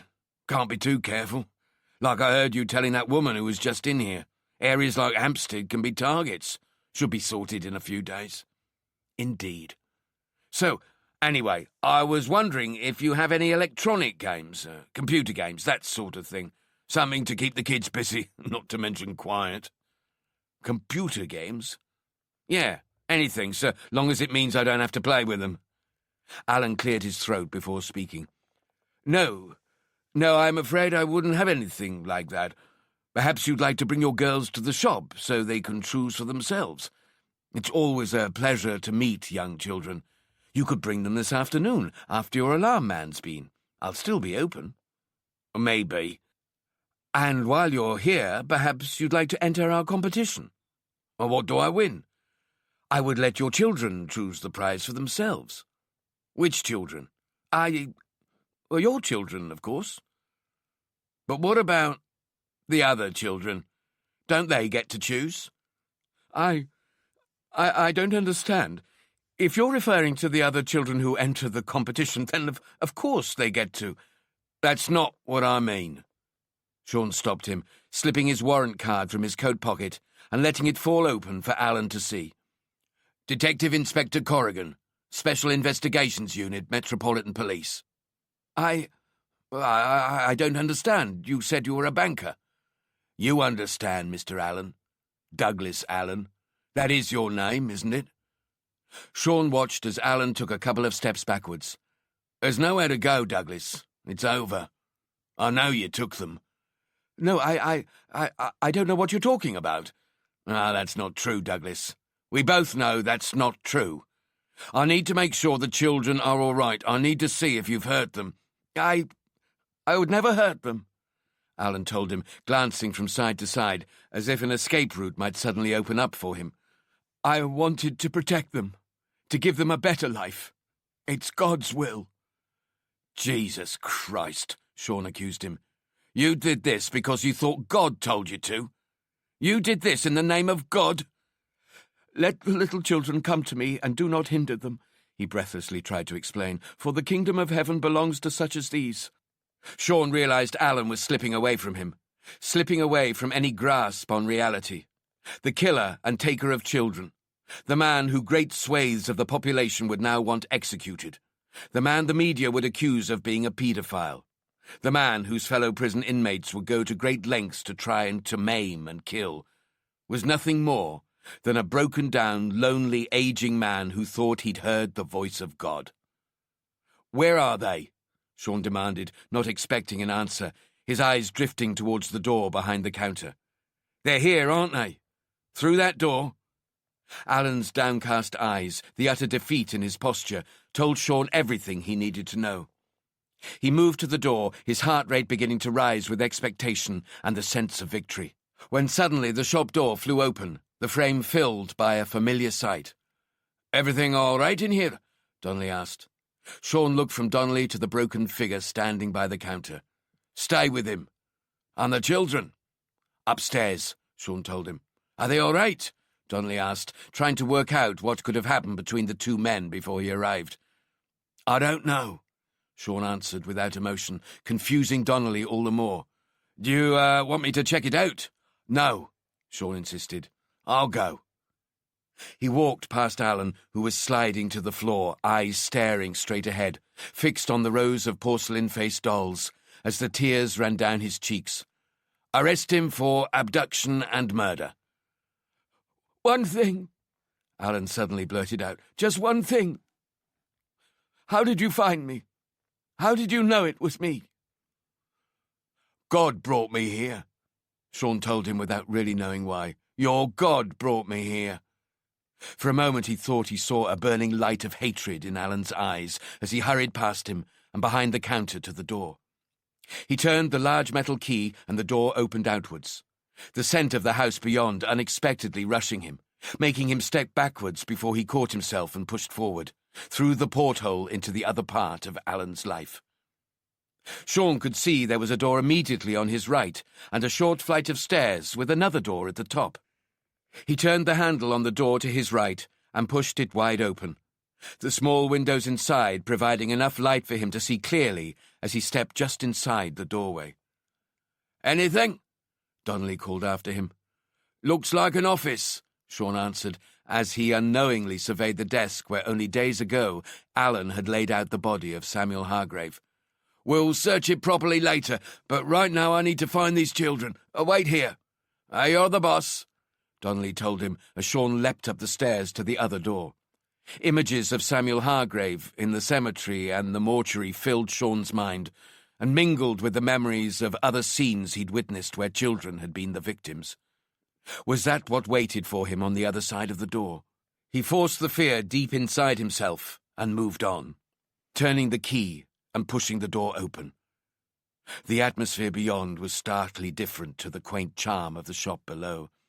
Here, he could smell fear, anxiety, and desperation, and not just Alan's or the children's. He sensed an oppression that seemed to have been consuming the house and all who lived in it for years. Some deep sadness from which Alan had been trying to escape. Only for him, there had been no escape, and there never would be. Sean moved steadily along the corridor, pausing for a few seconds to draw his telescopic metal baton, palming it in his hand without extending it, its weight and coldness reassuring him as he ventured deeper into the house. He imagined the 3 tiny bodies neatly lined up, lying on their beds, each wrapped tightly in a tartan blanket, crucifix in hand, and their special toys clutched to their non-breathing chests, their non-seeing eyes waiting to fall upon him when he finally entered the room where they silently waited. He could feel the coldness and texture of their skin as he saw himself pushing his fingers into their throats, searching fruitlessly for their pulses, only admitting it was too late once it was utterly pointless to pretend otherwise. He thought of Kate, the time she'd come home from work visibly upset, and he knew without asking that she'd had to deal with an infant death, not just having to face the lifeless body of a child, but having to tell the parents that their child was gone forever. There were 5 doors leading to what he assumed were 5 separate rooms on the first floor. He hurried along the corridor and entered the first room on the left. Quickly he scanned the corners of the room for any signs of danger, but saw nothing. Now that he'd confronted Alan, looked into his sad eyes, Sean was increasingly sure he'd worked alone. Wasn't that ultimately the point of his crimes? So he didn't have to be alone. But instinct made Sean check for danger before proceeding to the next floor. As he looked around the unnaturally ordered room, his eyes fell on the small dressing table pushed up against the wall and the things laid out on it. Photographs and pictures. A shrine.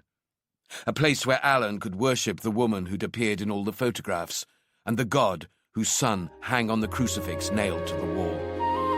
Even from the doorway, he could see the optimism in the faces of the young couple in the photographs, fading as they aged until pictures of Mrs. Allen showed her suffering from the ravages of illness, leaving him in little doubt she was gone now, and had been for some time. He wondered whether she was buried in Highgate Cemetery. Sean sighed deeply, feeling he understood Alan more and more. Leaving the altar, he headed back into the hallway, comforted by the sound of Donnelly's voice coming from downstairs as he spoke to the silent Alan. But he knew soon there would be other voices downstairs, Sally's and Zhukov's, and then there'd be heavy footsteps on the stairs as they ran to join him. He needed to be in the house alone, needed to find the children alone, no matter how Alan had left them, to bring a suitable end to what had increasingly felt like a lonely journey back to himself. Back to the gifts that he knew separated him from most other detectives. Gifts he feared had been lost, until the moment Helen Varney told him that the toy she held wasn't little Victoria's favourite. He hurried across the hallway and stood in the doorway of the kitchen.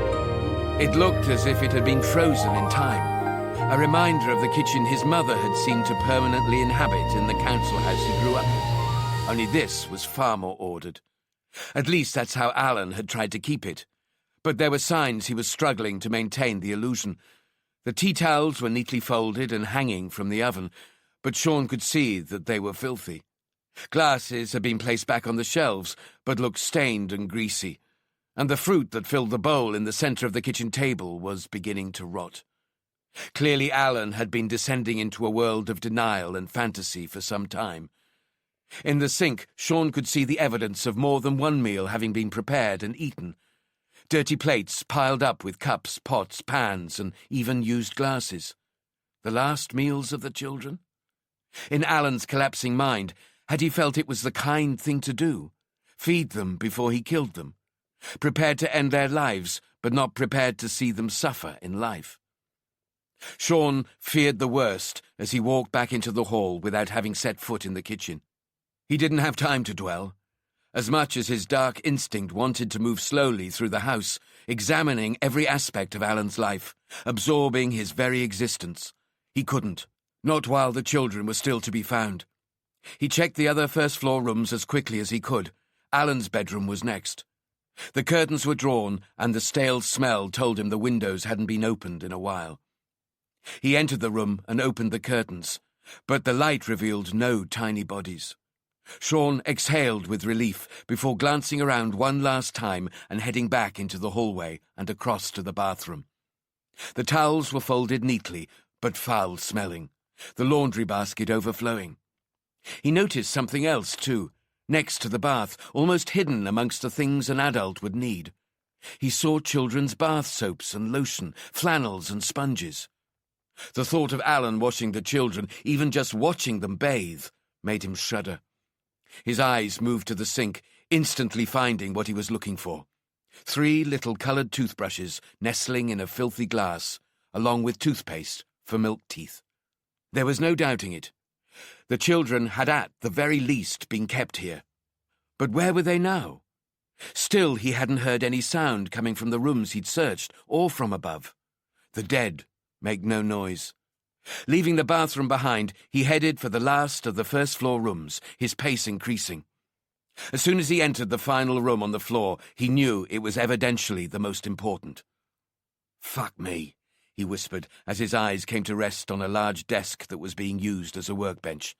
He took in the assorted half-assembled clocks, watches and mechanical toys, the fine tools needed for Alan's trade spread amongst them and abandoned where they'd last been used.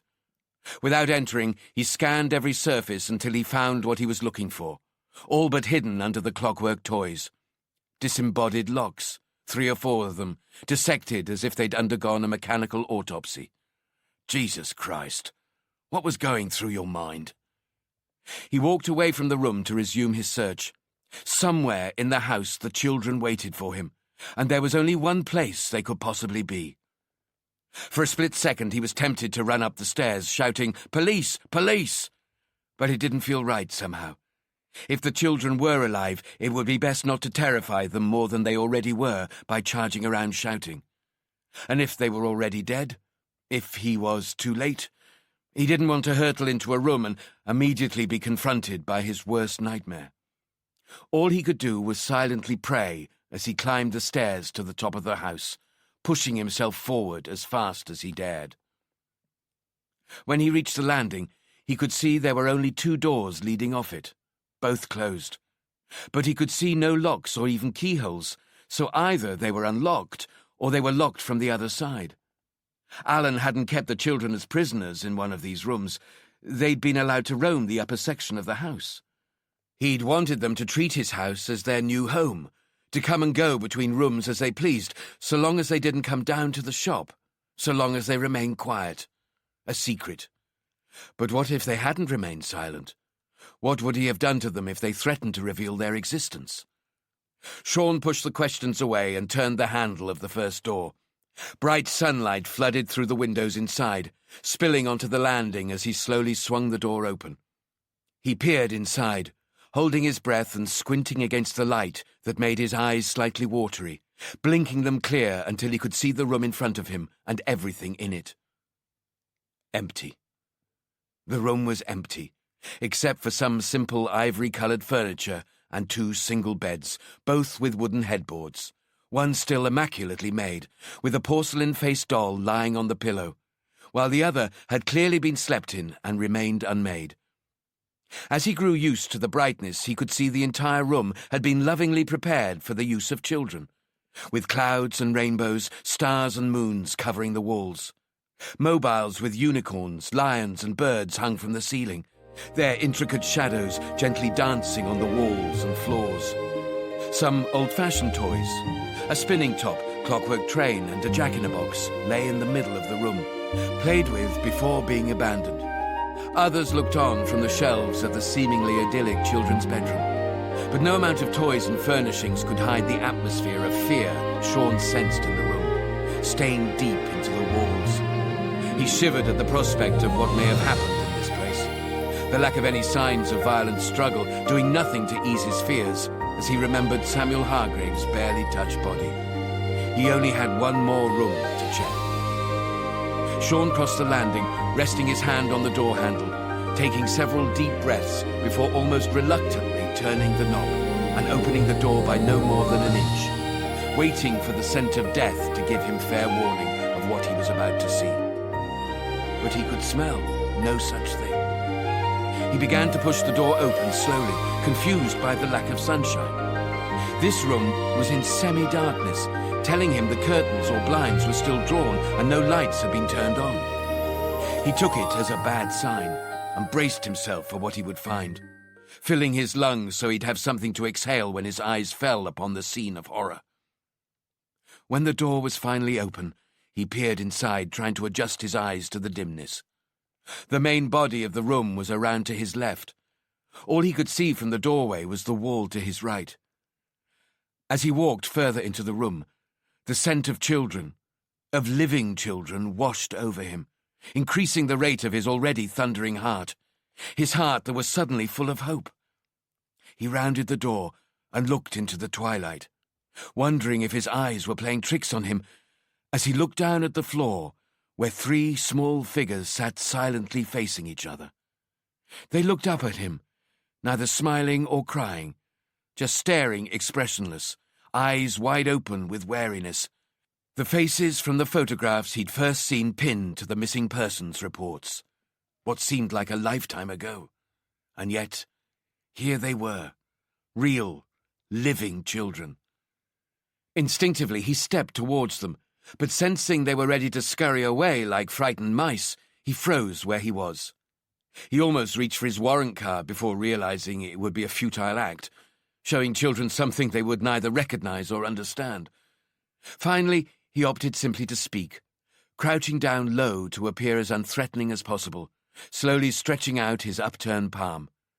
But when he tried to speak, the words stuck in his dry, tight throat. He swallowed hard and tried again. "It's all right," he told them, his voice raspy and unpleasant. "I'm a policeman. You don't have to be afraid anymore. The man who brought you here is gone now." He waited for a response from the children, but they said nothing, looking away from him and turning to each other as if they were communicating telepathically. Sean watched them as he tried to think of something else to say, until finally the tiny figure of George Bridgeman got to his feet and faced him, apparently without fear. "Have you come to take us home?" he asked, looking down at his fellow captives as if seeking assurance he'd asked the right question. Sean had to stifle a laugh born of relief and elation. "Yes," he answered. "Yes, I have. I've come to take you home."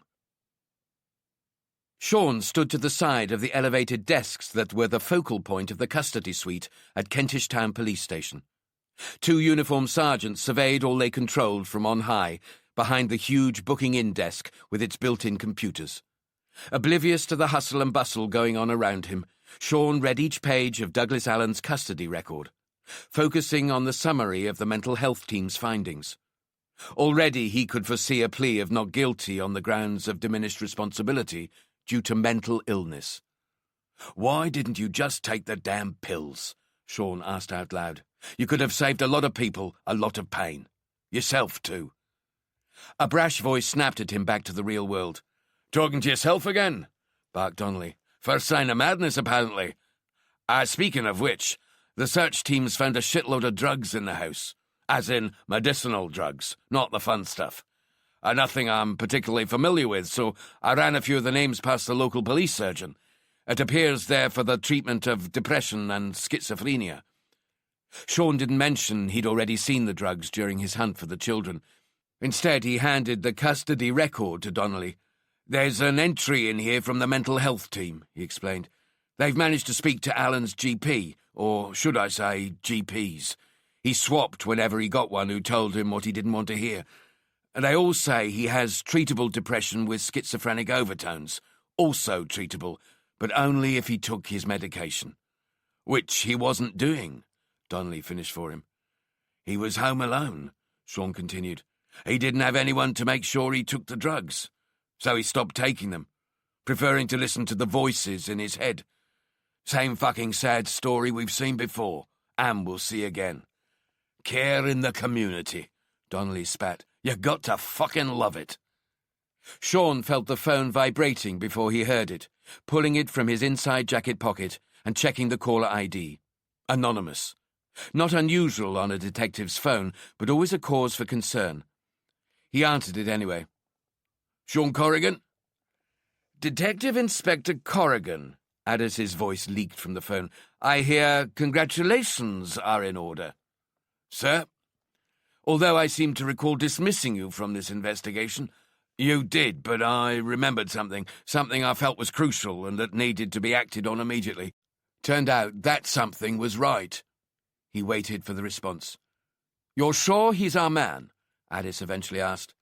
Found the children in his house, and so far he's not denying it. And he was working alone? As far as I can tell, it looks like he has mental health issues, probably depression and schizophrenia. There's nothing to suggest he was working with anyone. The children, where are they now? Already back with their families? Have they been interviewed yet? No, that can wait. I'll have the SOITs start interviewing them tomorrow. SOITs? Addis queried anxiously.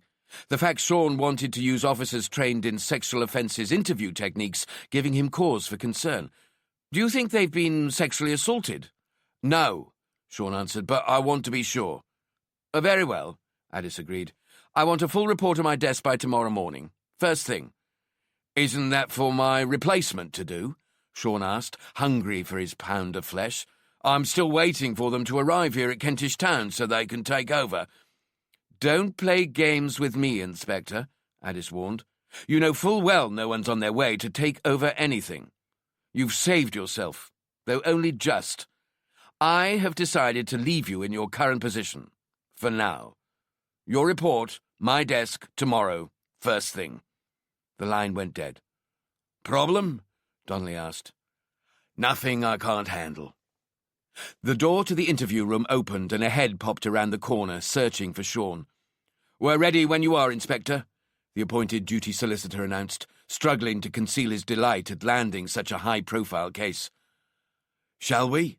Sean asked Donnelly, and headed to the interview room without waiting for a reply. Sean hurried through the legal requirements he needed to complete before the interview could begin, speaking as quickly as he could without betraying his impatience, relieved to get the legal ramblings out of the way so he could start with the questions and answers. Douglas, I need to ask you some questions. Do you understand? Yes, Alan confirmed. But why is she here? He asked, looking at the woman sitting next to him. I don't need an appropriate adult. There's nothing wrong with me. Law says different, Sean told him. Leanne's a trained psychiatric nurse. She needs to be present before I can interview you. I see, Alan agreed suspiciously. Douglas, Sean began, focusing intently on him as if they were the only two people in the interview room. Do you know why you're here? Because you've been arrested for the murder of Samuel Hargrave and the abduction of George Bridgeman, Bailey Fellows and Victoria Vandal. Do you understand? I didn't murder him, he almost gasped. It was an accident. Sean said nothing, hoping the oppressiveness of silence would encourage Alan to say more.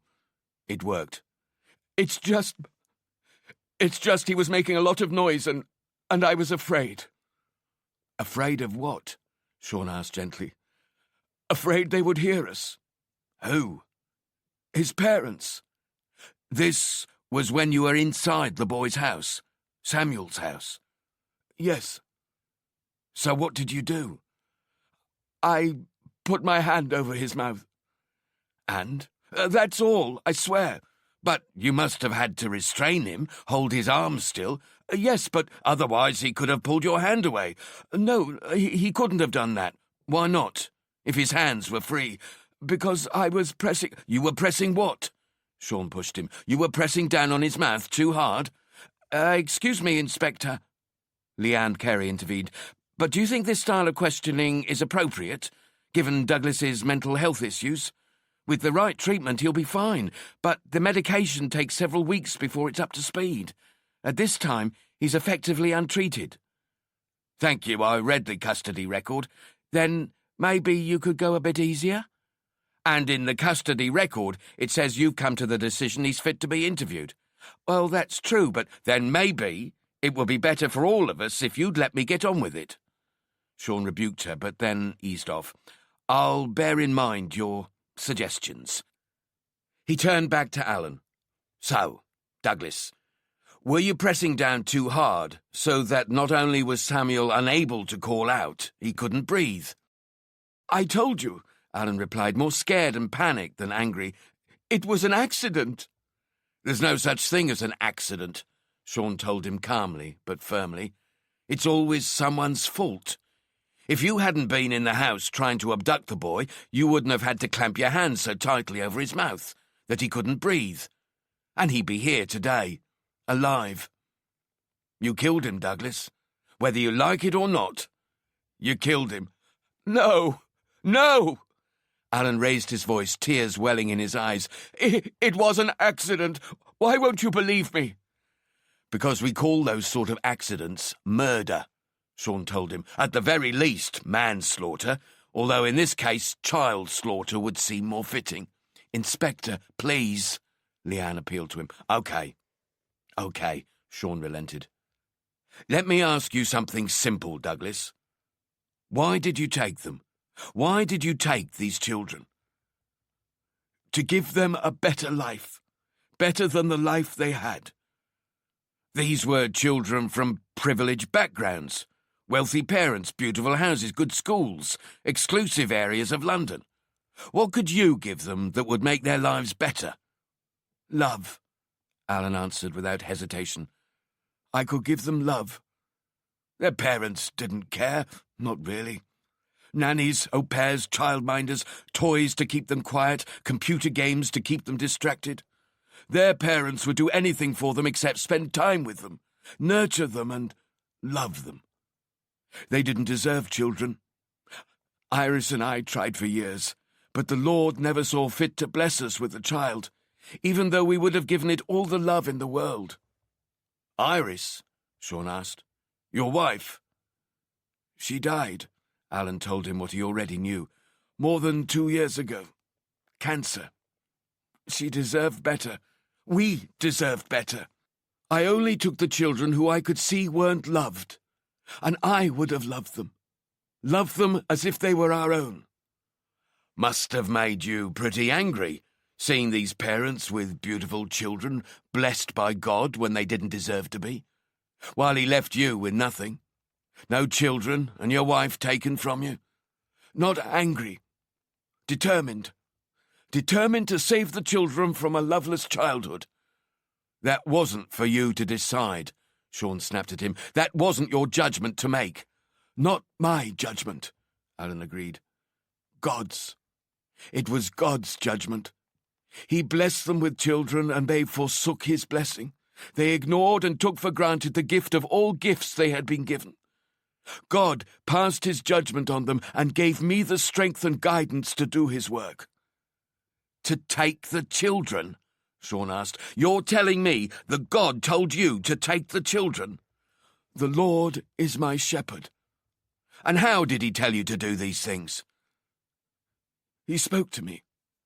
In my mind, his voice as clear and as distinct as yours is now. The voice of our Lord, and the voice of my wife guiding me, always guiding me, telling me what I must do. You heard your wife's voice too? Donnelly asked. Yes, giving me the strength to go on, even in the darkest of hours. Given Douglas's medical history, Leanne interrupted, there's no reason to doubt what he's saying. No, Sean agreed. I don't suppose there is, but I need to know, Douglas, why didn't you just take your medication? And silence the voice of God and lose my wife forever? Is that what you would have done? Alan asked. Do you think yourself more important than God? No, Sean answered. No, I do not. But I'm not the one being interviewed, am I? You are. Alan's mouth fell open as if he was about to say something, but then it slowly closed. Sean sensed he might be going into lockdown and knew he needed to keep him talking, at least until he had enough to be sure Alan wasn't a far more darkly dangerous animal than appearance would suggest. That his medical history wasn't just something he'd created and nurtured so that he could hide behind it if he ever got caught. "What did it feel like," he asked, "when you let yourself into their houses? What did that feel like?" For the briefest of moments he thought he detected the slightest glimmer in Alan's eyes. "It was cold out at night. Inside the house must have felt warm and safe. Did it make you feel like you belonged there?" I don't understand," Alan told him. "Did it make you feel in control? Did it make you feel like the God you say you serve?" "It didn't feel like anything. I was only there for the child, for the sake of the child." "Come on, Douglas. It must have felt special knowing the house was yours, standing alone while the family slept, knowing exactly where the child you'd come to take waited for you. Did it make you feel powerful?" Alan said nothing, his eyes never leaving Sean's. "Because you knew everything about the house, didn't you, Douglas? You've been there before. You've been there the night you took the child's most prized possession. The thing you knew they loved more than anything. The thing you knew you could use to win their trust when you went to take them. That sounds like a man in complete control to me, not someone listening to voices inside his head." "I did it so they wouldn't be scared," Alan tried to explain. "I went to them the night before, and I took their special toys so they wouldn't be scared when it was time to come for them.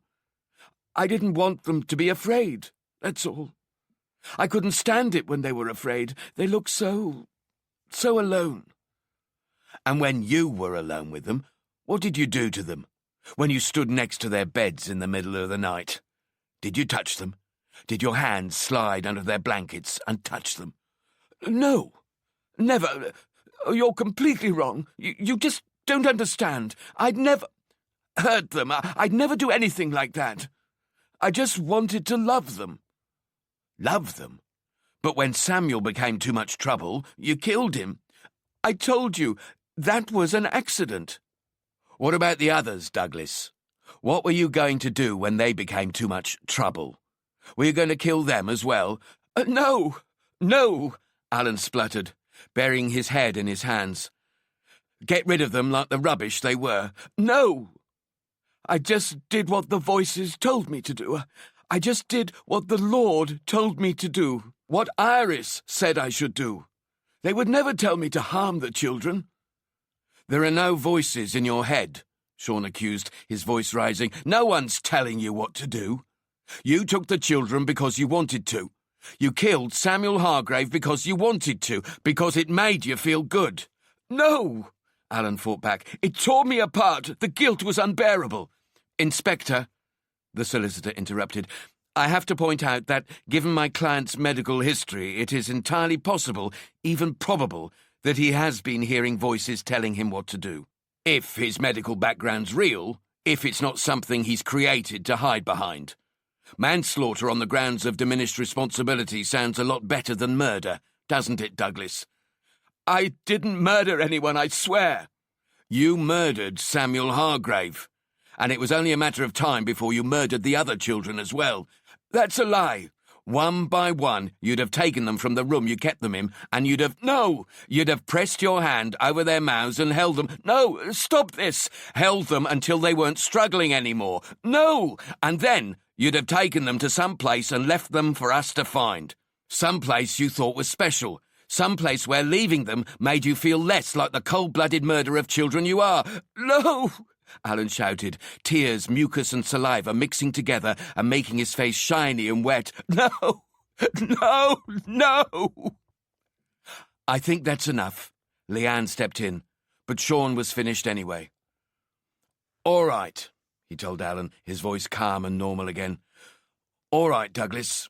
That'll be enough for now. Have a chat with your solicitor and Leanne, then get some rest. We'll talk again later, or maybe tomorrow." He stopped the recording, took the tapes out, and began to seal one in its case. "When can I go home?" Alan's quiet voice broke the silence. Sean looked up slowly. "Excuse me?" "When can I go back to my shop? I need to get back to the shop." "I don't think that'll be happening for a very long time, Douglas. I'm sorry." "But I was only doing God's work," Alan explained. "I was doing what he willed me to do."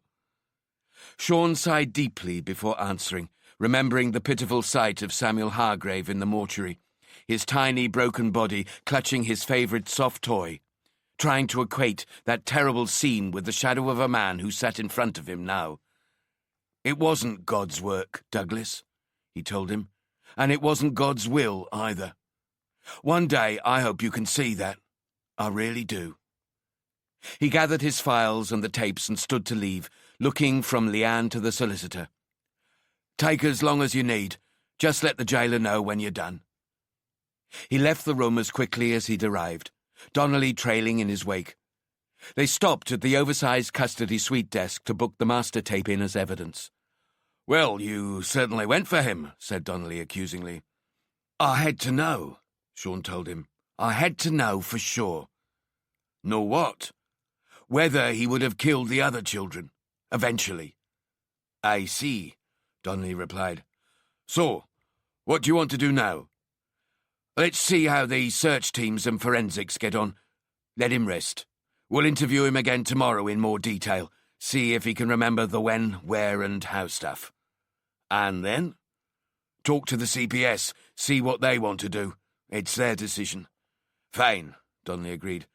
"But what do you think?" "About what?" "About whether he would have killed the other children." Sean looked into Donnelly's grey eyes. "That depends." "On what?"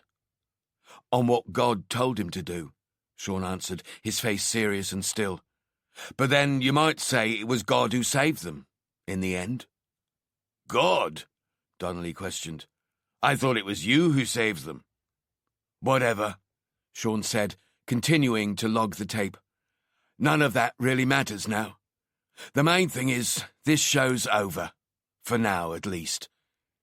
He closed the logbook and tossed the master copy tape on top of it, before looking back to Donnelly. "Drink?" he asked. "Constantly." 5 days later. Sean crawled around on his hands and knees collecting dozens of treacherous pieces of Lego from the living room floor. He could hear the voices of his wife and daughters 1 floor above as Kate struggled first to get them into the bath and then struggled even more to get them out. A couple of days' rest had made him feel almost like a different person. Normal. He allowed himself a smile as he listened to Kate's toil, glad to be left in charge of the downstairs tidying up. It was almost the first time he'd let the children out of his sight since coming home, after seeing Douglas Allen being led away on remand to await his possible trial. He tossed the last of the Lego pieces into the box and stood, still feeling stiff and sore after surviving the investigation with close to no sleep or proper rest.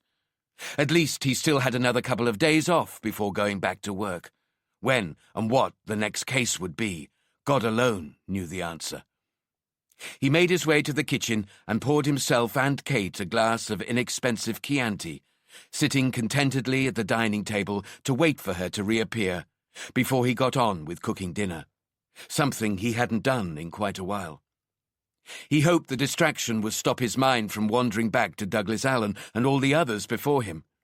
He didn't want to return to that world, not just yet.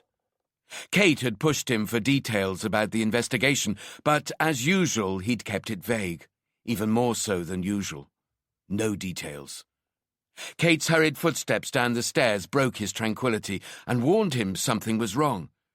A few seconds later she burst into the kitchen looking agitated. "What's the matter?" he asked, getting to his feet.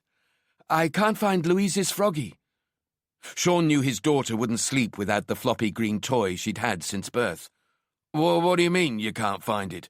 "I mean, I don't know where it is." "Can she remember where she left it?" "Well, if she could do that, it wouldn't be lost, would it?" "When did you last see it?" he asked, his voice urgent and anxious. "When did I last see it?" "Yes," he snapped at her. "When did you last see it?" "I don't know." "Think." He pushed her. "Did you see it this morning?" Alan had been working alone, hadn't he? There couldn't be another? I can't remember, she answered, growing increasingly concerned as she watched him frantically move around the kitchen, searching in every cupboard and drawer, under the table and every chair.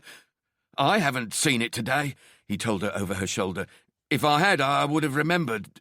Did she have it last night? Yes, Kate replied. She definitely had it last night. But you can't remember seeing it this morning? No. What about when you made her bed? I can't remember.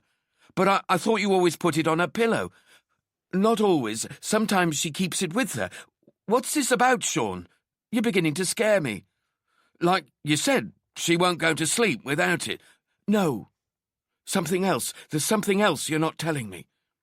He walked past her and headed back towards the relatively tidy living room, certain he hadn't come across the prized toy when he cleaned up. "Sean," Kate asked as she followed him into the room, "why are you so worried about this bloody toy?"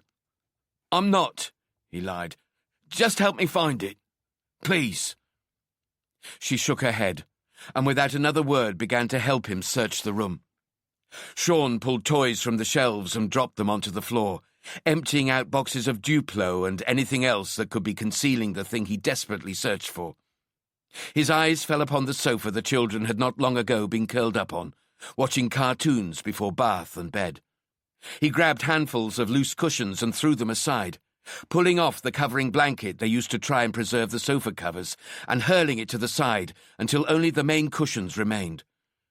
He drew a breath and said a fast, silent prayer before tossing them aside, dropping to his knees with relief as a huge weight suddenly lifted from his mind and body.